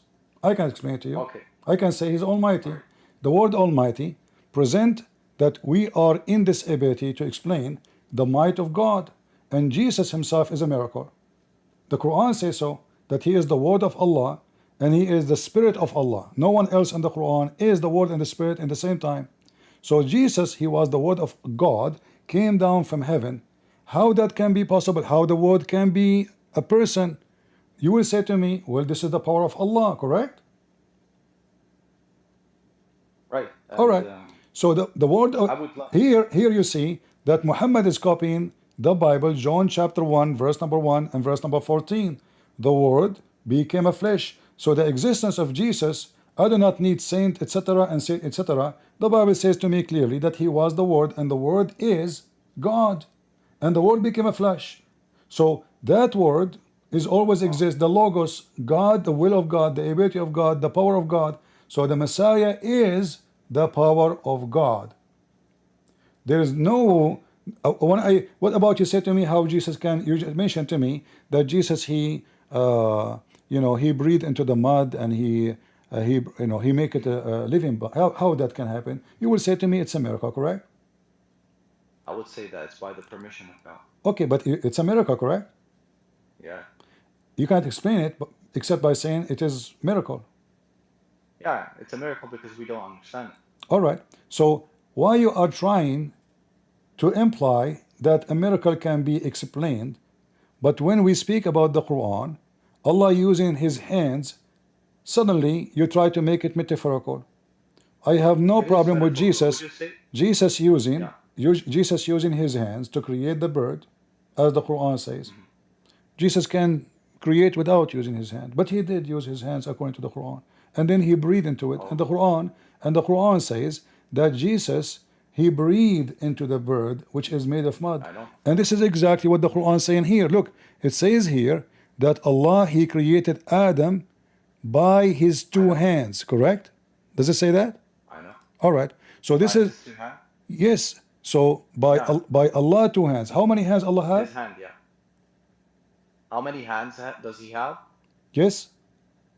It's ambiguous. No, he said two hands. He said in the Quran two hands. Does it say only his only two hands?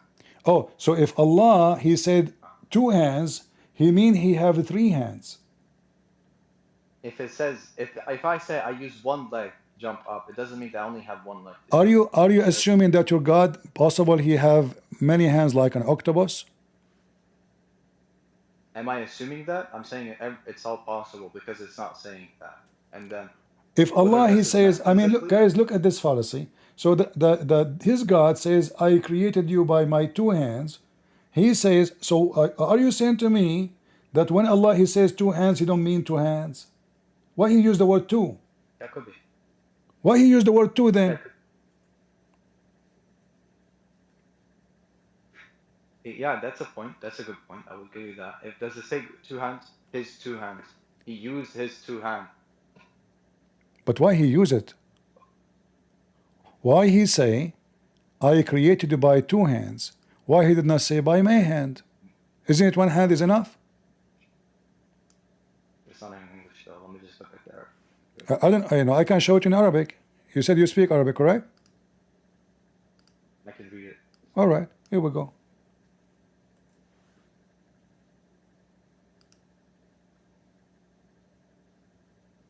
Do you see it? With my both hands.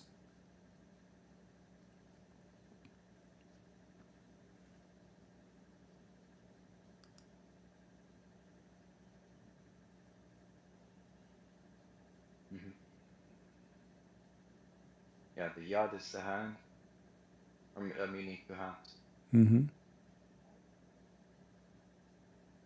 Okay. So that's still not something that I would say. So my friend, you see, you're a nice guy, but I don't see any point of talking to you because anything I show you, you will make it metaphorical. Anything. So now I say to you guys, I'm going to go to the bathroom. CP, what does that mean? You want to do pee-pee? No, it's a metaphorical bathroom. Okay, see, guys, I'm going to go and take a shower. CP, you will use shampoo and no, it's a metaphorical shower. So how in the world we can have a conversation if everything turned metaphorical with you? Okay, do you believe that if I say to you, my God formed the water, the earth, right, with his hand, would you think that can only be interpreted metaphorically? I go, just to show you an example. Or sorry, literally? Hold on. The atheist, the atheist and the Muslim these days, they join together. So my Bible says that God created the earth and the heaven in 6 days. Correct? Yeah. People these days, because they are being hypocrite, they defend their belief. So the Muslim, they say, oh, he meant 6 days, he means 6 period. but it says days. So I have to stick Okay, with but my that's Bible. not. I have to stick Doesn't with my. answer my question. No, this will answer your question. I stick with my God words as it is. If I No, I'm if asking you. if I read that God saying He created Adam with His hands, okay, He used His hands. No problem.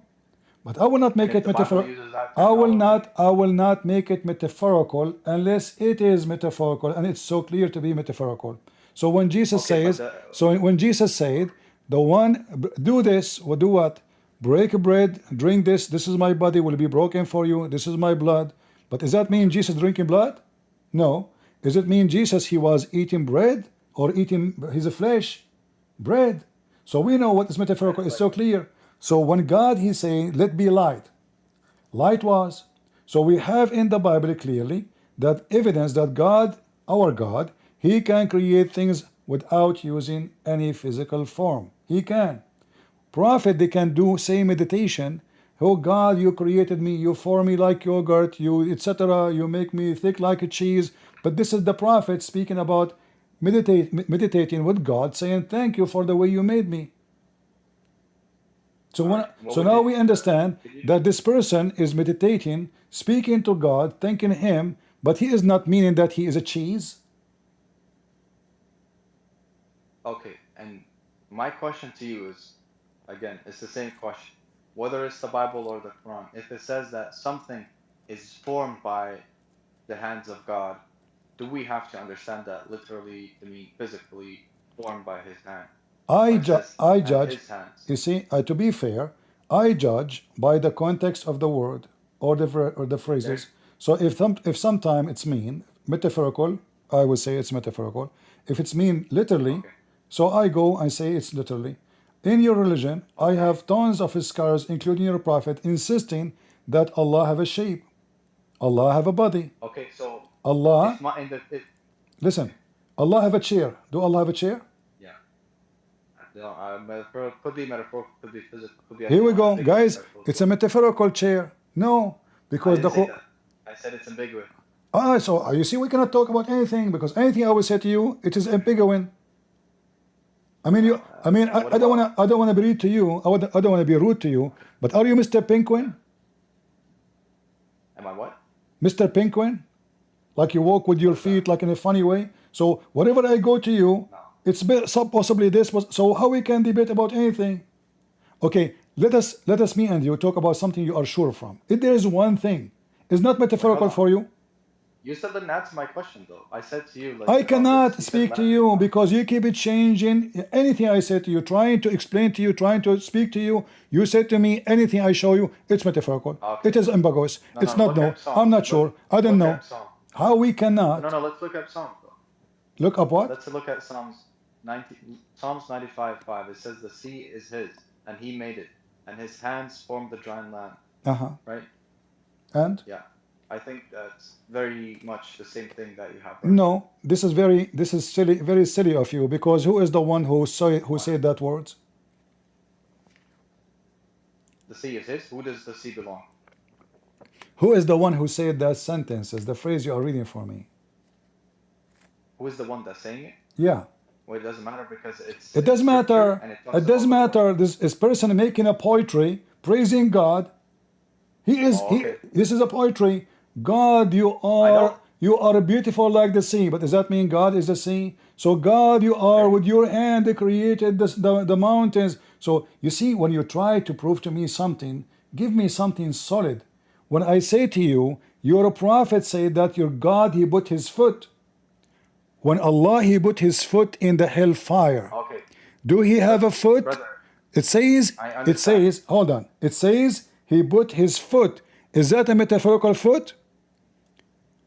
Brother, if it says foot, most likely that would be interpreted as metaphorical. But you have that same thing in the Bible. Oh, my friend, no. Jesus, he have a foot. We have no problem with it. It's you who try to escape the embarrassment. So you're a prophet. He says God, he put his foot in heaven, and even his foot is so heavy, and the foot and even the fire says qat. Suddenly, it's metaphorical. So we have nothing to debate about. You are Mr. Metaphorical. Again, Let us make it that's simple. not. Can you give me something in your religion is not metaphorical? Yeah, that's not metaphorical. Yes. God created the heavens and the earth. This is not metaphorical? Yeah, so the heavens and earth are literal things that are being created. All right. Creation is literal. Guys, And this, external. all right, this is not metaphorical. So the question is, which one Allah created first? The first or the second? The earth or the heaven? Which one did he create first is not interesting. Interesting to me. Okay, well, you can research that. You can go ahead and You tell that. me, you are the Muslim. You are the Muslim. Yeah, I don't have to know everything. Yeah, you are talking to Christian Prince, so I'm going to teach you everything. In the Quran it says, just to show you that now you will say it's metaphorical. Just wait. In 2 seconds from now, you will say it's metaphorical. So in the Quran it says that Allah, He created ما في الأرض جميعا, what is ever on the earth, all of it, everything in the earth, all right, created by Allah, and He created that first. Do you agree with that or you don't agree? Look, brother, I told you if you want to research that, I can go. No, I want to see, is that metaphorical? Is that metaphorical or it's true? Oh, I said it's not of interest in me. It's not metaphorical? I said it's not of interest in me. What? You're showing right now. What do you mean not I interest? said it's not of interest in me. Why is not? Yeah, because I mean, I think that I've already come to my point where I'm saying I'm satisfied with my discussion with you. No problem. And I've No problem. No. You You see, you don't understand. I'm trying to show you how I'm not trying to be rude. Be patient with me. I'm trying to show people here the hypocrisy of Muslims. This is metaphorical? Is that a statement in the you will see in the screen in a second? Metaphorical. You said no. You said no. You said no. You said no. You said no. So now Allah who created the earth, and He created everything in the earth first, and then He went to the sky. Is that order metaphorical or it is real? I didn't say all of that is metaphorical. It's all literal. Is that order, the order of a creation, is it metaphorical or real? Brother, if it says that this first thing was created first, okay, then we would assume that it means that the first thing was created first, all right. Right? So now, as long you agree, thank God, guys, it's not metaphorical no more. Thank you. Finally, Again, finally, we found something is not metaphorical in the Quran. I'm not finished though. I'm not finished though. Sometimes first doesn't mean first. Sometimes first doesn't mean first. Yeah. Yes. Okay, take a hike.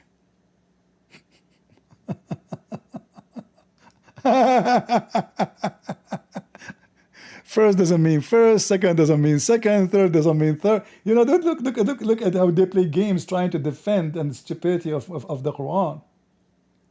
So now, if there is one thing in Islam is not metaphorical, He chose this one. He says Allah created the earth and the heaven. Okay, wonderful. So when Allah He says Allah created the earth before the heaven, is that metaphorical order? In the beginning He said no, but then He noticed, that is stupid. How Allah created the earth, but there is no space for it yet. What did He put it in His nose? So first is not first. Sometimes the word first doesn't mean first. What the heck? Even this one?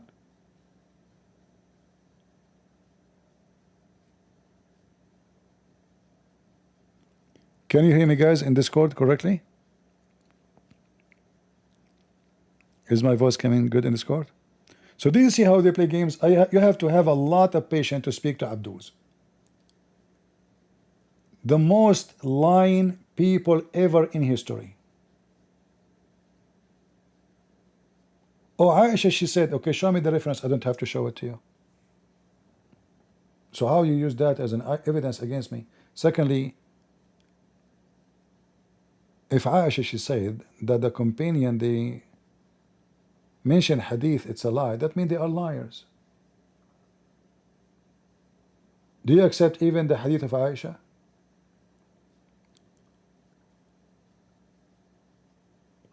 We have no problem that God, he have a physical body. That does not affect God. If God, like, you see, when we say the Messiah, he come to this earth, the earth is full of sin.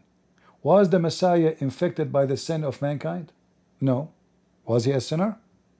No. Still he's holy? Absolutely. When the light of the sun goes inside the swamp, how dirty the swamp is. Which one is going to affect which? As I know, the light of the sun will kill all the bacteria, and in a very short time, the water will become clear.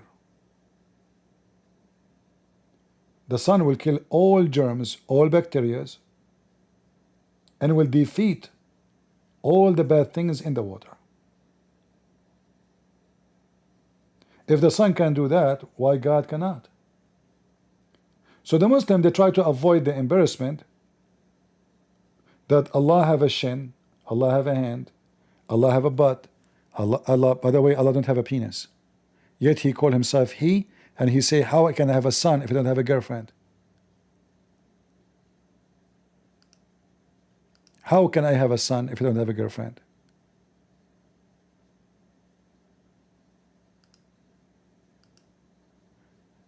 They are so desperate to defend the stupidity of their prophet. And you notice all of them are the same. The one who speak kind or nice, and the one who is rude. Both, all they lie. If you want to prove doctrines, shut up. Have a will? Is Allah alive? All of these are attributes of Allah Azza wa Jal. And because these are attributes of Allah, no one claims that these attributes are equivalent to my hearing, my seeing, me being alive, me having a will. No one says this. Allah Azza wa Jal speaks, and he spoke to Musa, and he spoke to our Prophet Muhammad alayhi salatu wasalam. And I speak, but does anyone in his right mind say that it's the same speech? Yeah, it's the same speech. Even we can read it in Arabic, you idiot. I mean, do you see how stupid, silly they are? If it's not the same speech, what do you mean? So how Musa is hearing, and he put that in his book? What's wrong with those people? Do you see how silly when they try to give defend Islam? What the problem if we say that Jesus' speech is the same as I speak, he speaks? So what the problem? Because those people are obsessed to make their God totally different. He's God. Do you think really his speech is like your speech? So what he was farting? In fact, I can show you that Allah is very weird. As an example, Muhammad, he claimed that he used receive revelation as a sound of a bell.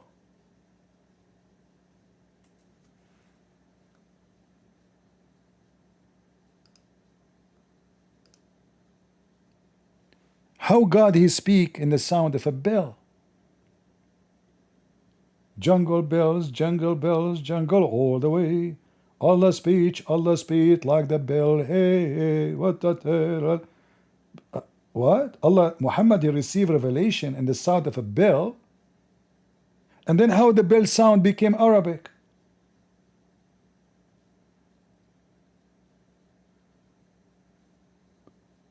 As you see, Muhammad did not receive Quran in Arabic. He received a sound of a bell.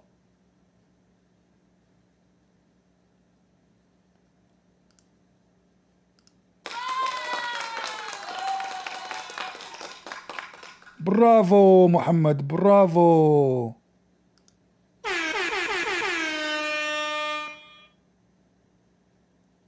So how the Quran became in Arabic? Muhammad received a sound of a bell. And to make it more funny, Muhammad, he claimed that the sound of the bell is the instrument of shaitan.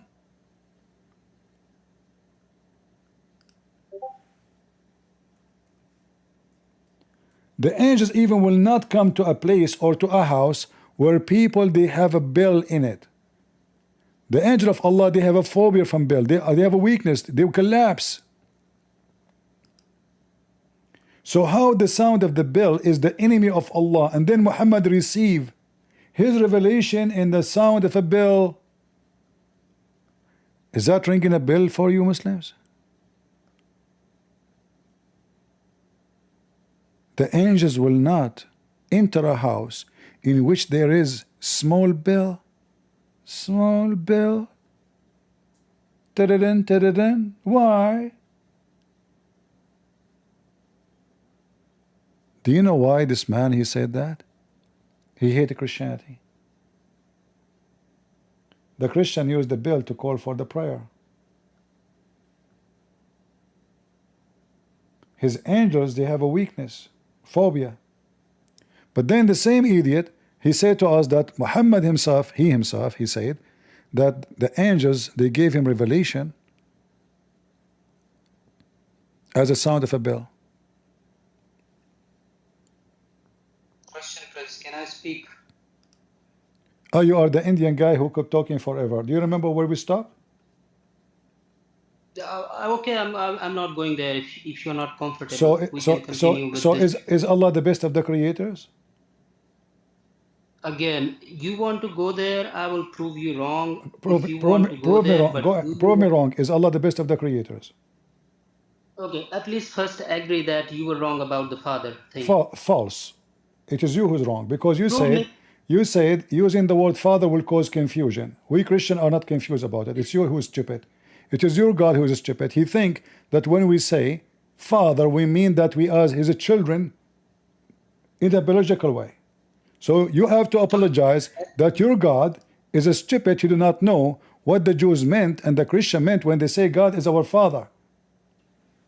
The point is, Allah did not did not forbid anyone using God, using father for God in the sense of God being protector, Show me. provider, and Show me. sustainer. Show Even the me. verse, No. even the verse. Wait, in the verse you were quoting, Uh-huh. that verse is saying that you call yourself children of God. If you were children of God, then why would He punish you? So it's explicit that Allah is saying that you are just like others if you don't follow the command of God, and you will be punished. So it's implied that in order to be called children of God, you should be good and follow His commandment. So the verse is not dealing with the father thing. In fact, I will it is use agreeing that you I will can. use your stupid logic. Do the Muslim In fact, I will use listen, your stupid logic. listen, Where the Christian they listen. say that we are not sinners. Where they say that. Wait, in fact, the verse is Don't saying that change the topic. Where the Christian they claim by saying we are children of God, that means they don't commit sin and they are like blue blood. Where it says that? I will answer. Let me complete. No, you In answer. fact, No, the you verse answer were first. You quoting- answer first. Where the Christian? Because this is what you said, that the Christian, when they say that, they are claiming that they are better than others, they are different from others, and then the Quran get them busted, saying, "Well, how come Allah punish you for your sin?" But the Quran says that the Muslim they will be punished for their sin too. In fact, Muhammad he commits sin. Is that correct? Okay, we will discuss that. No, First, no, in no, fact, the no, verse- no. Don't tell me we will discuss that. Where No, the no, Christian, no, where the Christian in their Bible says, no. where the Christian in their Bible says that they are not people who commit sin. Okay, you made I think I have already proved you wrong, but let me say at least speak. Get out of The here. verse you were No, quoting, you coward. You the will verse- not answer anything. You keep claiming you make me wrong. You make me wrong. The second I ask you where, you give me answer nowhere. The Christian, they claim they are children of God. So God says to them, so why you commit sin, you stupid idiot? I mean, there is no sinner in the world like Muhammad. He's a child molester. He is a rapist. He is a thief. He have how many caravan attack? How many caravan attack I did? Never. Even the Muslim, they accuse him that he steal underwear. Until now, the underwear is missing. So the stupid you, when you try to prove a point, you need to show it. that when the Christian they say we are the children of Allah, that means they are not sinners. Where they say that? In the book of Romans? Or in the word of Jesus when he speak about sin?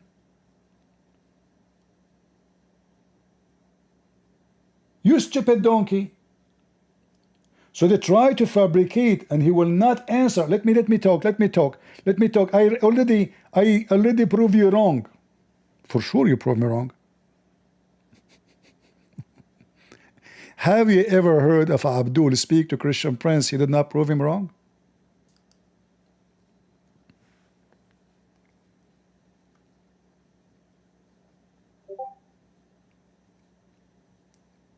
No way. All Abdul, they always victorious. Does the Christian Bible admit that the Christians commit sin, or teach that Christians are better than other people?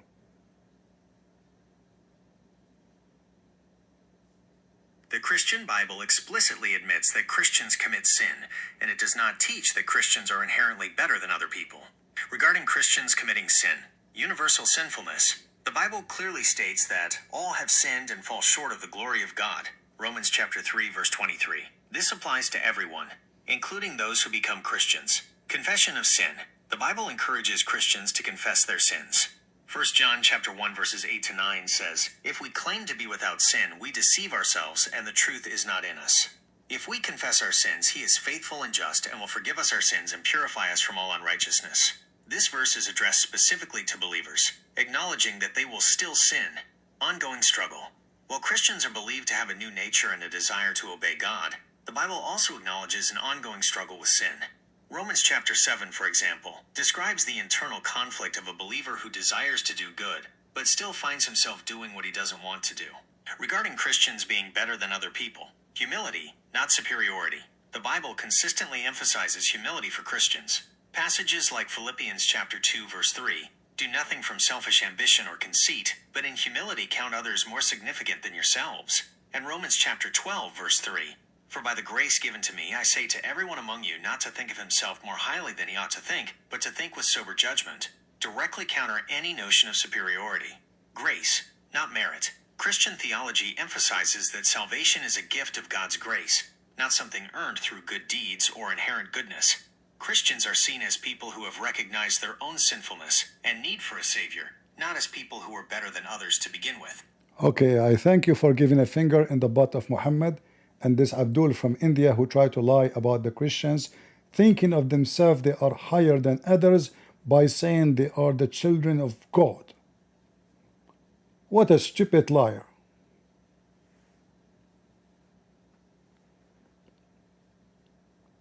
AI, don't forget to clean your fingers because you just put it in the anus of Muhammad. It's so dirty now. Yeah, I'm not going to use you for now until you wash your fingers. Sorry. So the Christian, they claim that they are better than others. Are you sure? Sheikh Omar, go ahead.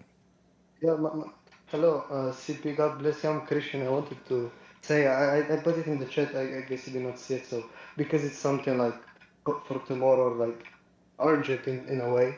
I'm speaking with a guy who is a Syrian. He's a Muslim, and he knows Arabic only. And I know Arabic, but not to an extent to debate him or like to explain things to him. Okay. From what I heard from a friend of mine who is a friend to him. You know, he's like a nice guy. He wants to really like, he's a sincere guy. He has questions on Islam and Christianity. Okay. So my question is, how can we like, how can you talk with him like privately in Arabic? You know. So I can get you to speak with him. Well, he would not talk to me some kind of he would not talk in public? He don't want to make it public, you know. It's not, you know. You see, the problem, private. I have no problem to talk. I talk always with Muslims in private, families, etc. And many they leave Islam. But the problem is to have time. As you see, I'm here for many hours. And like when I finish, I will be tired. I need to eat. I need to walk a little bit. You know, my legs is hurting from sitting all this time without moving. So the only issue is time, and usually when I'm available is available for everybody, not for a private talk. So I don't know what to say. If I could, I will let you know. Okay. Yeah, Otherwise, I thank don't you mind for. to talk to him. And if he is willing to speak to me in public, he can join right now.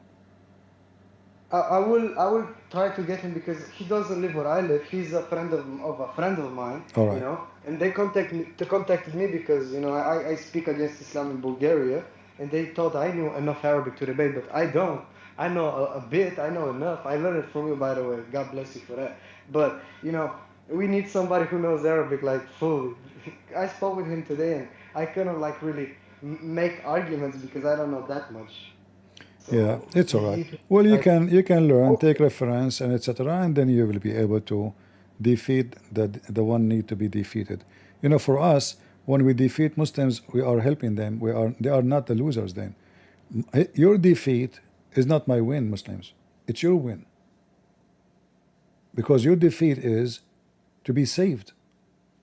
So we don't take it as a defeat for you when you lose a debate with me, even though you will be upset and angry and you will be cursing me and you will feel like humility. But this is not the point. I don't know you, do not know me. Who cares who you are, who I am? The truth will set you free. So your defeat is your win. So when we defeat you in a debate, we are talking about saving you, not killing you. We are talking about helping you, not hurting you. And as you see, all the Muslims, they have no argument. They play games, they are hypocrite, and always they have two solutions for any problem. It is da'if, it is metaphorical. Anything. Like the believers, they drank the urine of the Prophet. It's a metaphorical urine. Oh, okay. Aisha, she said, the Prophet used to fondle me when I have menstruation. It's a metaphorical fondling. Oh, okay. The Prophet, he said that he took his snot and he found it on the Kaaba wall. This is metaphorical snot. Okay, I see. All right, I didn't know that. I didn't know. So the Prophet, he said that when you go to the bathroom, you shake your penis 3 times. Why 3 times? Oh, hold on, this is not true. This is metaphorical shaking. Okay. The Prophet said before you have sex with your wife, you have to say this prayer, Allahumma jannibni shaytana wa jannib shaytana blah blah blah blah. And then if you don't do that, shaitan will go around your penis and he will do boom boom to your wife. Is that true? Oh, CP, this is a metaphorical penis. It's not true. This is all metaphorical. It says that they will have shaitan, that your son will be the son of shaitan. It's a metaphorical son. Okay, in the Quran it says that beat your wife if you feel rebellion. This is metaphorical beating. Like, how in the heck you can debate those people? So the hypocrite, one of them, is the one who go in denial and he run forward to fire.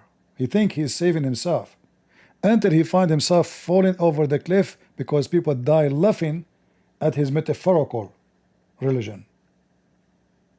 Allah have a shin, metaphorical. Okay, hand, metaphorical. 5 fingers, okay. 5 fingers, metaphorical for what? Why 5? Why 5? Why not 4? As long as they are metaphorical. What the 5 present? Allah have 2 hands. What the 2 present? Why didn't say hand only? Metaphorical hand. Why he said 2 hands? So always they try to escape the embarrassment. And the more they try to escape it, they will be more embarrassed. What a stupid cult. Do we have any metaphorical Muslim?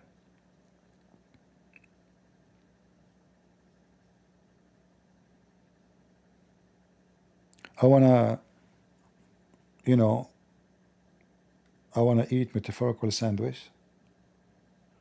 And then I'm going to do shit, excuse me, metaphorical shit.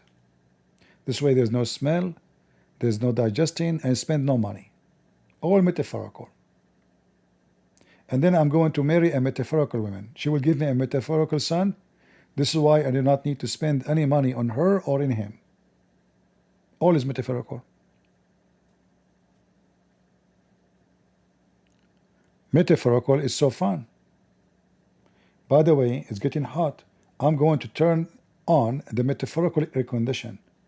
So I don't spend electricity.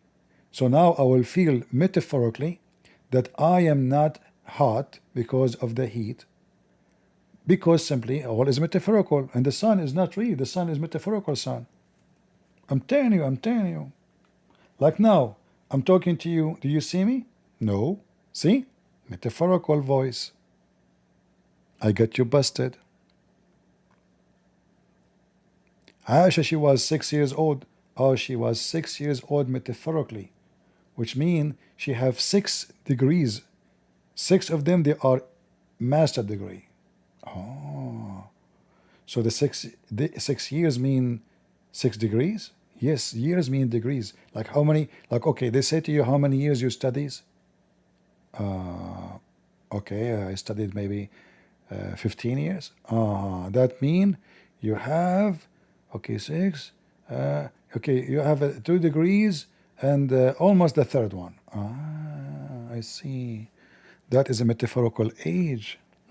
It says in the hadith that her butt was so small and her body was so tiny, and her mother, she gave her cucumber. Oh, she was small metaphorically, because that means she is not mature mentally yet. She is learning, educating herself. So what does a cucumber mean? This is a metaphorical knowledge. Cucumber is symbolic for a green.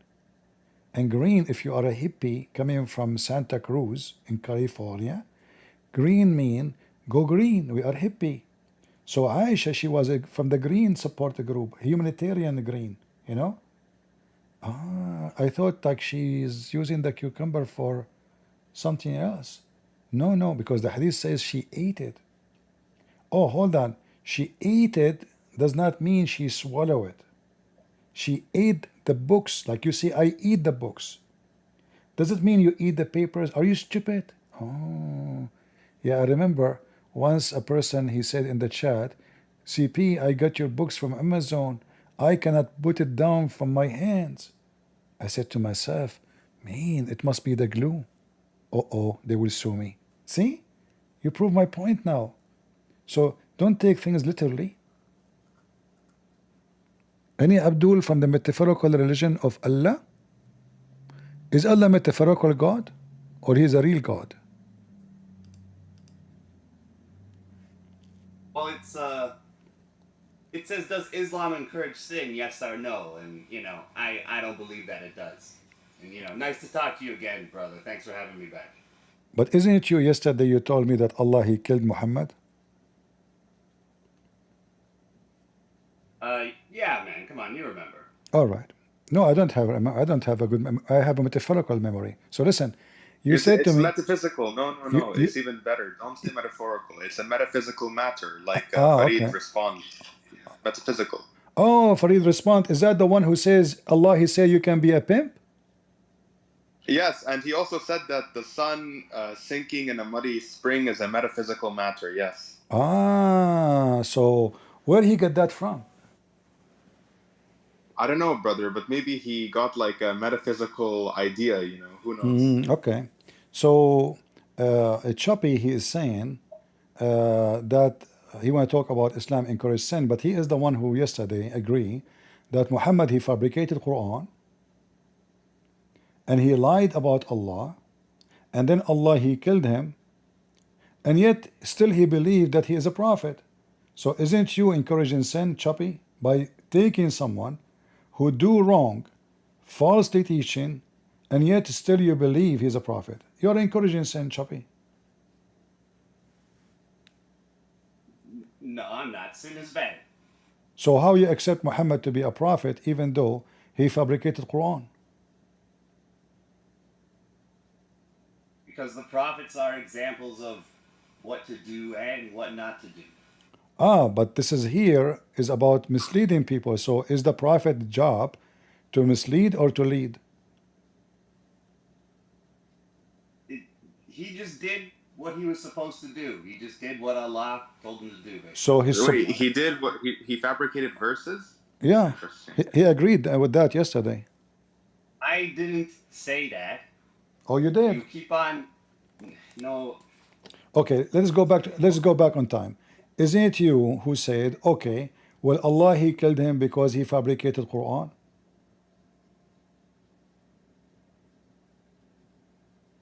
Yeah. All right. Or whatever.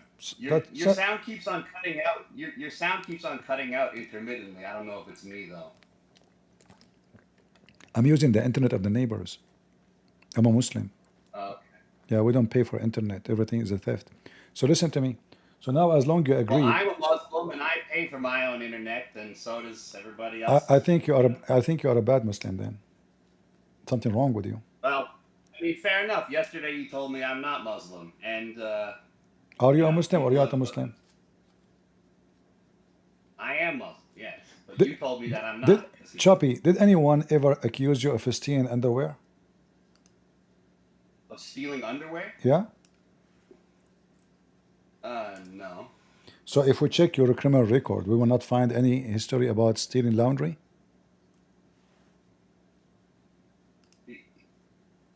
No.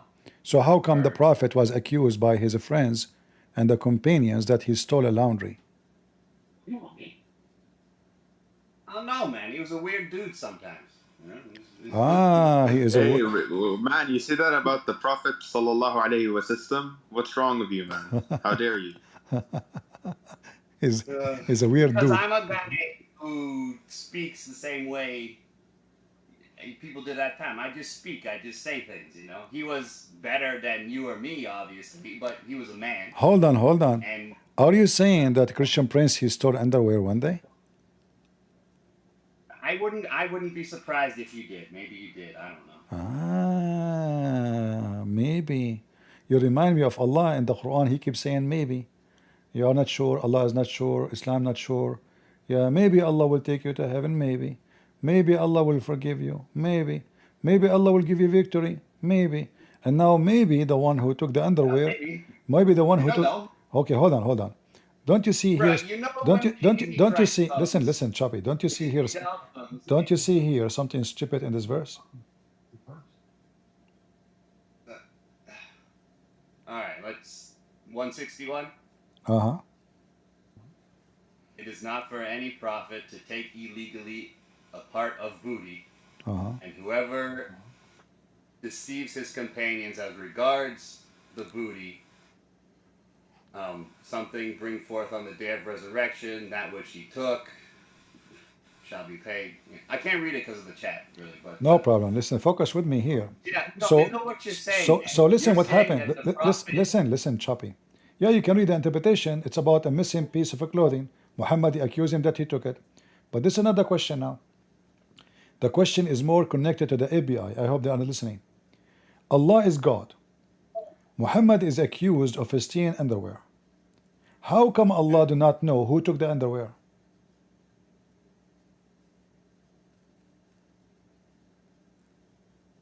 Sorry, you cut out again, man. You keep Okay, cutting out, let so I me can't let me repeat again.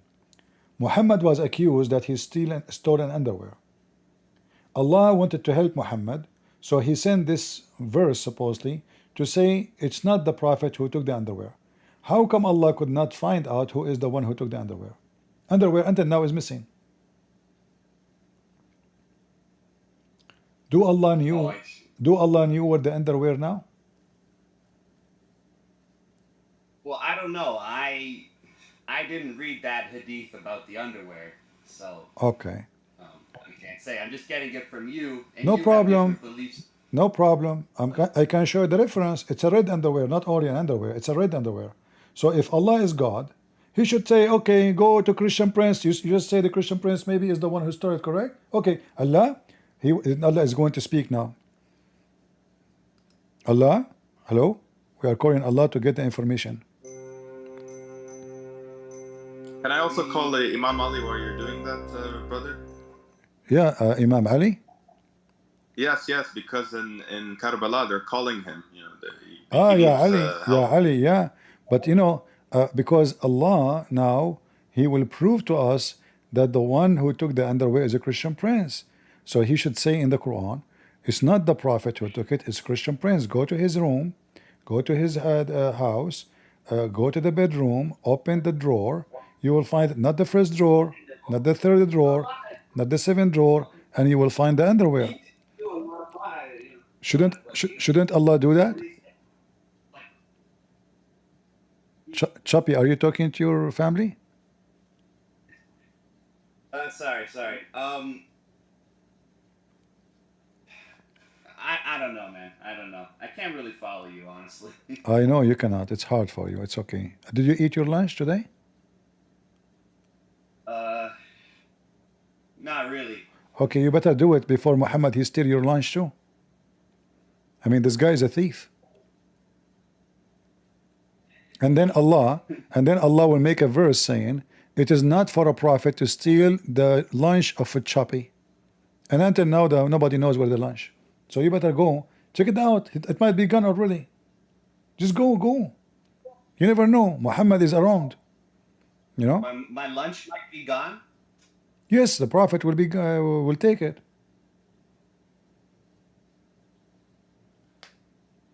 If Muhammad is a thief, and this is proven in the Quran all over, how you can trust your lunch to be on the table still?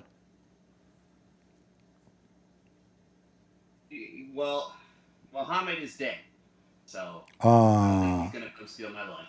Okay, but Muhammad, he says no, he's not dead. He claimed that he said to the Muslims, pray on me every Friday. Don't you pray on him every Friday? Yeah, the Jummah prayer. All right, but he said, for your prayer will be brought to me and displayed in front of me. So is Muhammad is dead or is alive?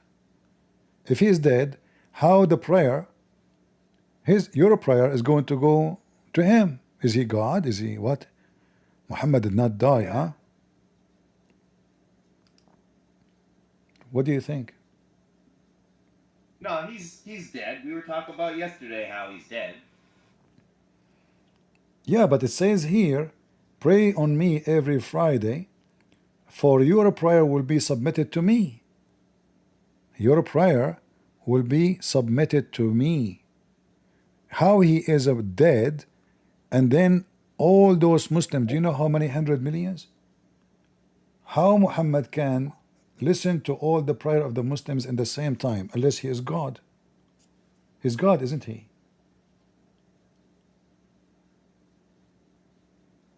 It says it will be submitted to me.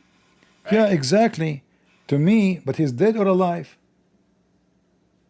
What's the Arabic word right there? But do you know, but do you know Arabic?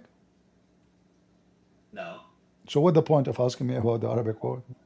All right, fair enough. Well, submitted doesn't mean that he actually read it or heard it or anything like that. No, actually it says ma'rudatun alay.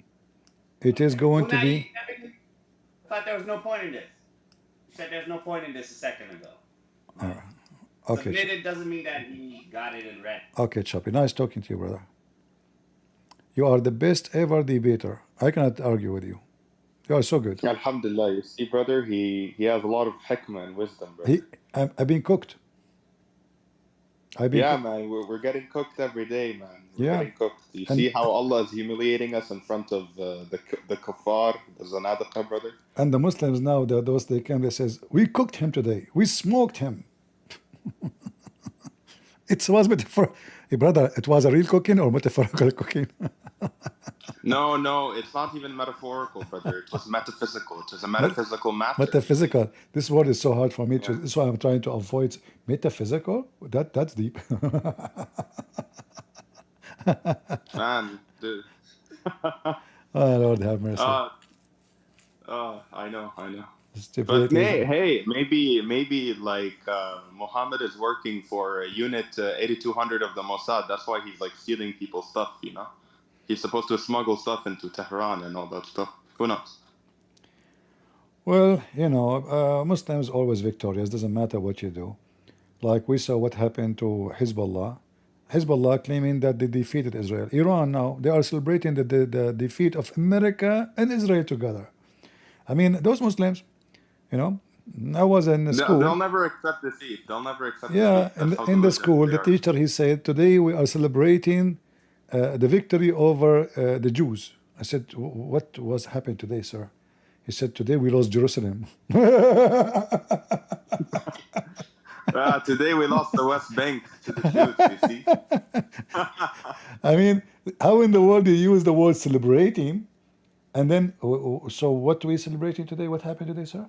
Today is the date when we lost Jerusalem. Oh, we have to celebrate Alhamdulillah, that. brother. Yeah, We celebrate everything. Yeah. Even now, like everyone in Gaza is dying. They're all being bombed. But hey, man, it's a celebration. Come on, we're winning. It is always a victory.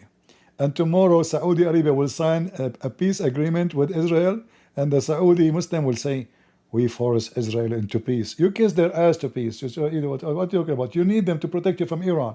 Exactly. Right now, exactly. all the Muslims are kissing the ass of the Jews. They will start buying their weapon like rain, because they saw what this country can do to Iran, a country 75 times bigger than Israel. And they shout Allahu Akbar and Ya Ali, and yet Ali, Allahu Akbar, Allahu Akbar. yeah, You see when they bombed the news station? You say it better than me in the Iranian way. Yeah, no, dude. When they bombed like the Iranian news station, they're like Allahu Akbar. Allahumma salli ala Muhammad wa ali Muhammad. Oh, Lord have mercy. It's not good to have two people speak Arabic together. That is a disaster. And both of them Allahumma salli ala Muhammad wa ali Muhammad. Muhammad. Now they say it is Muhammad, not Muhammad. Muhammad, Allahumma salli ala Muhammad wa ali Muhammad, Yeah, the Shia. Ameen. Bismillah ar-Rahman ar-Rahim. Muwaffaq. Exactly. This is how they say it. So, like the Shia, even though they are not Iranian, for some reason, they speak like Iranian Persian when they recite those sentences. All of them, they have like the same tone of the way they say things. Yeah, very, very funny. Do we have anyone from the metaphorical religion of Islam to join us? Last call. Anyone want to have a metaphorical debate? So you can have. Anyways, brother, it was good talking to you. Please continue metaphysically cooking and destroying the deen. So God bless you. All right, thank you, my friend. God bless you too. Any Muslim? Last call. Metaphorical debate.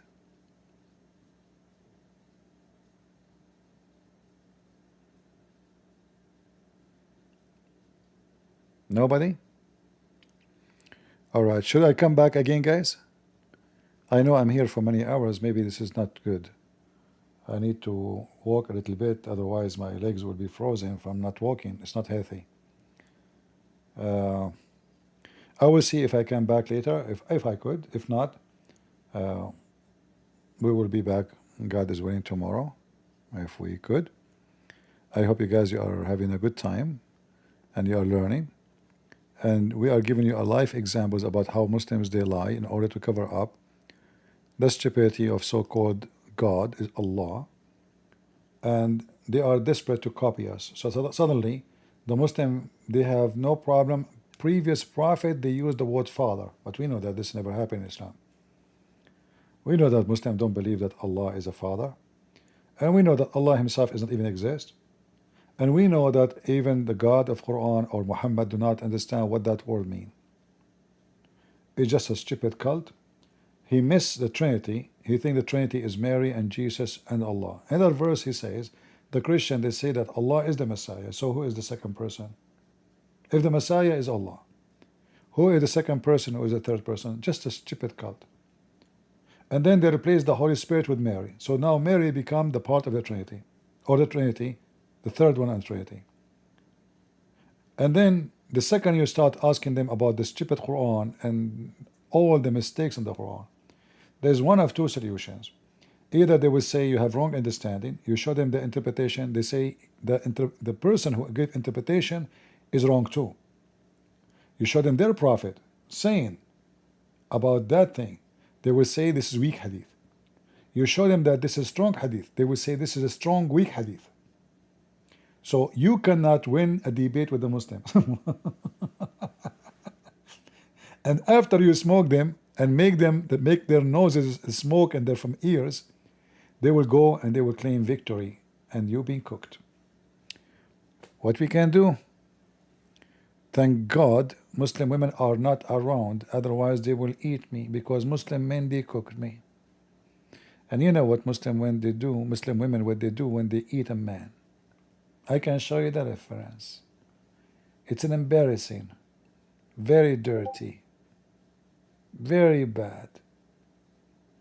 Muhammad, he said that a Muslim woman, she will eat the buzz of a Muslim man. She will lick it. Have you ever heard of a Muslim woman like that? Sucking the buzz of the man? And Muhammad in the hadith, he said, a Muslim woman, she got divorced before and she married a second husband. She cannot go back to her husband until she eat his juice and he eat her juice. Interpretation. She eat his semen and he eat her semen. I think this is a lot of lunch. So we have to be careful what you wish for. Keep them away. Thank you all for being here. If I could to come back, I will be. If not, until tomorrow, God bless you. And God is good. You know, you will receive notification in Patreon if I decide to go live again, maybe at night, you know, take a few hours as a break. I am enjoying really. You see, when we talk live, most of the time we don't see like an exciting news. But behind the scene, I receive a lot of Muslims who don't want to be taped, recorded, because, you know, the Muslims, they have a problem if they announce leaving Islam in public. So always I receive a lot of good news behind the scene, which is in a private, that Muslims are leaving Islam, even those who they debated me before live on air. Many of them, they end saying, I have a news for you, CP. I am out. And then usually we end our conversation trying to invite them to believe in the Messiah so they can be saved. So we are glad for the accomplishment. Muslims, they can lie as much they want, and we defeat them with their own lies. We use their lies against them. Thank you for being here. May the Lord bless you. God is good. So is Jesus. And we are the crusade. See ya.